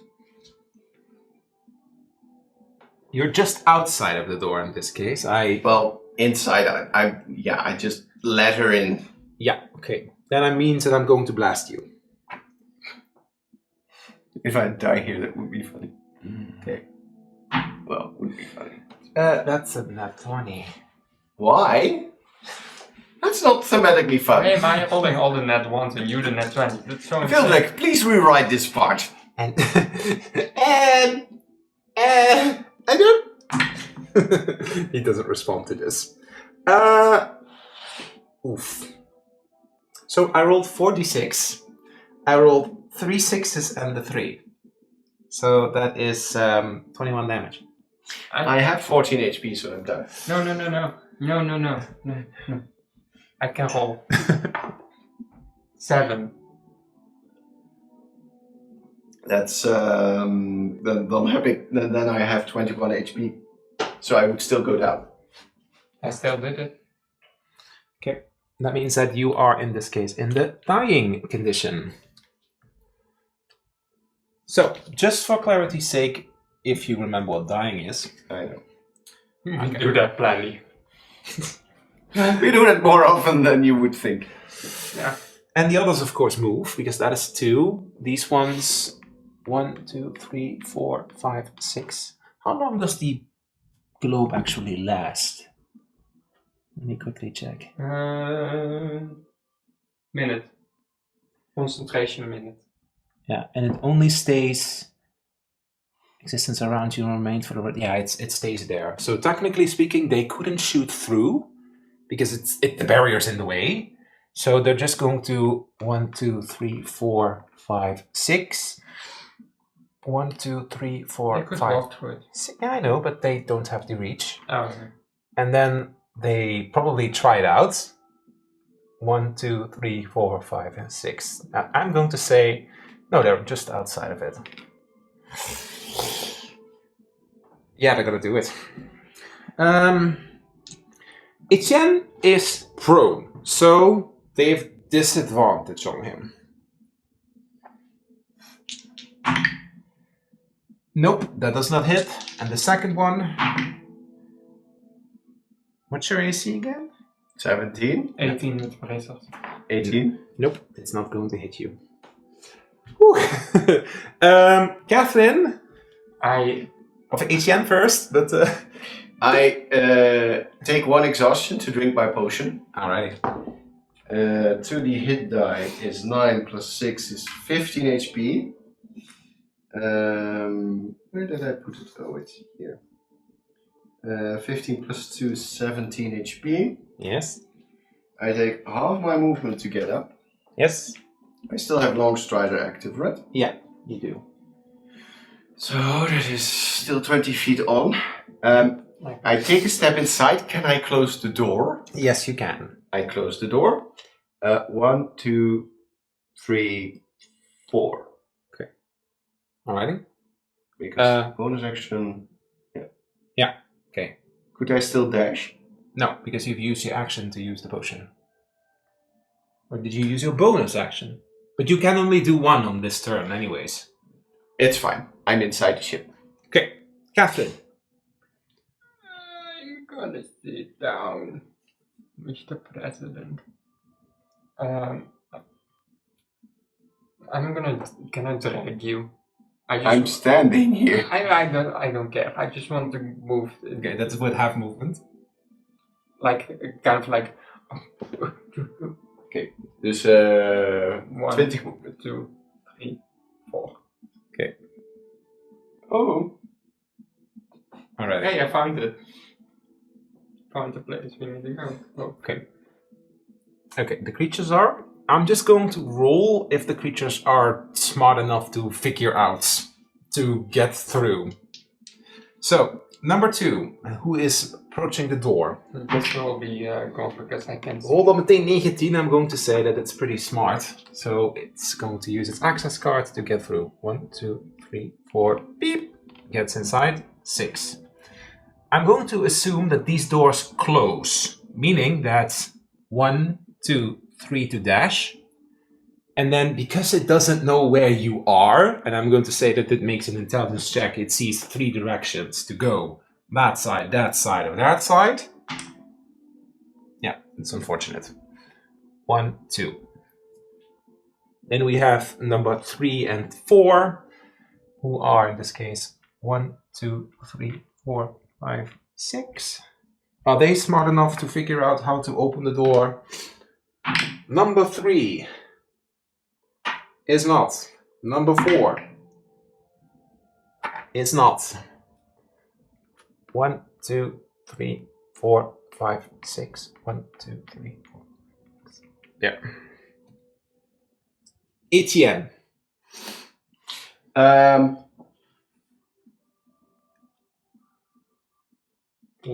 grab your card and take a seat in the cockpit. All right. Beep beep. Co-pilot required. In either one of the seats. Half my movement to drag her to one of the seats then. You can see the seats!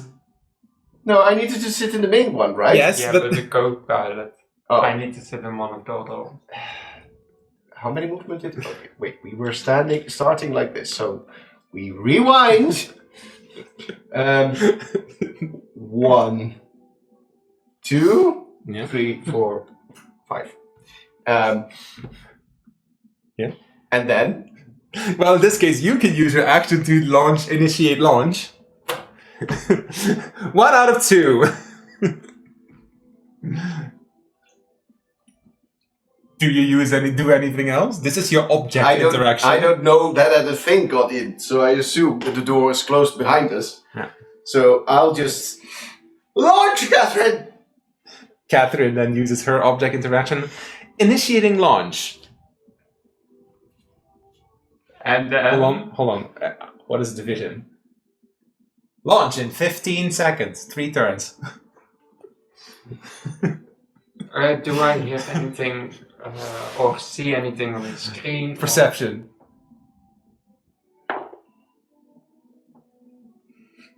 Catherine in distress of all the noise. Did you roll? Fine. I'll just for funsies roll for stealth. It will only fail on 1, 2, or 3. Nope. You don't hear that it's in that room. About that, it's 1, 2, 3, and well, it just rushes into the room and it's going to attack Catherine, who is technically sitting in the chair, so she's prone. Well, she's not really prone, but I'm going to make it attack Catherine.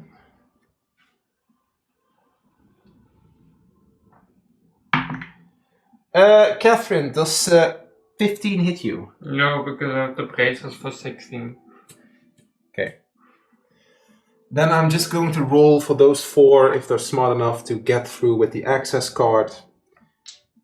I need another d20, d20, d20. Only 1. Beep. 1, 2, 3, 4. Yeah, it hears noise over there. Okay, Etienne. And I'm going to say that these are 2 done. I am slightly shocked to see this here. That one's dead. Start blasting. That is a nat 20 and a 19. Nice. So that's also 68 plus 4. It's kind of like putting it on your shoulder and behind you. So I just turn around. Okay. Oh, this is less. So this 10, and this is and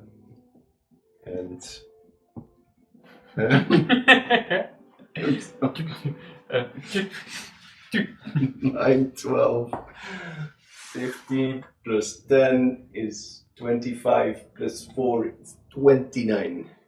Damn. But it's not enough to insta-shot it. I hit it in its head twice and it's like, oh.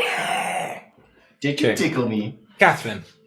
I'm gonna attack it with my sword. Like, With your sword. 13, so 19 to it. yes? For fuck's sake, fine, fuck. Fuck. Catherine, language. You've been yelling just as much. I actually want to kill myself. I rolled 2 ones. So that's 2 damage. Plus 6 piercing damage would be 8 damage. It's still barely standing, unfortunately.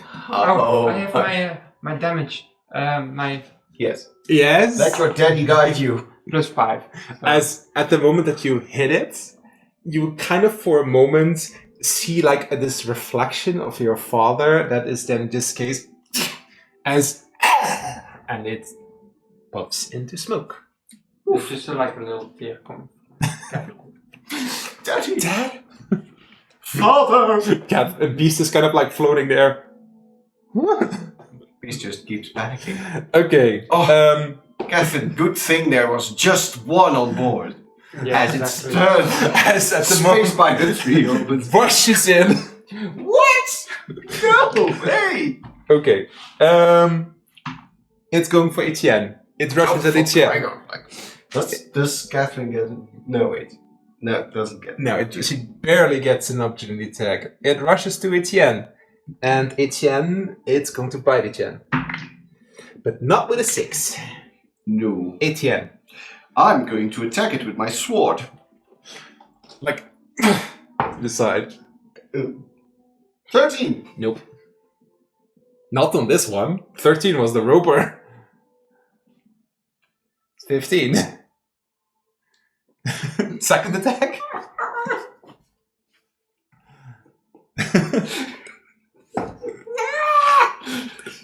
25. Yes. Does 13 hit? No. Does 25 hit? Yes. Ah.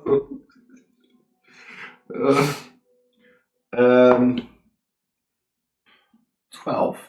12 damage. Alrighty. Stab. It's a pretty solid hit. But not enough. Oh wait, I forgot some. No, yeah, I forgot some. Okay. It's fine. Anything else? No. Okay. Catherine. I'm gonna shoot him. Catherine, do something! Pew, pew. Save me!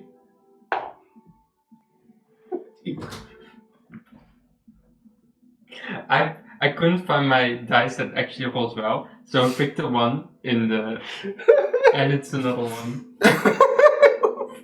Holy shit. I really need to throw the dice at it. I need to just buy another 50 dice sets. Just throw out everyone that you roll more. I'm Catherine, at the moment that you kind of realize, come on, I can't let Etienne down at this moment, as he's kind of like being assaulted.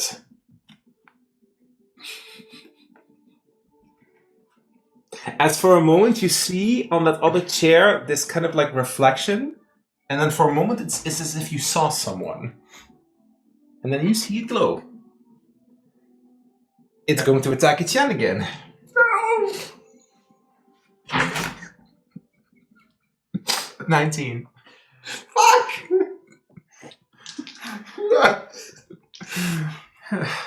Are you wanting this? yeah. Okay. Okay, you're very lucky. I really don't have It's 10 necrotic. 10. Oh! Nice! 0 damage. As Catherine kind of like ejects a shield. I'm useful in one way. You are here to protect. I just do the damage. You just prevent me from dying. Etienne. Oh my god. It's hopefully. 21. Yes? 21 plus 1 is 22. Yes. Okay, so 2d10 plus 6 is 14 plus 6 is 20 damage. Very solid. It's not out yet. Ah, you can't. Catherine.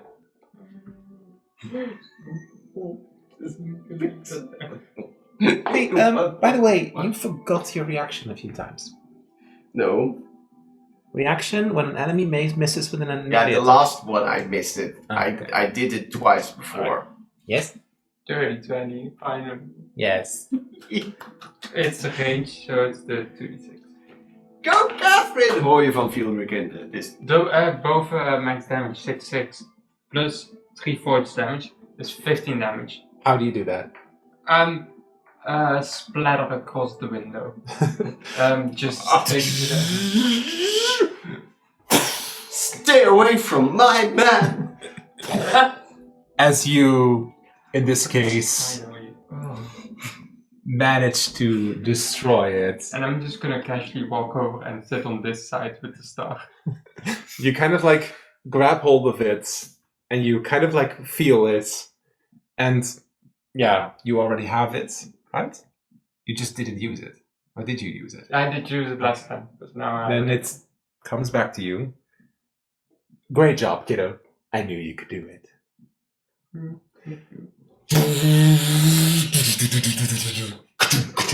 And like Etienne sees on this like little interface that like the wings slowly like kind of like expand.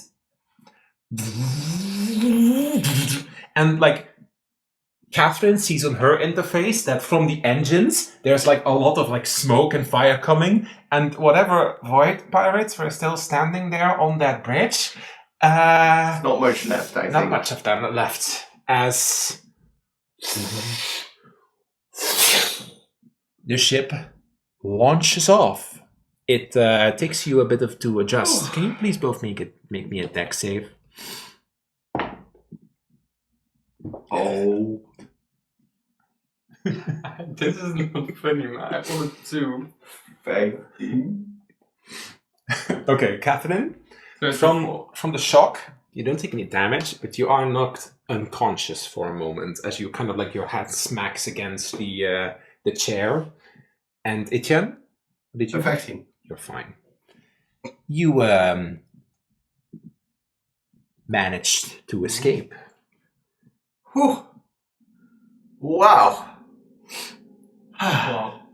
Catherine is knocked unconscious. Etienne kind of like realizes, and then You just hear snoring in the background. Catherine? As he gets up and just thinks, Oh. are you alright? Mm-hmm. Oh, well, Oh.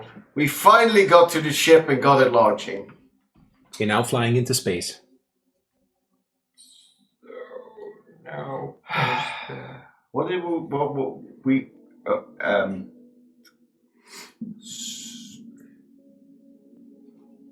how are we going to get it out now? Catherine and Etienne managed to steal back Tara's pirate ship, and now they're flying off to another adventure. Oh, that's a bit epic. As the pirate vessel starts opening fire on the ship. And then you suddenly hear, Okay, great job, you guys. You took the ship. And now it's up to you, Catherine. You need to make a portal. But first, why don't you take a moment to recover? Yeah. Should we also turn off the engine while we're flying through the portal, in case we just fly through the whole hangar Yeah, that's thingy? power down. Though technically in space, if you turn off the engines, it would just continue moving. But let's just say Yeah, but it's less fast. brakes. yeah, it goes slower.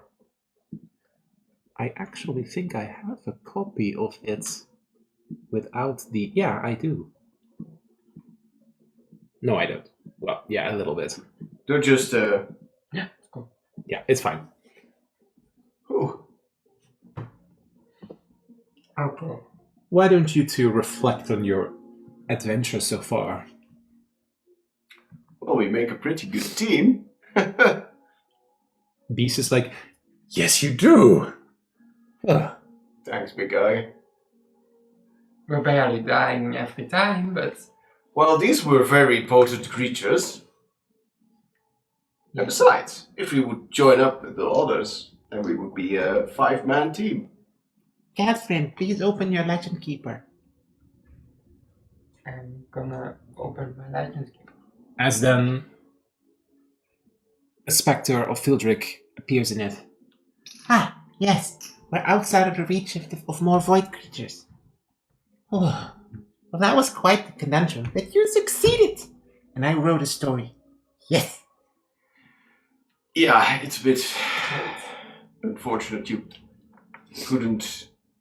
From my perspective, it was strange because when I was writing, I was trying for you to succeed, but then the letter started to shift and stuff.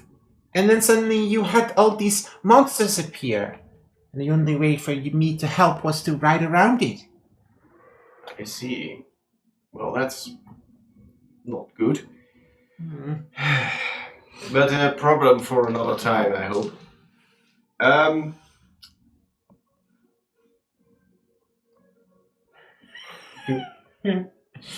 So, on to make a giant portal.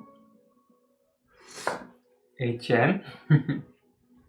I'm sure you can do it. I believe in you.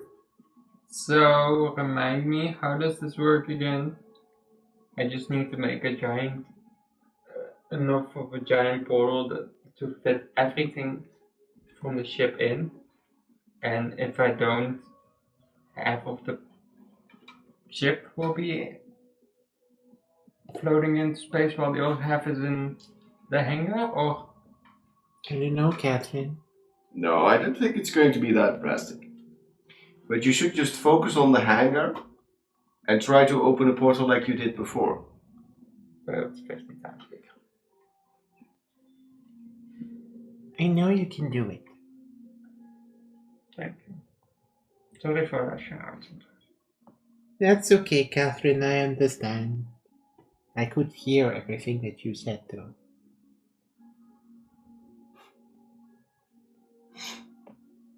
Yeah, I'm sorry. Yeah.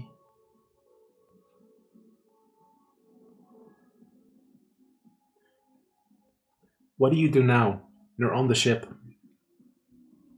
You can still explore the ship a bit if you want to. I don't think I will. I think I will just kindly ask Etienne to move from his spot so I can sit in the front and focus on myself to start Alright. making so you have time to explore and look for more void monsters. I open a cupboard. Void monsters. I open a closet. Void monster. Go to the toilet. A void monster.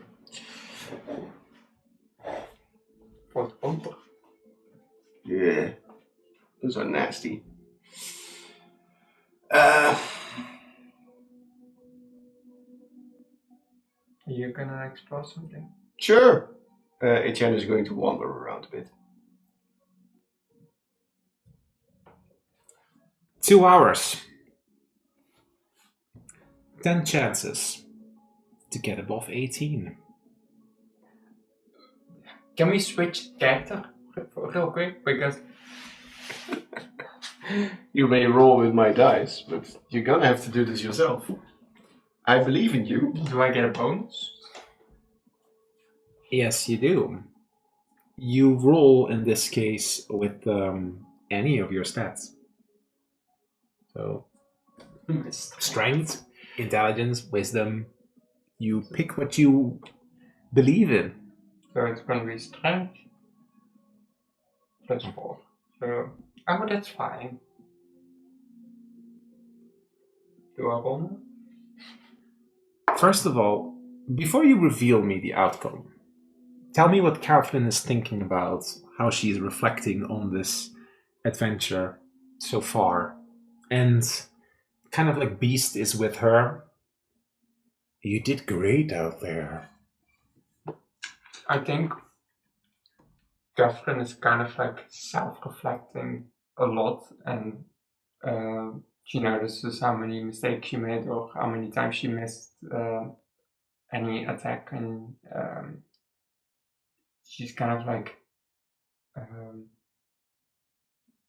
the moments of like, oh, you did great by Beast and Fieldrick and Etienne, they do hit, but immediately the self-doubt comes afterwards of like, yeah, but I did do this wrong, or I should have done this, and she's just kind of like, it's not good enough, it's not perfect enough.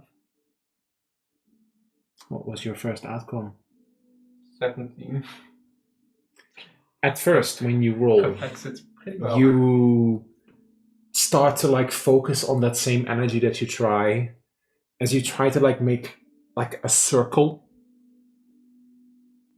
and it just you hear a shout, "You'll never be good enough, Catherine," and it breaks you out of your concentration. Do I hear that remind me of that voice? Yes, it does. It was your mother's voice. I knew it. Catherine, you're going to need some rest before you try again. Etienne, what are you doing? Etienne would have wandered around. Alrighty, tell me where you wander. No, this room first. Alrighty. You find Mallow's room. Mallow? Mallow. M-A-L-O. Mallow's room is on the outside. I open the door and step in. When you step inside, you look into the room. It's like one of the other rooms. There's a bed, there's an interface, there's a computer. You don't know what it is, but you find on the bed a whip. A whip. A whip. An actual, just like a Zorro whip. Huh.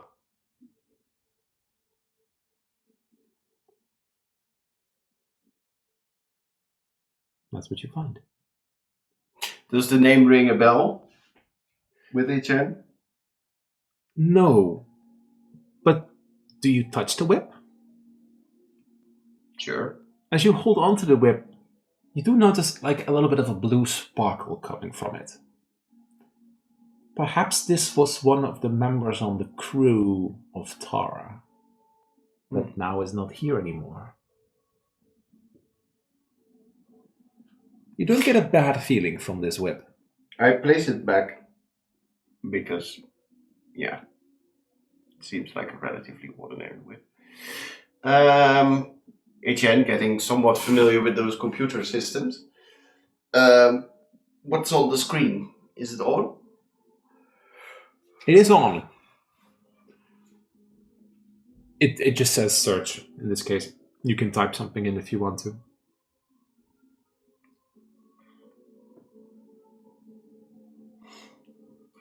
Nothing is coming to me, I'm sorry. That's fine. I think Etienne would then just leave this room, go to the farthest end on this side. Alrighty. Catherine, you realize that you're gonna need at least some time before you try again. You're gonna have to wait effectively 20 minutes in the real world because one of those days needs to move. So you're just probably going to meet up with Etienne that you're going to need some rest. Maybe a long rest. How much time would that? 20 minutes, meaning that it's 24 hours in the real world, but you're going to have to... Okay, so, as you know, Brutus, Reinald, and Acela are currently 1 hour in this world, meaning that they have passed 5 days now in that world. You are at day 1, meaning that you're going to have to wait until day 2 before you can try again. Okay. You're going to have to spend some time with Etienne here. With just, well, in this case, the two of you and Beast, who is just kind of floating everywhere. You're going to need to inform him that you're going to have to wait. Well, Beast already knows. Beast probably already knows. I'm gonna look for Etienne. Tell him that news. Etienne, you stepped into another room. Let me see. This is Dining area. Oh, wait. Yeah, you find a dining area with a little game board and probably some food conservatives that are still relatively fresh for some reason. It actually looks quite lively. It looks like lots of fun was here. And you do find a note. Haha, beat you again, Mallow.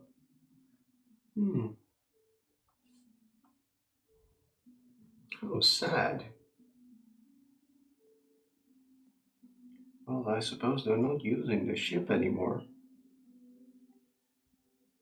Catherine, you then wander into this little common area, and you're going to have to inform him. Oh, hey, Catherine. Yeah. Guess what? Not a fun guessing game, but I didn't manage to open the portal. So I think I have to rest in order to fix the energy that's left in my body and open this portal and save everyone. And I just need to make sure to calculate it right in my head and just to animate it. Hey, ho. It's all right. Calm down. Grab some food. We'll just take our time.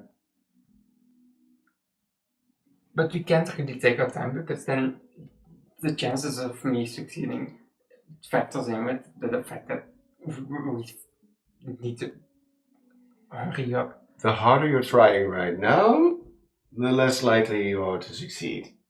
It's better to try again with a clear head. But I can't just sit down and wait. There has to be something I can do in order.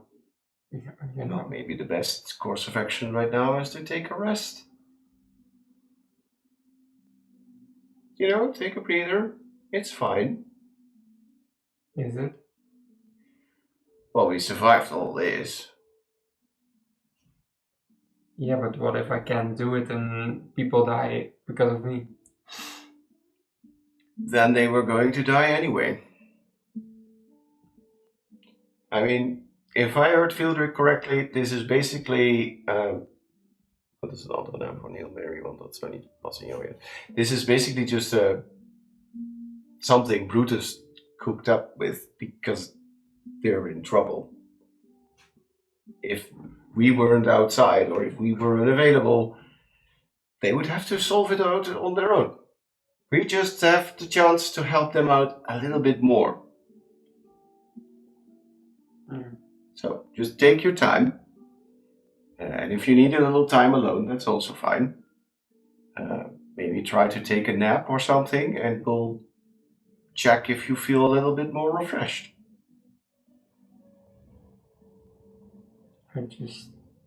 I think Catherine would just say thank you and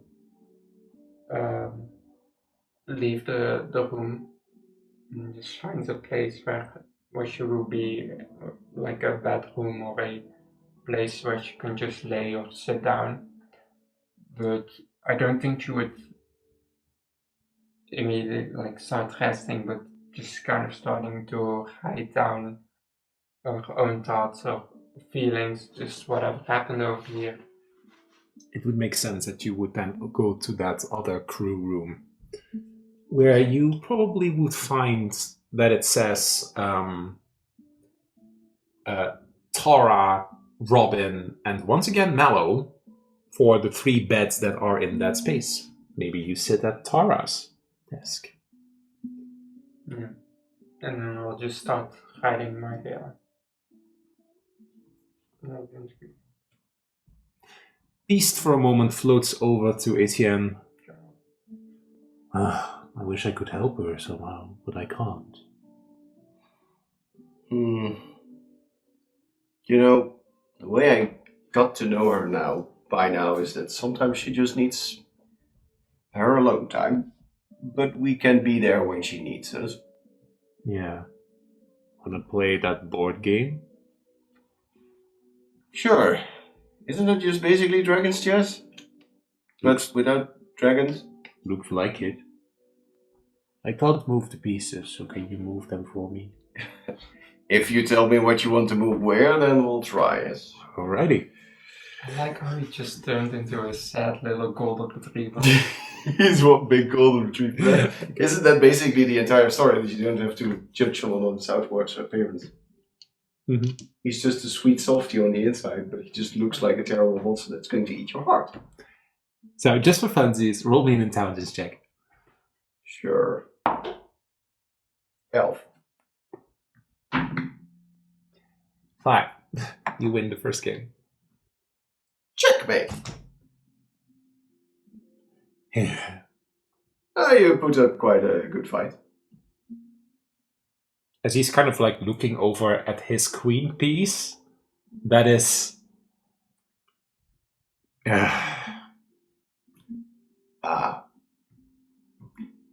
We'll figure out a way to help her, Beast. I wish I could just do more for Catherine, too. Being there counts, I suppose. Yeah, but I don't want to overimpose. I still feel that she kind of blocks me out sometimes. Well, she has to adapt quite a lot. I know. Given where she comes from. Hmm. I do like seeing her a little bit more looser. You're right. Maybe it's better if I don't sleep, but if you go take a nap too. And then Catherine can try again in the morning. Seems like a good plan, Beast. Alright. Catherine is probably... What is Catherine doing after that she wrote her feelings out?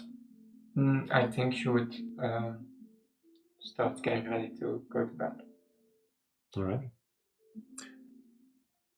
Well, in this case, Etienne, what do you do?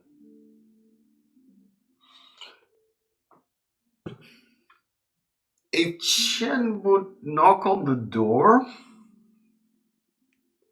Can I come in? Yeah, sure. Open the door. You okay if I take one of the beds here? I found another one in another room as well. No, it's fine. It's, Then he just takes a bed and plops down. Initiate sleep mode, yes or no? You hear from the space. That's interesting. Yes.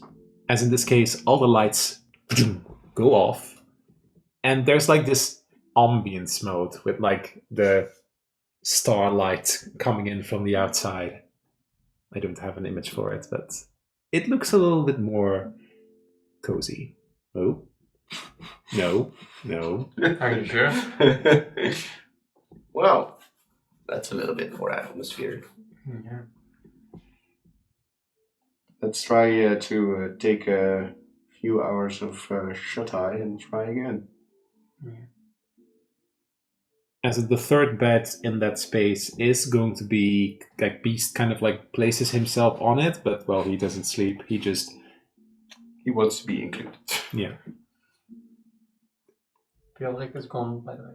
Yeah, Fieldrick is waiting in this case. And you get a long rest, the both of you.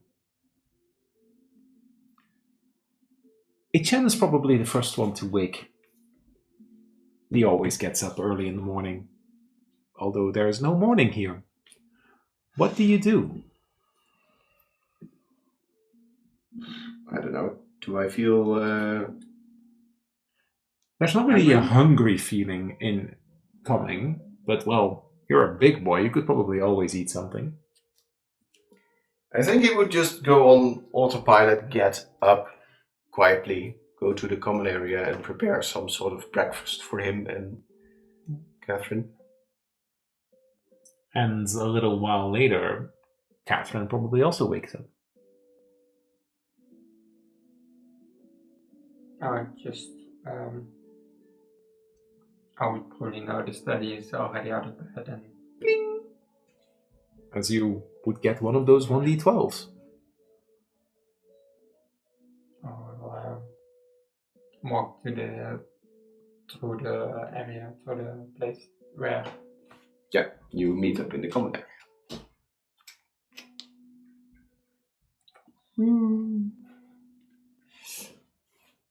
Oh, hey, morning, Catherine. I made us some food. Well, I grabbed a little bit of scratches of things. Apparently the bread's still good. It's quite nice. And quite different to Catherine. Normally she's very used to the servants in her house or doing it herself. Someone else doing it for her that isn't paid to do it. Yeah, feels Quite just different. off. Where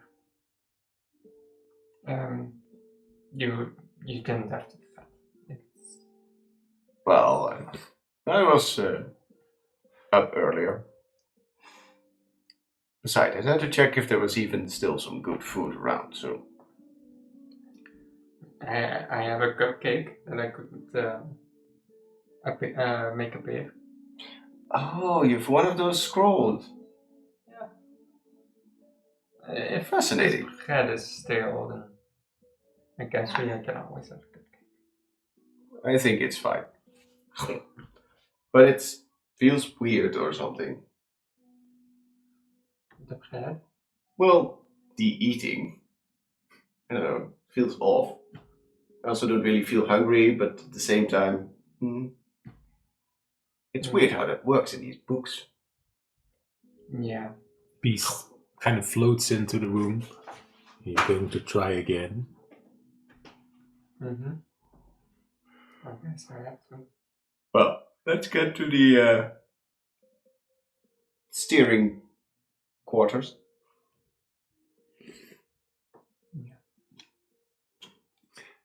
Etienne, you technically have had a long rest. I have. You could use one of your abilities. I think Etienne would yeah. How this it's not really tinkering with her stuff, but I would imagine he would for a moment before she tries again. He knows that she's not really like physical intimacy. Put his hand on her shoulder and say something like, I believe in you. I'm sure you can do this. Just think of happy things. How does it make Catherine feel? I think would just kind of be something she would laugh off, but takes note of. It's just like she doesn't want to show her softness. But it does hit. It does hit. At least someone believes in her. Well, maybe two. If we count Beast, of course. And Fieldrick also believes in I her. do have one. I'm scared that I will. It's up to you. You can keep it or swap it.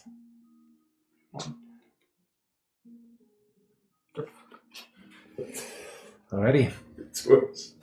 Okay. Well, Then it's time for you to roll with strength to get 18. You can use your card at your inspiration too. Oh, then. So, I'm not going to say it all. That's a 9 plus 4 is 13. I'll hold for my inspiration. And this one as well or not? The 1d12. Ooh. Yes, that's a plus 12, so that will be 25.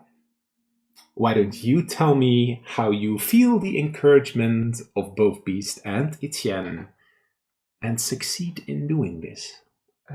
She's just gonna close her eyes, sit in the main chair, just focusing on her thing, and like the happy thoughts that Etienne said I should start cleaning up actually work. Things like moments with her father and even like very early in the days, the fun moments with her sister.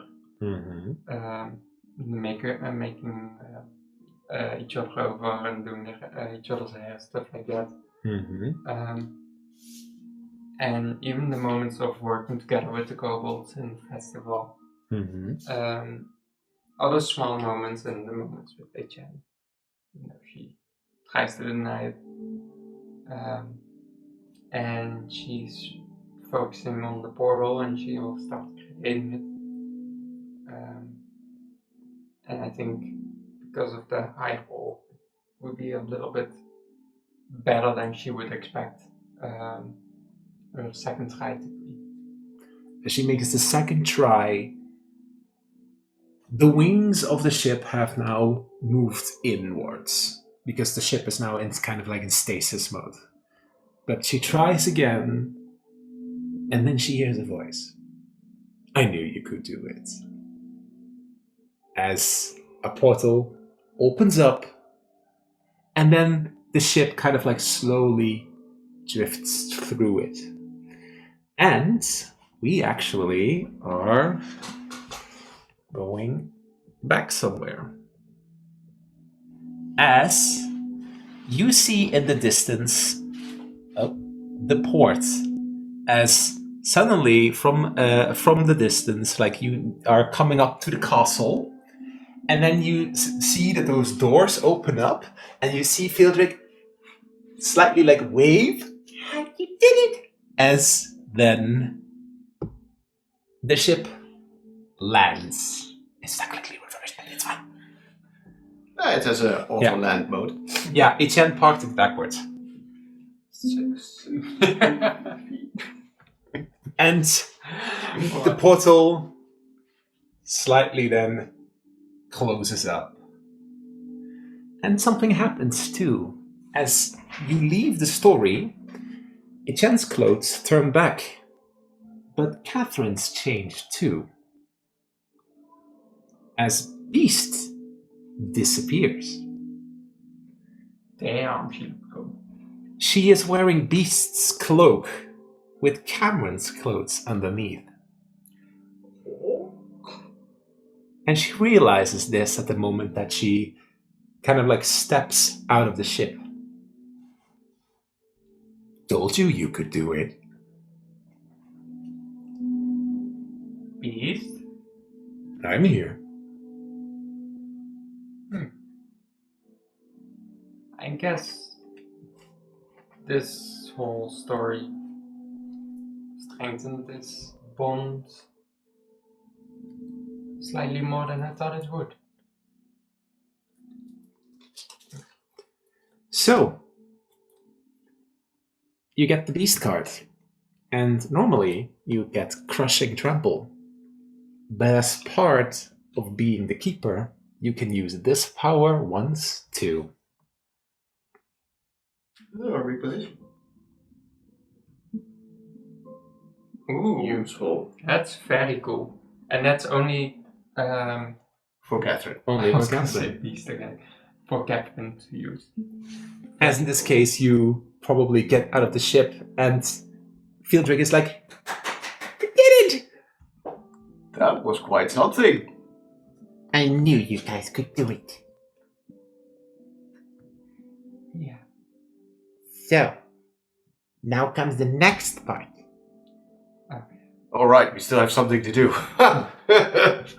I for a moment thought this was it as well. But in this case, Catherine is indeed wearing new clothes.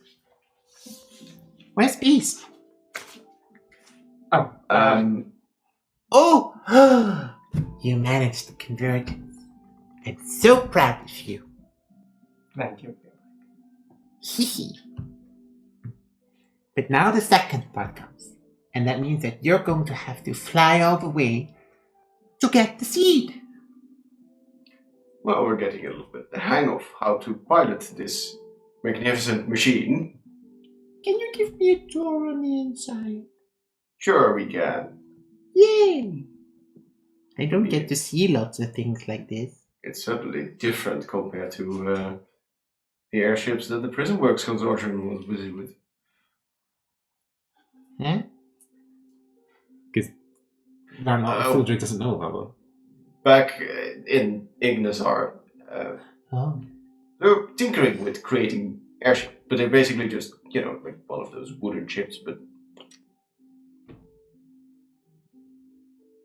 Oh. Ooh. this is something completely different. Yeah. Looks like Eagle. No idea what all the buttons do. Well, you figured it out somehow. I mean, if you spend some time in it, I'm sure you would. I'm going to figure out how this baby works. As the entire ship for a moment kind of like glitches in out of. Uh-oh. We don't have that much time with it, probably. We're not supposed to bring items from the outside into this side, so I think we should hurry up. Let's get the thing then going. The advantage of it is because you know this place, Catherine. When you get with the ship to the seed, you can now open a portal to go back here. So even if the ship disappears, we have a way back. Yes. I'm not sure how long it's supposed to, be stable like this. No, we should definitely move on. Yeah. Yes. I know you guys can do it. We continue. Okay. We continue. Right. We go into the cockpit. Wait, correction. We don't know that. We go to the front of the thing. Why don't you tag along, Fieldrick? I can't. Well, you can get into the ship, right? But you don't get to fly with it. But you can point us in the right direction. Yes, I can. So, And you really wanted to see the inside, right? yeah, I have this big map that I found. It's a big map of lots of things around.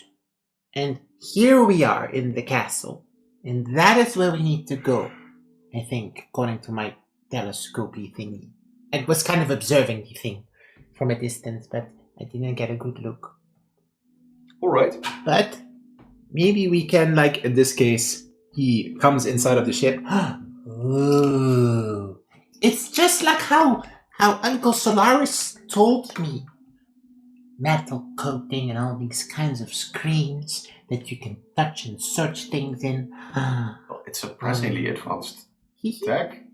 I think even ancient Arduin didn't get up to this point. Well, it's a story from another world, so I suppose it makes sense that it's not like our world or your world, technically speaking. Yes. So, as the gates open, I think. We then have to go there? Yeah. And if this whole plane thingy disappears, we just open another portal and end up back here. Hopefully with the tree. Yes. You still have the incomplete power. You can still always open a minor gate. Alright. I know you got this. Okay. Well, why don't you skedaddle back into the castle? Then we head over there and we'll be back shortly with the stuff. I'll move to the side and wave you goodbye.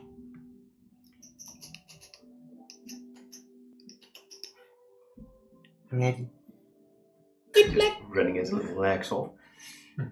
Right. How does this work again? As the doors, Fieldrick kind of like pulls like a little lever. The doors open up. And, well, you know how to initiate start. And the ship begins. Engine takeoff in 15, 14, 13, 12, 11, 10, 9, and 8, 7, 6, 5, 4, 3, 2, 1. Go! the ship slowly kind of like first like drifts into space. It's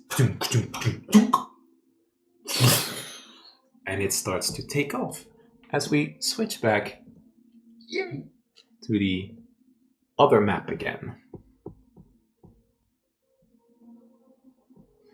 It's just the two of you now, because Beast is converged with you.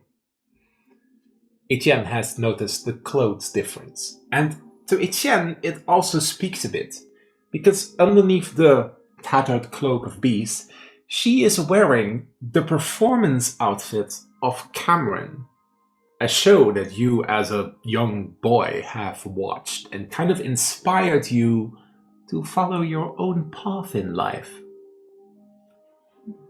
You look good. Fancy, Thank you. fancy new outfit. You also look quite a lot better with this outfit. Yeah, I must say, the very tight fitting suit was surprisingly pleasant in combat. Like, you could move around. It's almost as if you were wearing nothing. But this feels more. The moment that he says wearing nothing, it makes you feel a little strange, but I'm not saying it was bad. No, don't worry about it. Yeah.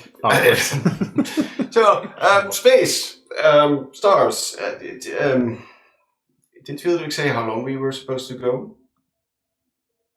engaging hyperdrive. What does that mean?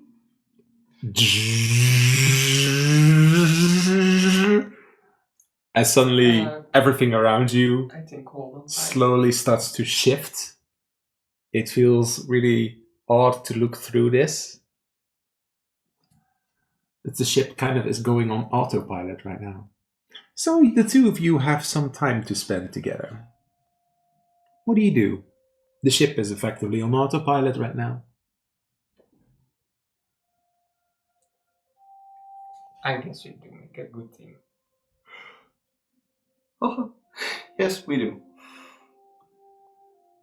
It's nice to see you happier.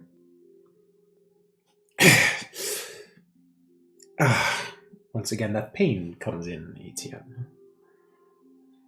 I thought I only had that in the story. No, you don't. That's also a few times out of the story, because you spoke about it shortly with Brutus. Oh, right. Scratch that then. Do I see him struggle, pain? Yeah. Are you okay? I'm fine. It's just these purple scars that sometimes act up. It's unpleasant. You did speak with Brutus, right? Did he? He has them too, I suppose, but he didn't really give that much of advice except to just take it. So, yeah. But apparently it's all related to everything here. Yeah. It's kind of strange.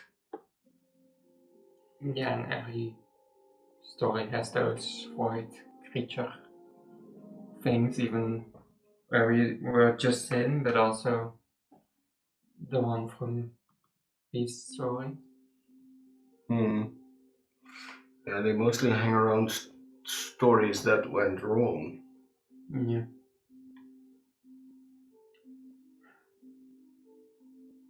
Do you, I was gonna say, do you think Asella and Brutus and Reinhold are doing okay? But probably not if they asked for our help. Well, I suppose with a plan B, but I hope they figured something out at least. well, they have a little bit more experience with this middle stuff than me do. I just hope they end up right. Because what did Fieldrick say? They were in Dracula's story? Yeah. I never read the book, but I picked up that it's not a very nice guy. Yeah. No. I don't know much about Dracula, so I can't tell you that much about it. Estimated arrival 16 hours. Did it say 16 hours? What was that 2 before? Is it 2 days? You're not gonna tell me it's 2 days, are you? That would be weird. Etienne takes a look outside. What does he? As if you're going through hyperdrive. So Yeah, just Starstruck. It's really strange. Why would it even know where to go? Fieldrick did touch the interface. I just hope things go well. So,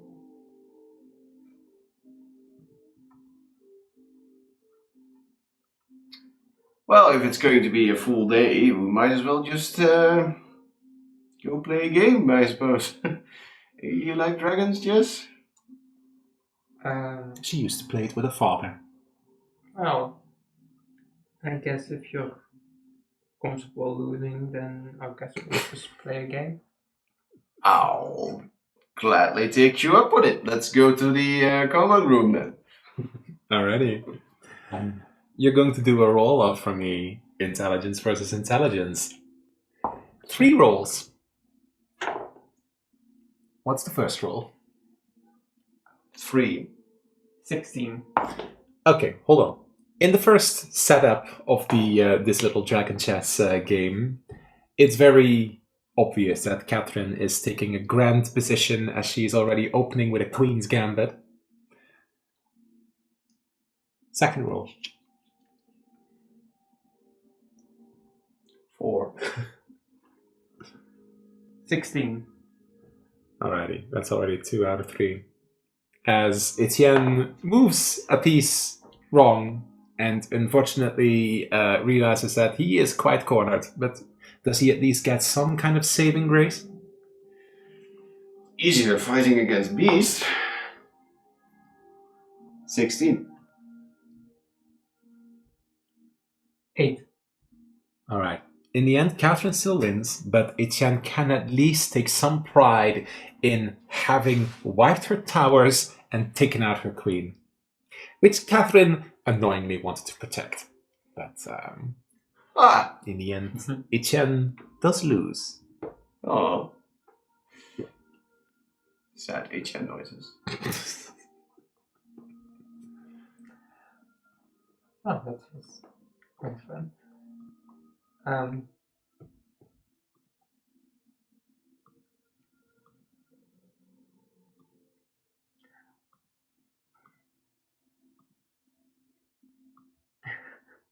Yes.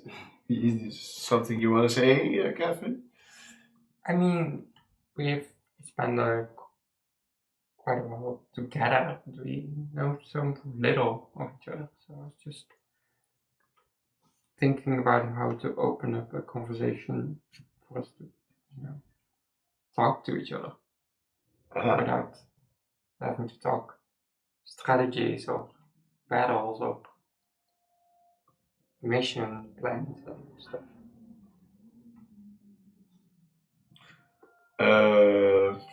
So you want to go to Brianna's performance if the world's still there? Yeah, I mean, I wanted to go with Asala, but I would think it would be fun to. I can tag along. Yeah, I would like to tag along. that would be I fun. could tag along. I'll be there. I'll get snacks. That sounds lovely. Actual real snacks that actually fill you up. Yeah, not this imaginary food. It's still kind of weird. Yeah. It's of course strange how you were all both pulled into this adventure. Because the both of you do realize that all of this kind of started with Cameron's Legend Keeper that was in Etienne's possession at some point, that he bought off a market, that your mother threw away. But then also Catherine kind of showed up at his door after that Asella and Brutus actually caused quite the hiccup in the forest nearby.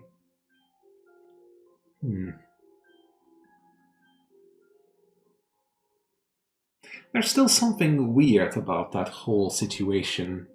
Catherine actually never followed up with Etienne what happened to his stolen weaponry. Oh, yeah. Etienne has no clue what happened to those weapons. He made them as a special order, but that was broken into his little shop. And right after that was the story of Cameron, right? The theater. Yeah, so what they didn't have the time. So what happened is that Brutus and Riven went on their little date in the forest, got attacked by Hyenakin, who were wielding the weapons that Etienne had crafted. Yeah. And they were intent to attack Riven and Brutus. Catherine went to talk to Etienne about this because she was kind of concerned, oh fuck, otherwise Etienne is going to get arrested for it or something. And then you got pulled into the story. Yeah. And now 1 day later, in the real world, there is still something odd about this to the both of you. You're not quite sure why this now pops up in both of your minds. So did you ever hear anything more about those Hyenakin? I just wanted to ask you, did you know anything more about the weapons? But well, all I knew, I made them. I just got an order. I don't know anything more about the Hyenakin.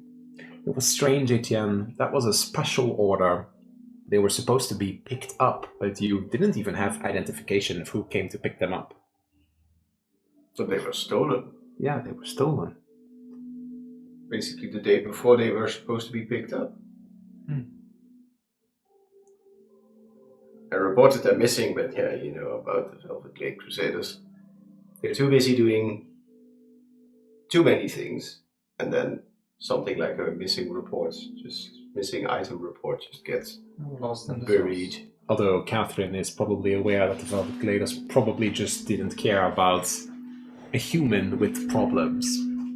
Unfortunately, she is very aware that some of the Velvet Gladers spent their time elsewhere.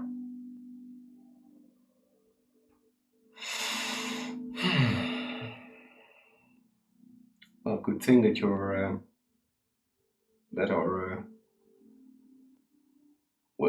not sure if we should call them friends, but that Brutus and the others got rid of those Hyenakin. If they were headed towards the mansion. Yeah. imagine the fuss and imagine my mom. Well, not to be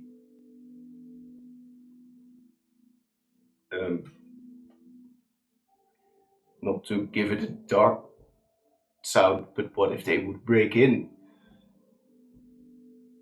I mean, I'm sure your mother would be very upset about the whole ordeal, but if she would lose her head, there would be no more upsetting to me. Yeah. Luckily, I have come to realize that I'm quite capable of defending people around me, and But could they have then been after the luminary? You hear Beast say, the both of you. Well, they were there that evening, right? Or did they have another Yeah. target? they would have been were Brutus and Grimm probably just in the way of. They happened to. What did you say? They were having a little late night stroll. Did they? They didn't say. They didn't say. They were just out and about. But you, Catherine, would have picked up that they were quite close together. Yeah, they were probably just, doing something together that I don't want to know of. But yeah, it could be. It's all just theories, but it could have just been one of them. But they could be drawn to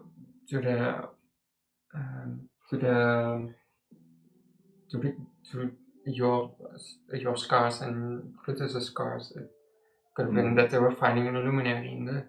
It just could be a lot of things. It's just. Well, I wasn't at that dinner party. I don't know if there was. Well, I suppose almost anyone who is anyone was there. Yeah. So there's probably quite a few high valuable targets there. I don't know. It feels weird to think that those hyena-kin would attack a mansion that's well guarded with Luminarian. Mm-hmm. Because Beast is now capable of interpreting your thoughts. Something that Catherine maybe does not entirely agree with, but... Yeah, it's strange. But I would imagine they would need the more... I mean, from what I've heard, hyena can usually just have things made out of bone or something, or some scraps here and there. Mm-hmm. So some professional You think tools. You think someone professionally... You think someone professional stole it and deliberately gave it to the Heineken? It sounds like a terrible thought, but given everything that has happened with the festival and with Luminary coming here and all the other things that happened in the past few days, it's unfortunately not unthinkable.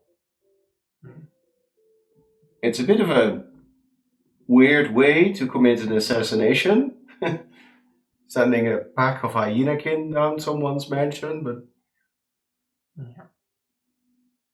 if you want to shift blame, because who's going to look behind a few hyena-kin? And if they would probably found my weapons, and then they would come to me.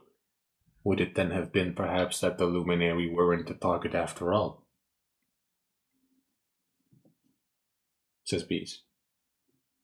So would the target then be? Some of the other council members? Maybe all of them? I have a strange nagging feeling in my head. I can't really explain it. Are you suggesting that they were after Catherine? But why would they then go to the forest? It makes no sense. Well, they had to go through the forest to get to the mansion. Catherine, you are aware that Lady Victoria spoke of another hyena-kin incident nearby. Roll me a history check. 10 history is in 10 is 12. So with a 12, yeah, there was another hyena-kin attack that involved Reinhold, Brutus, Acella, that madman, And that once again, the other dear folk that was with Riven, the fired crusader. Could they then have perhaps been more after Brutus or Sella? Because it wouldn't then really make sense. It must be one of them, but since both attacks involved Brutus and Riven, we should definitely I don't know how to even start that conversation with them. I think we need to talk to them if they get out of that story to get more information about them. Maybe it's also good to investigate the Hyenakin more. And that whole Dracula situation kind of began because of that Cedric wolf. I only got bits and pieces of the story because I could only... our bond wasn't that strong, so I couldn't really sense a lot back then. But I do know that they, in the middle of the night on your world, did something. But I just have blanks in my memory. And you can't come in contact with Victor, or? No, but you were far away from the castle. What about Fieldrick? Does he know anything? No, I can only do that when I'm at the castle because of the energy that radiates there. I can't do it here. Besides, I'm now with you. I see.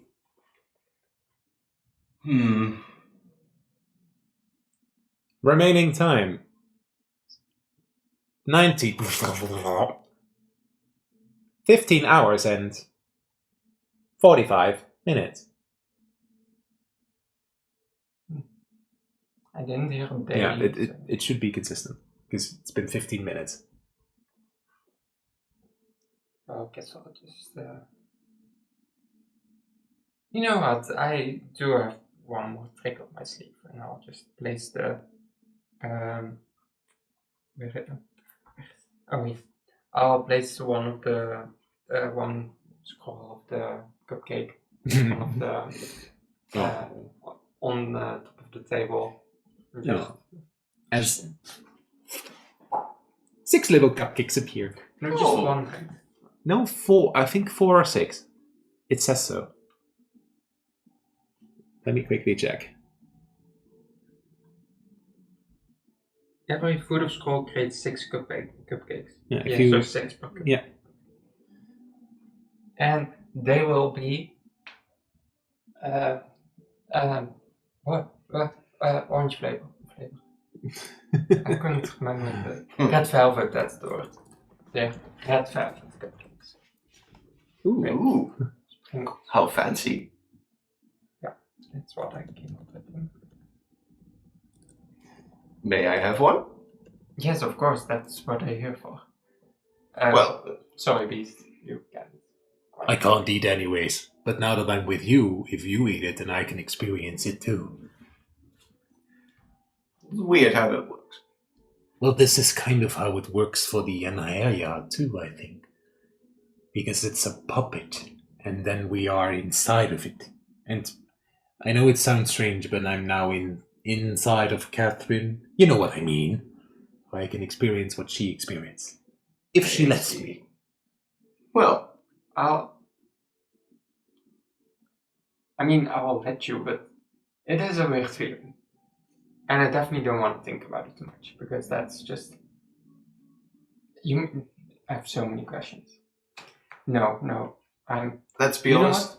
Let's just enjoy the cupcake and think about what's coming next, and I'll just think about that another time. Yes. The cupcakes are quite... everything will be another cupcake. Everything will be Covered? Yeah, covered. That's the word. Like the crumbs and the... Yeah, and the cream and the... Ooh. This tastes good.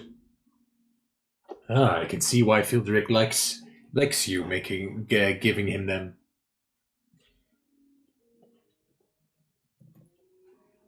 They're quite tasty, yes.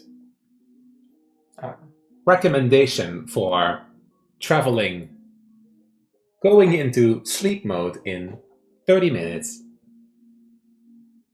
I'll just towards Etienne. You have some Right. He didn't get it. On the other side. Here? He didn't get it. I would just grab a little Napkin. and just do it for him. Oh. And just kind of look away. Just Very cute. How cute. Well, I suppose we should take a nap then. Yeah.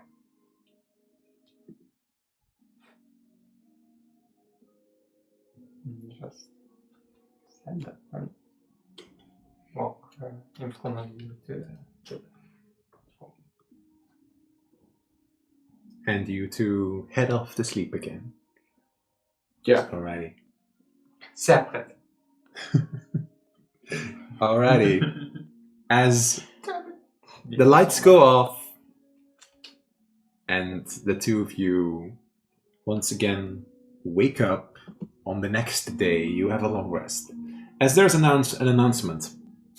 Destination nearby. And this both shocks you awake. Well, we head to the cockpit. And you can see the view in the distance a little bit. Oh. Well, would you look at that? A floating rock with a tree on top. That is quite beautiful. Yeah. Entering stationary flight mode as the ship stops and then turns around slowly mid-air, and you actually have this situation now. What do you do? Well, we go to the exit, I think. Do you think we need some protective gear? I don't think so. The laws of the other realm do not apply to us anymore. And as far as I know, and as far as Catherine knows, we didn't need that in the other side. Well, here goes. Opening the exit hatch. And this is quite literally the view from the hatch that opens. I'm going to turn on the grid for convenience's sake, because of course you need to jump your way there. Well, as you land literally outside of that little rock. So, how do you get there? Landstrider works, right, with jumping as well? You can jump, and of course you're in outer space, so your jump is doubled. But with Landstrider, does movement... Longstrider is long gone. Unless No, you but cast it like again. You could. So does that work with jumping as well? Yeah, then it would do something extra. What I'm going to say is that I would normally have required you to make 3 skill checks to get properly across. It then changes it to 2. No, definitely will. alright. Catherine, let's make your first skill check. You're going to make me athletics or acrobatics to jump to that first big rock over there. The one with strength Yes. is acrobatics. Or athletics. Athletics? Athletics, yeah, that's more Or physical. acrobatics. 14 plus 3 is 17. You're fine. Also fine. The both of you just jump to here. You still need to make another jump. Right. Last bit. Coming up. 18 plus... It's 22. 30-20. You're both completely fine. Whee! So, when you arrive I'm so here, funny. you notice a tree in the autumn season. And there are two statues, both hooded, completely hooded, with this big sword. Is there any familiarity? So, Do we Yeah. recognize the statues? The hooded figures? Catherine, you can make me a history check. Catherine, do it. Hey, why am I rolling well now? You had your long rest and your... Dirty 20. Catherine. So, in Concordia, in Costa del Reggido and Leonopolis, there is a very vague idol called the Puppeteer. Catherine kind of looked into it for just research purposes, but there's not much information on it. But they're always described as a hooded individual, and it somehow resonates with this statue. Also, you notice that while even in space here, there are 8 rivers of water flowing from this tree down onto the rock, onto nothing below. Huh. Well, What do I you would take a few steps forward. Okay. And get to the tree trunk. Well, you are now in front of the tree. What do you do? Do I see anything around? On the platform or in space? You don't see anything. You don't hear anything except for the echo of space and the rocks floating. But you do notice that your heart rate is... It's intensifying. And yeah, your arm is a little bit more stingy. Do I have any of those feelings as well? The heart rate or something? The heart rate is there. You feel also a little bit odd. Strange. I guess it's a very powerful trait because my heart rate is going up. Yeah, same here. I'm going to touch the bark. Going to touch the tree. There is a heartbeat coming from it too. Oh, that's weird. It's alive. Field hike? Nope. There's no way.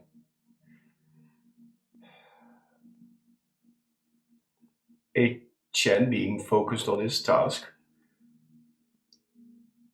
I don't know how, but a Chen would try to think or communicate the intent to ask for permission to take some of the wood. What As do he you say? takes out some of his smithing tools. What do you say?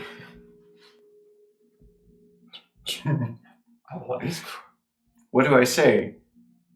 I think he would think to himself something along the lines of,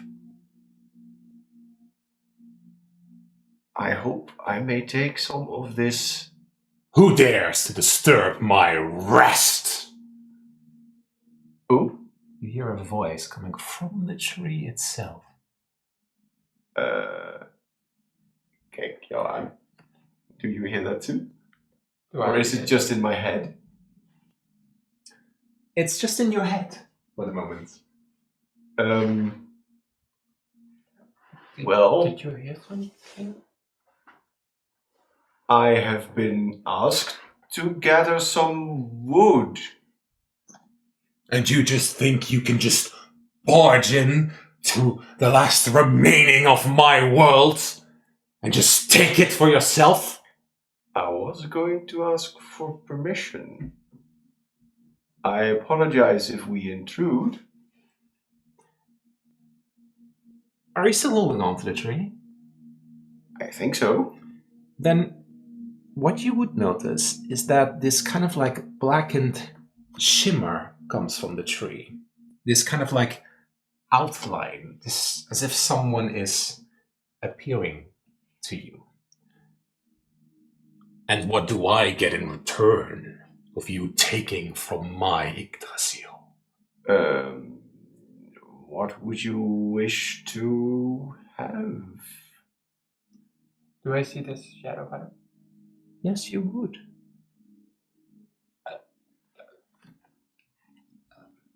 State your names.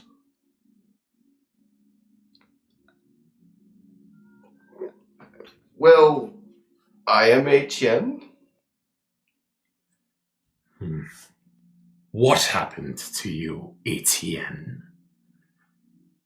Do you mean this? No response. I was held captive by people affected by purple energy. And we have traveled many miles to get here. So Nihilithos' influence is spreading. That saddens me greatly. I suppose it is something we are fighting. You. What is your name? My name is Catherine Weinberg. Catherine. I see that you have an Asalan artifact with you. What do you mean? The book you have. Yes. Do you? How do you have my sister's artifact?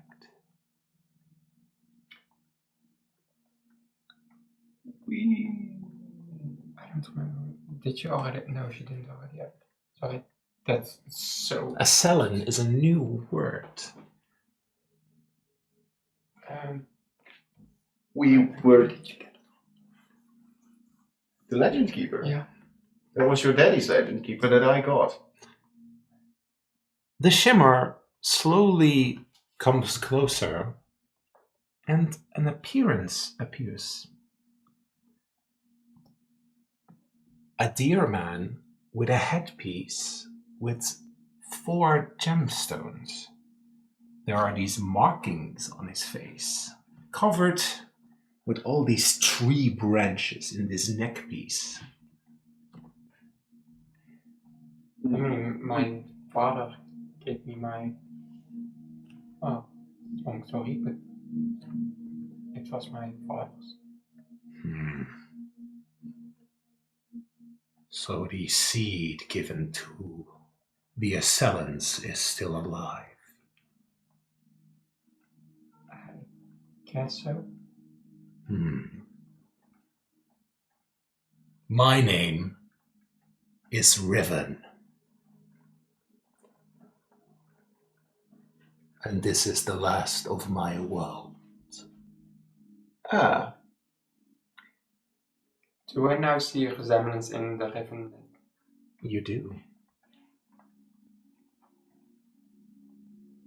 As the spirit kind of like appears and like moves to the tree and takes one of the leaves.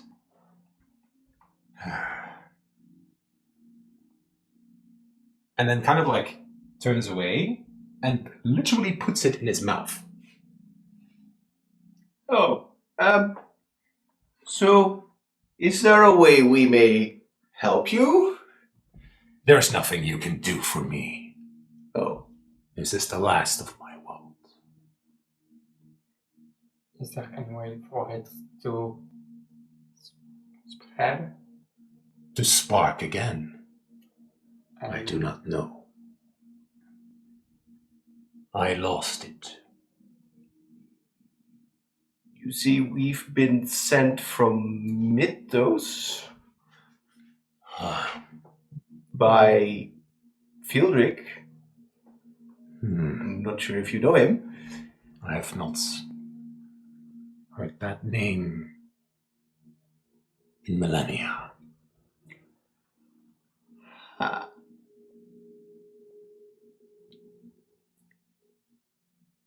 But that still does not change why you're here for my tree.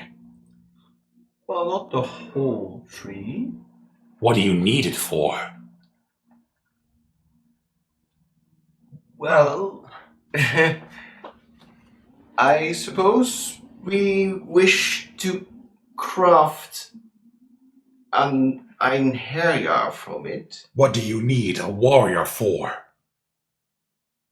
Ooh, well, we were told it was just a doll. Yes, but once a spirit inhabits it, it becomes a warrior. Ah. Well, there is a spirit in need of a body, apparently. And if we provide it, then some people do not die. So you come here, as he starts kind of pace, to my tree to save others.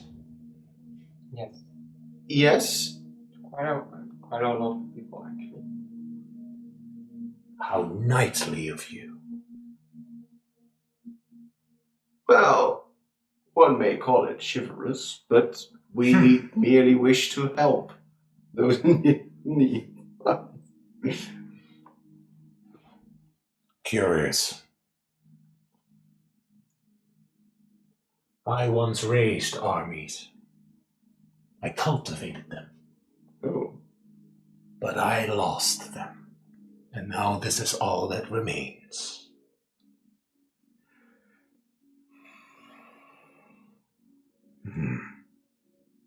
do you perhaps also know of how to repair one of these? What do you mean? Or to let the spirit no longer inhabit one of the Einherjar? Of course, there is a way. There's always a way. Without anyone getting destroyed or killed?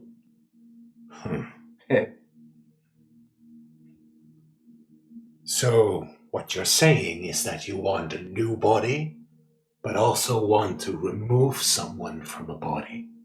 Explain yourselves. So, Explain yourself, follower of Asellan. Of the Asellan. Well, you know, the thing is that there is a person stuck in.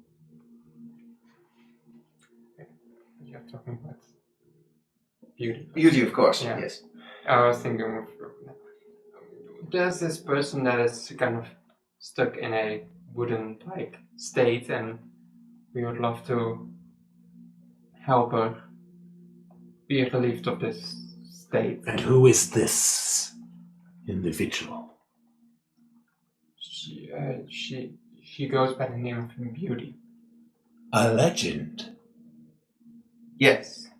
A legend. Curious. The last legend that I gave to Asellan was a king. King Macbeth. Ah, What happened to him? I don't know. I don't know. Strange. You don't know. I'm not involved.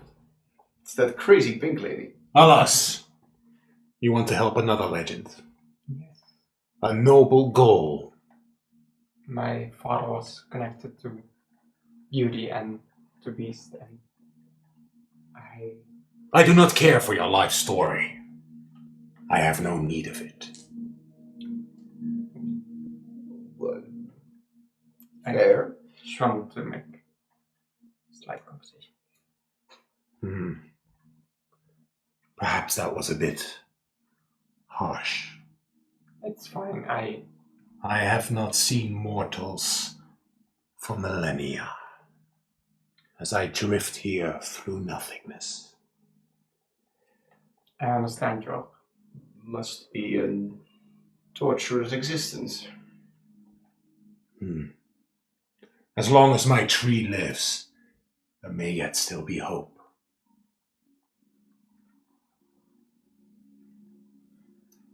As the 8 waters still flow.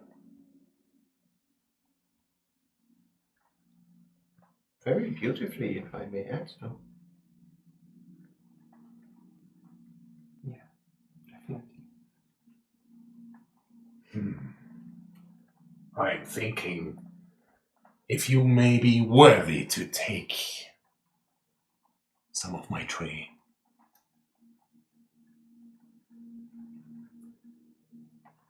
Is there anything we can do for you to help that decision?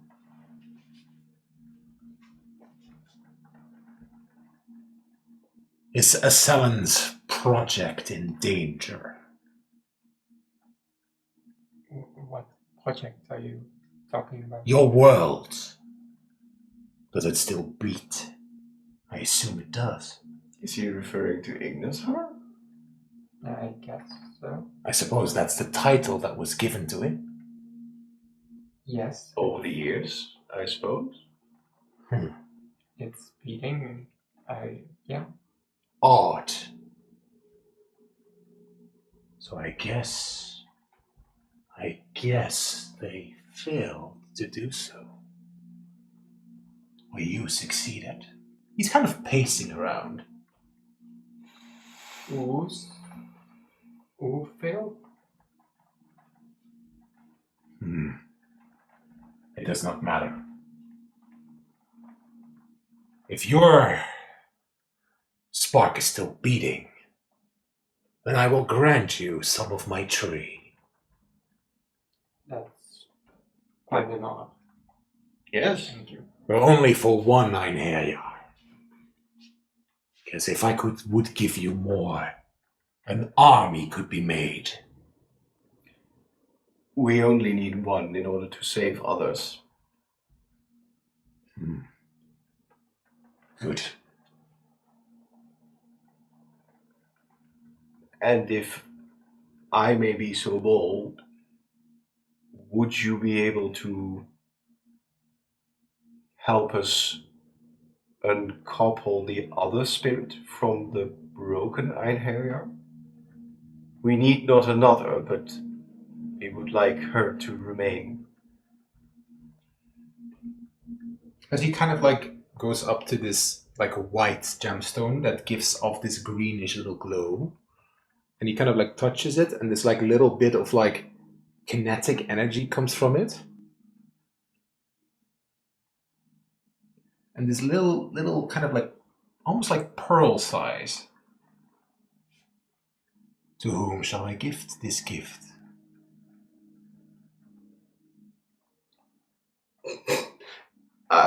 I am a craftsman, and I would like to help her. With this, you can free someone from an Einherjar. What do we do? Just put it on top of the or inside. I was once known as the Knight. That is the lessons that I provided to the other new worlds. And like I said, I could raise armies, but I can also dismantle them. As the little light flows to Etienne. As it kind of like comes up to you, Ooh. and it kind of like enters you. Ooh. If you speak with intent to free someone from an Einherjar, you may do so, but only once. I understand. Now, you still need another Einherjar. We would seek to craft a new one, yes. Interesting. We don't need good intent, of course. Interesting.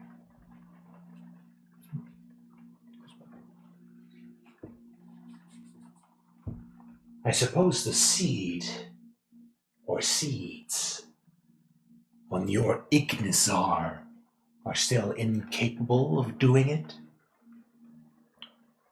We have no knowledge of seeds or Interesting. them growing into trees. Interesting. As beautiful as yours. Well, your world must have one capable of it. Every world has blessed of the sun, the star, the rogue, the moon, or mine the night. And, as soon as we get back, I'll definitely look more into it. Maybe I can. We could investigate, Yeah. gladly. That seems like a noble goal. I have already said too much. I may have disturbed the balance already. Yet what hope is there for my world if it has been millennia without change? Well, we seek to defeat the void. You can't defeat it. You can only delay it. Well, if it's if it's only the thing we can delay, then we hope that will be enough. We hope that we can do something for you. Perhaps. Perhaps. Go and carve some of the tree. I will, with respect. As Preferably on that side. It still hurts. Ooh.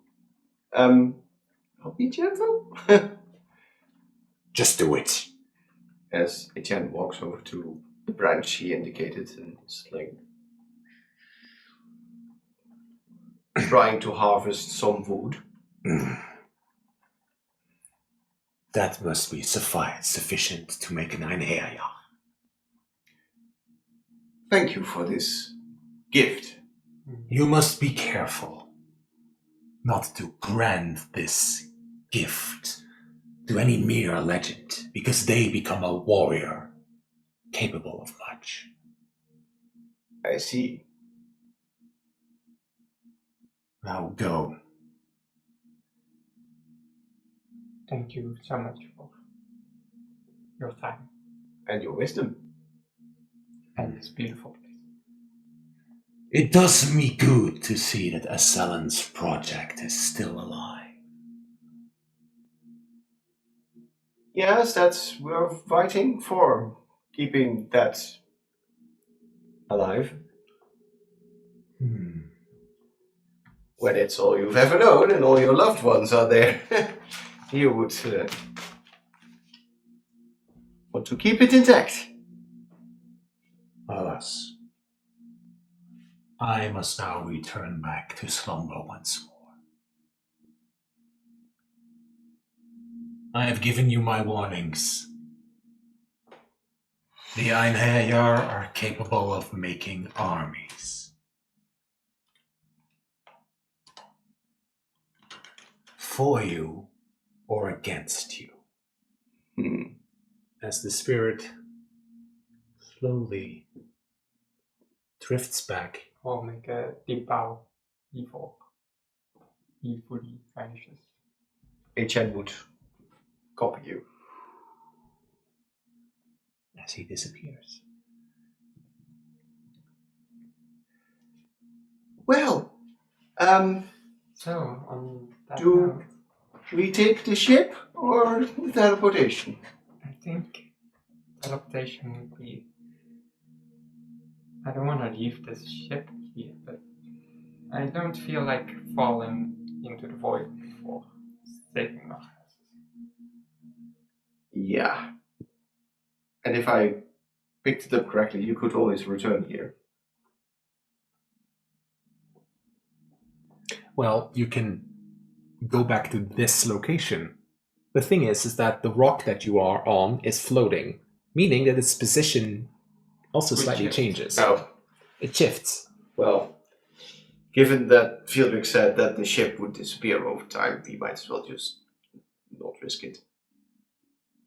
And I'll just walk over here and start creating the portal. You cast the gate. It's quite large. Large enough for the both of you to step through. I'll just grab your hand and then just walk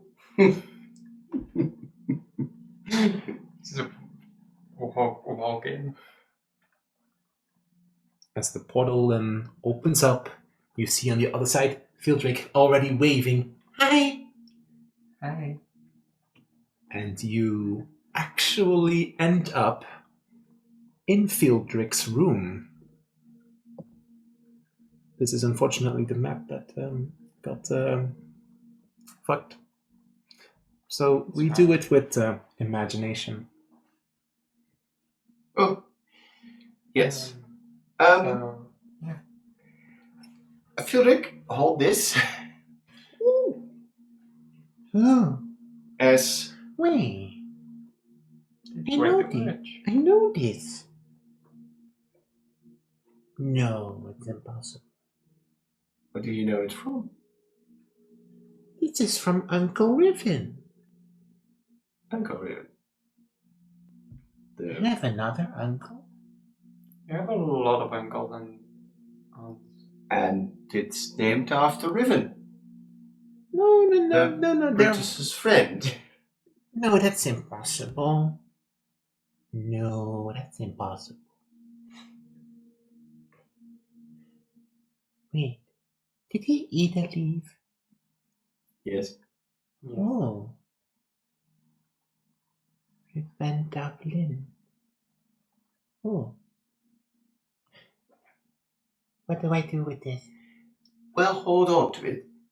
I need to do something. Catherine, or Beast. Could Beast come out? He can. You kind of can. He can kind of like phase out while still being converged with Catherine.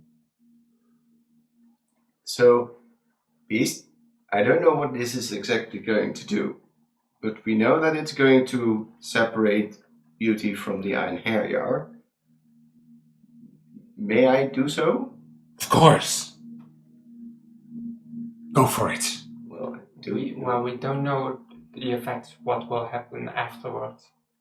It could be that Beauty would still be somewhat affected, right? Or would everything just be... Well, she did kind of like redeem, again, like good. I trust your judgment. If you think that this is the right time, then please do so. I think it's the right time. I just want to make sure that you... Be prepared for whatever may happen. Yeah. Right. As HN stands over the slowly Decaying wooden doll. I don't know what to say. Beauty, I set you free. What do you do? Make that gesture from like where the pearl went into. Nothing seems to happen. I place my hands on the door. At the moment that you place your hand on the doll, you notice that your hand actually disappears into the doll as this little thing on your chest glows up. And your hand is kind of like going into some kind of depth of this doll. What do you do? Except sneeze.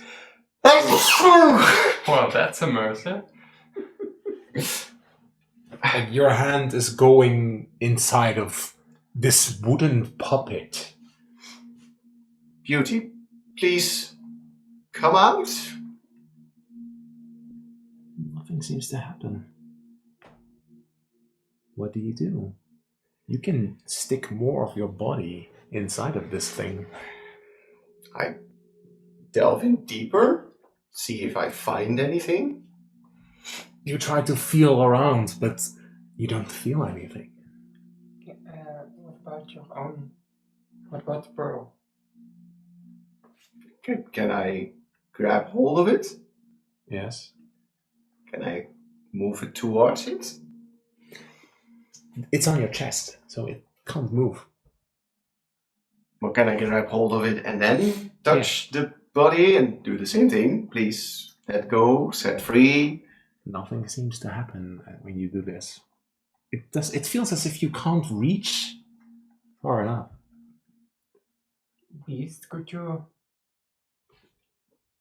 I think he needs to go further. As Etienne kind of awkwardly crawls half on top of the bed to reach in deeper, trying to steady himself and not falling in. Do you kind of like move your head in it? Well, it depends on how far he needs to. He will try to go in as deep as he can without falling in. All right. As you kind of like put your head in a bit further in the distance, you do notice that in stasis, kind of like drifting, is a blonde-haired woman in a blue dress. Kind of like as if they're sleeping in stasis. But they're still out of reach, as when you realize that you are in this black void, and where you are, there is this light emanating from you. I call out to her, "Cutie!" No response. She seems to be sleeping, as if drifting through nothing.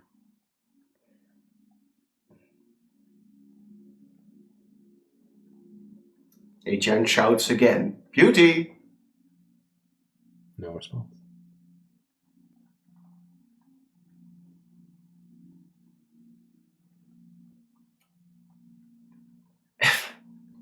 Clueless here. Oh. Etienne pulls out. Well, he's not going to go in fully. I think. Beast, Yes. is there something I could say? I can't see her. Did you pull her out?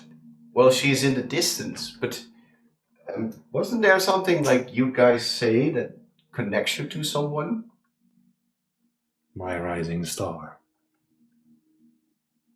Well, then Etienne once again sticks like his head in, tries to focus on Beauty, and says, "Beauty, my rising star, please come back."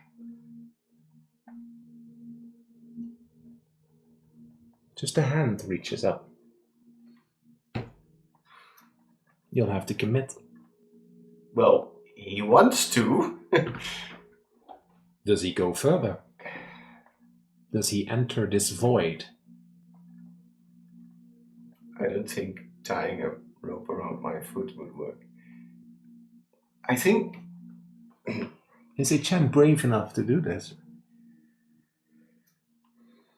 Is he brave enough to help this spirit? he would. Because he knows that he would help Beast. And then he would also help Catherine. So that's a bit of a selfish motivation, maybe, but he would be like, I have to do this. I can't just let someone drift off in the void. Like that deer man that we just saw. So he maybe actually just braces himself and tries to move towards Beauty to get her out. As Etienne fully disappears inside of the doll, what does Catherine think or do? Is she like, what the fuck? Or does he trust Etienne to do this? Yeah, I think she would be.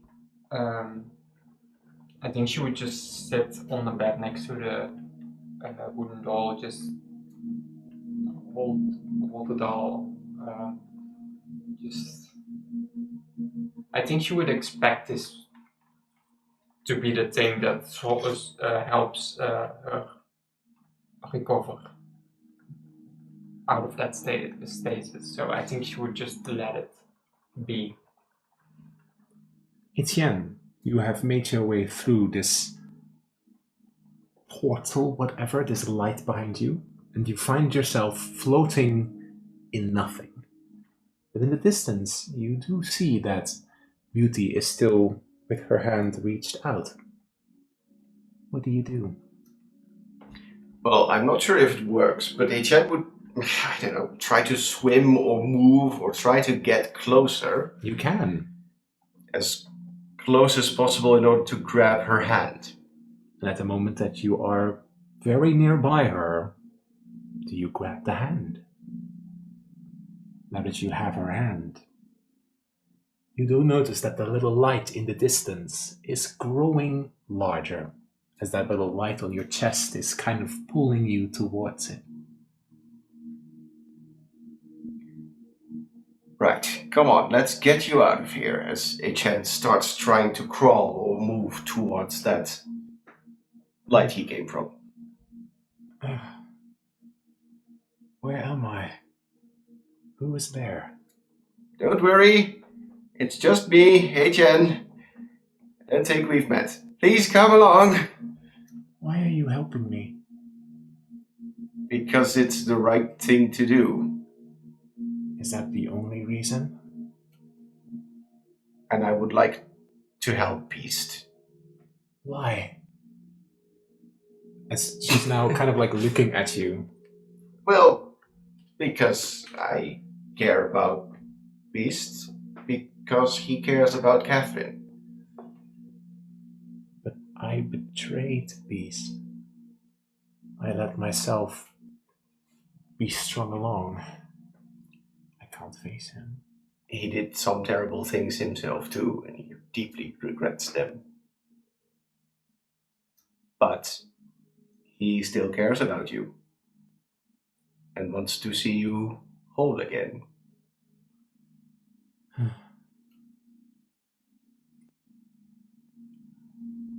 And now you're going to help me. Well, I'm certainly going to try. Truly? Yes? For yourself or for someone else?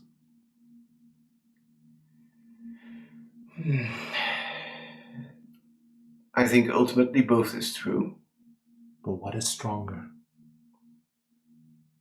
I think in HN's mind, Catherine's more on the forefront.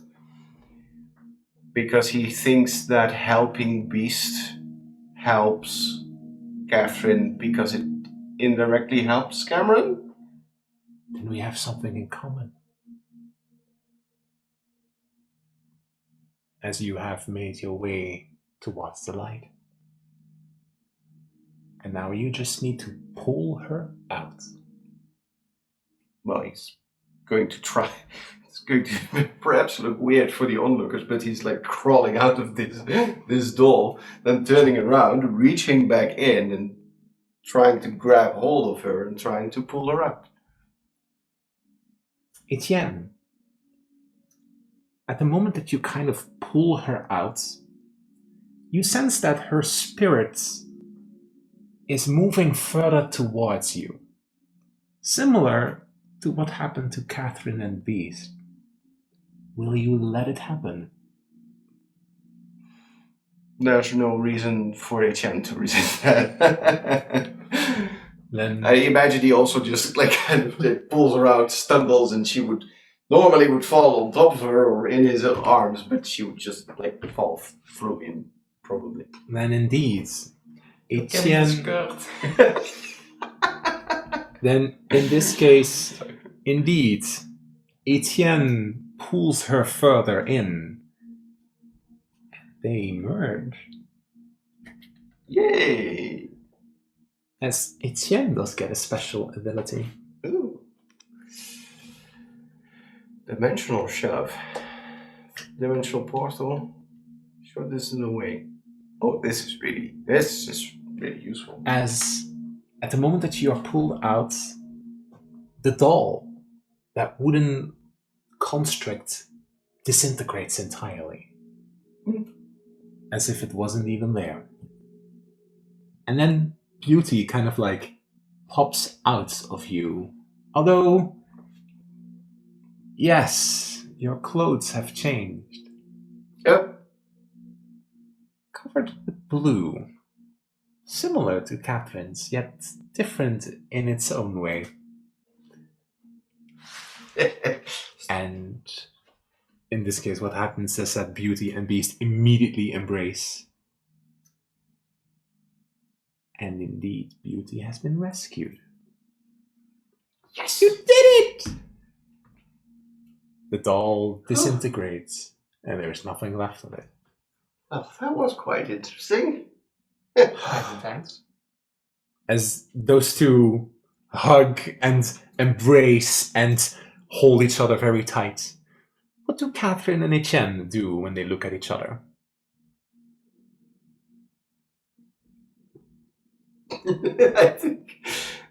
I think Etienne would be inclined to go for a hug. I would just very awkwardly just kind of like look at you. Come on, Catherine.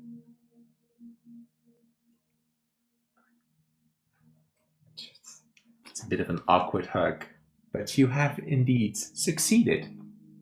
I think it would move from an awkward hug to an actual hug. Like an actual heartfelt hug instead of like Quite a bit of relief given that we fucking almost died multiple times to get to this point. And now the next step. Making a 9 hair. But that is a story for another time. we did it. Yes! Next time Brutus, Reinhard and Estella come back to this place and suddenly Beauty and Beast are just like and they're like, wait, what? How We did missed this? we missed the important part. Well, maybe you shouldn't have gone fuck off into Terracula, bro. Yeah. Getting everyone killed. Very good stuff. It was very fun. That was very nice, yes.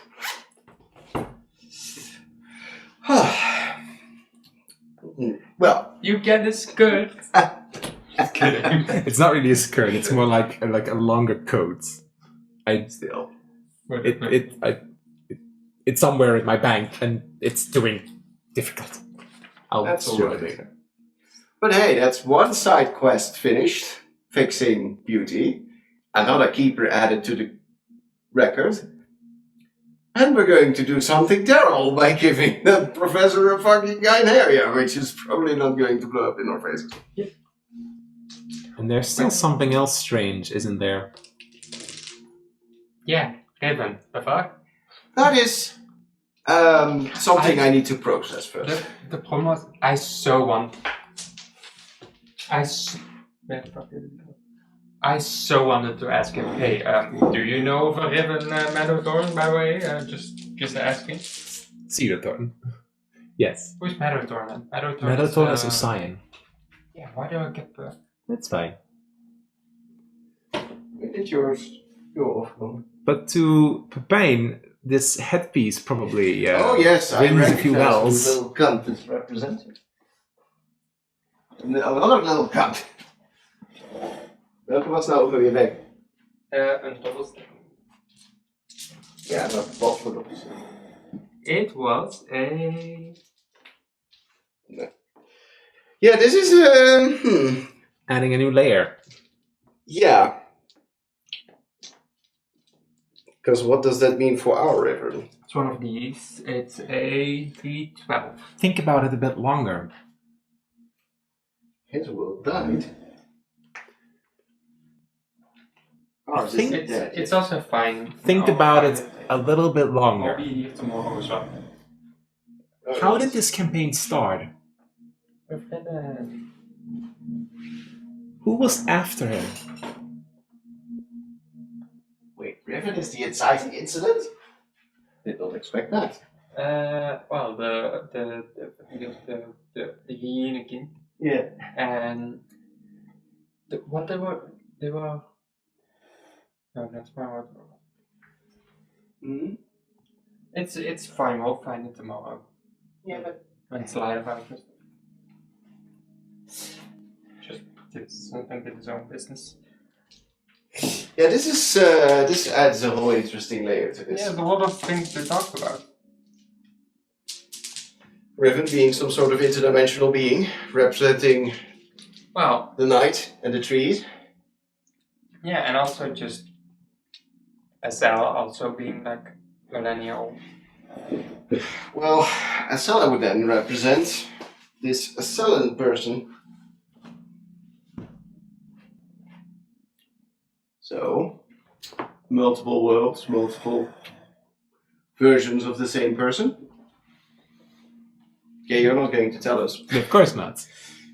But yeah, that headpiece looks quite familiar now, does it? Yeah, I know. It's the same headpiece as Solaris. But the difference is that that guy's crystal is blackened out. So he lost his way. And his braid is notoriously purple compared to this one. Yeah.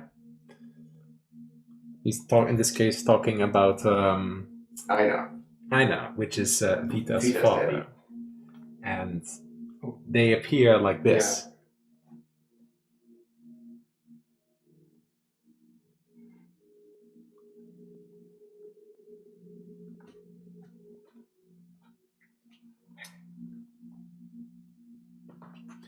Yeah. And that's the end of this little chapter.